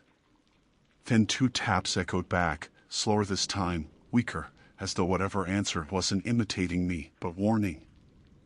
I felt something shift beneath the plank again, but this time the wood bowed upward slightly, a shallow swell before settling. Instinct told me to uncover more, widen the area, and look for an access point. But another part, the deeper, older one, begged me to walk away, to pretend the ground hadn't breathed under my hands. I forced myself into procedure. I excavated further using sticks and my multi-tool, clearing soil until more of the wooden surface showed. The planks ran horizontally, old and water-warped, bound together by rusted nails. It looked like part of a cover, not flooring. A lid. My phone buzzed with an incoming call, unusual, because this part of the forest barely gets reception. The screen flashed unknown source. Before I could answer, the call dropped.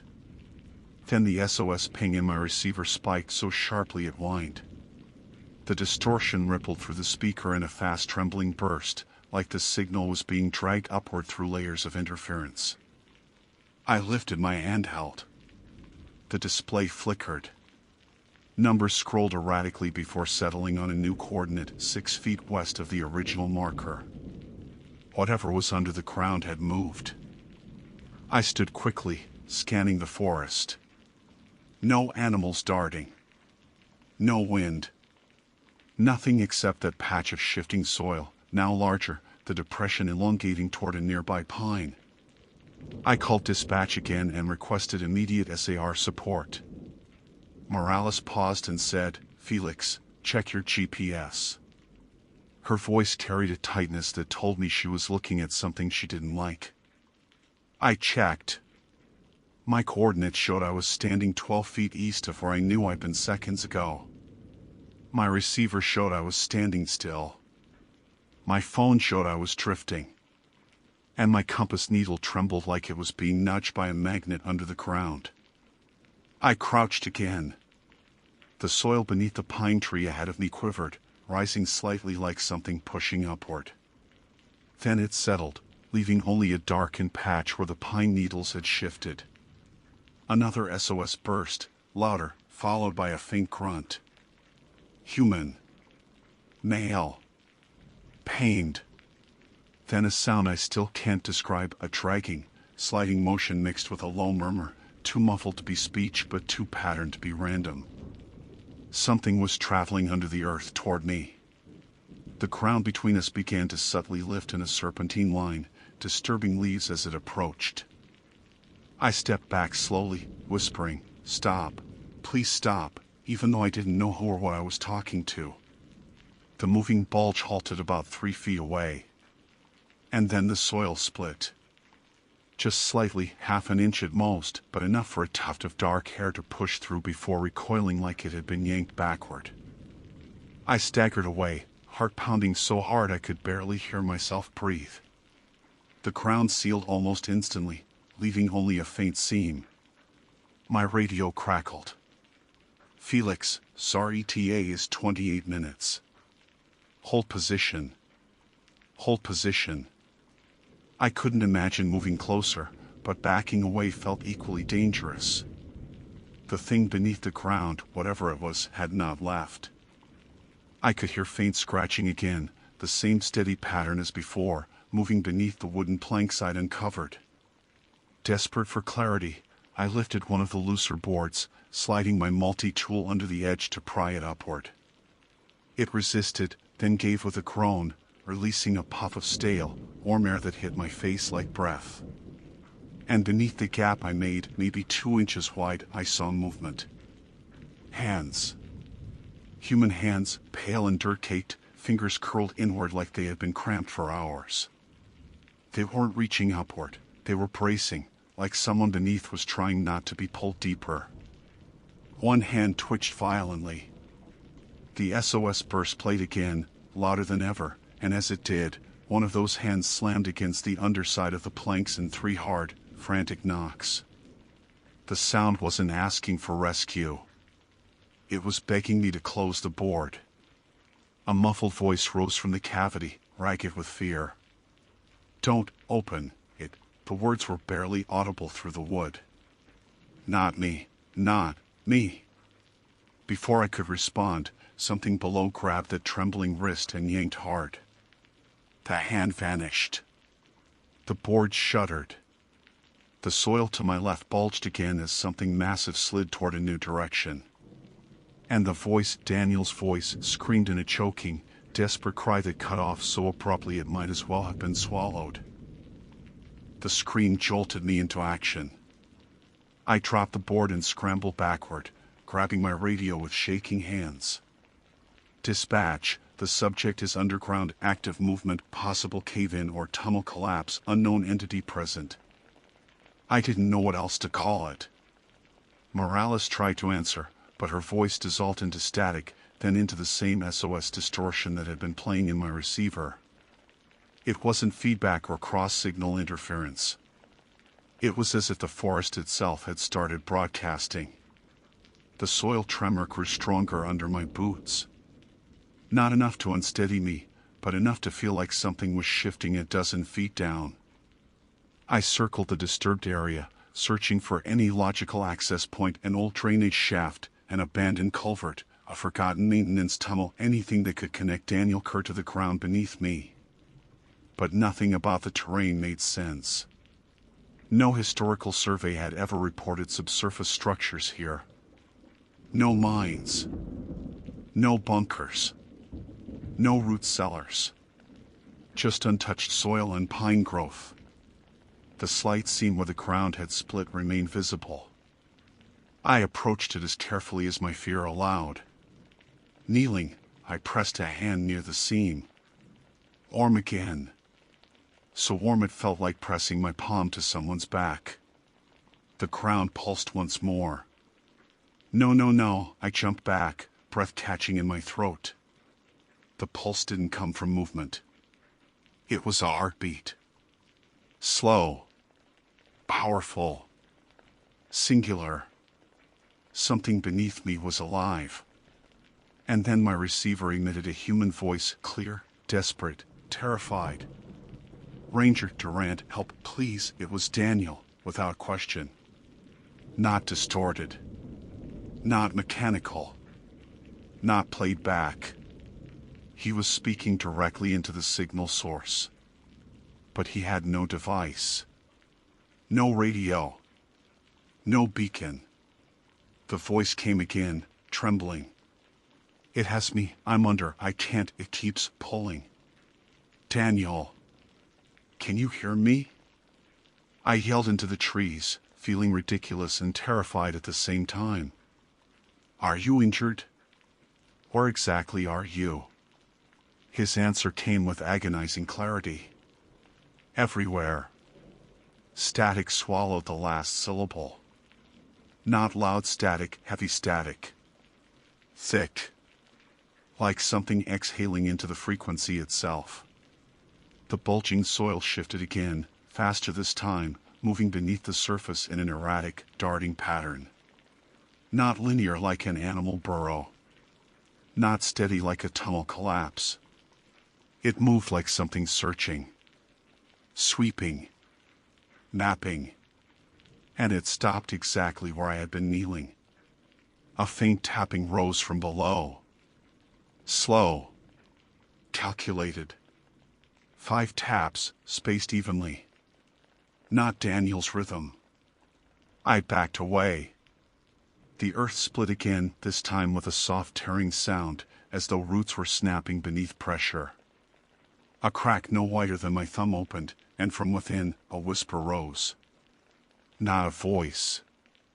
Not breath. A request. Let him through. I froze. Every instinct in my body screamed to run, but I couldn't move. The whisper came again, this time from deeper in the cavity, layered, like multiple voices speaking the same phrase out of sync. Let him through. Soil shifted behind me. I whipped around, scanning for movement, but nothing surfaced. Turning back, the seam in the ground had widened by another inch. Then a hand shot through. Not the pale, trembling hand I'd seen earlier. This one was grayish, swollen, joints bent wrong, like it had been crushed repeatedly. Soil clung to it in clumps. The fingers spasmed, then curled inward as if beckoning. The SOS signal blared again, so loud it made me flinch. But the voice inside wasn't Daniel anymore. It was me. My own voice, recorded or replicated, crying out from beneath the forest floor, I'm trapped, don't leave me, don't leave me. Hearing my voice echo in that suffocating dirt chilled my blood. I stumbled backward, breathing hard, unable to comprehend the sound. The underground movement accelerated, racing beneath the soil, circling me. Not close enough to breach the surface, but close enough that the earth vibrated with its motion. Then everything stopped. The forest fell silent. The ground flattened. Even the warmth dissipated. A long moment passed. My radio crackled sharply. Felix, SAR team is arriving at your coordinates. Hang tight. I turned toward the ridge, relief flooding me until I noticed the soil at my feet. A set of impressions had formed. Not footprints. Not animal tracks. Marks of something pressing upward against the surface. 5 indentations in the shape of a hand. Slowly sinking back down. I stepped away, heart racing, as SAR arrived, calling my name. They found me pale, shaking, and drenched in cold sweat. They asked for Daniel's location. I pointed to the ground. They dug for 2 hours. They found nothing. No void. No tunnel. No planks. Not even disturbed soil deeper than the top layer. The wooden boards I uncovered were gone, as if the forest had swallowed them back into itself. The official report will read unrecoverable hiker. But I know what I heard.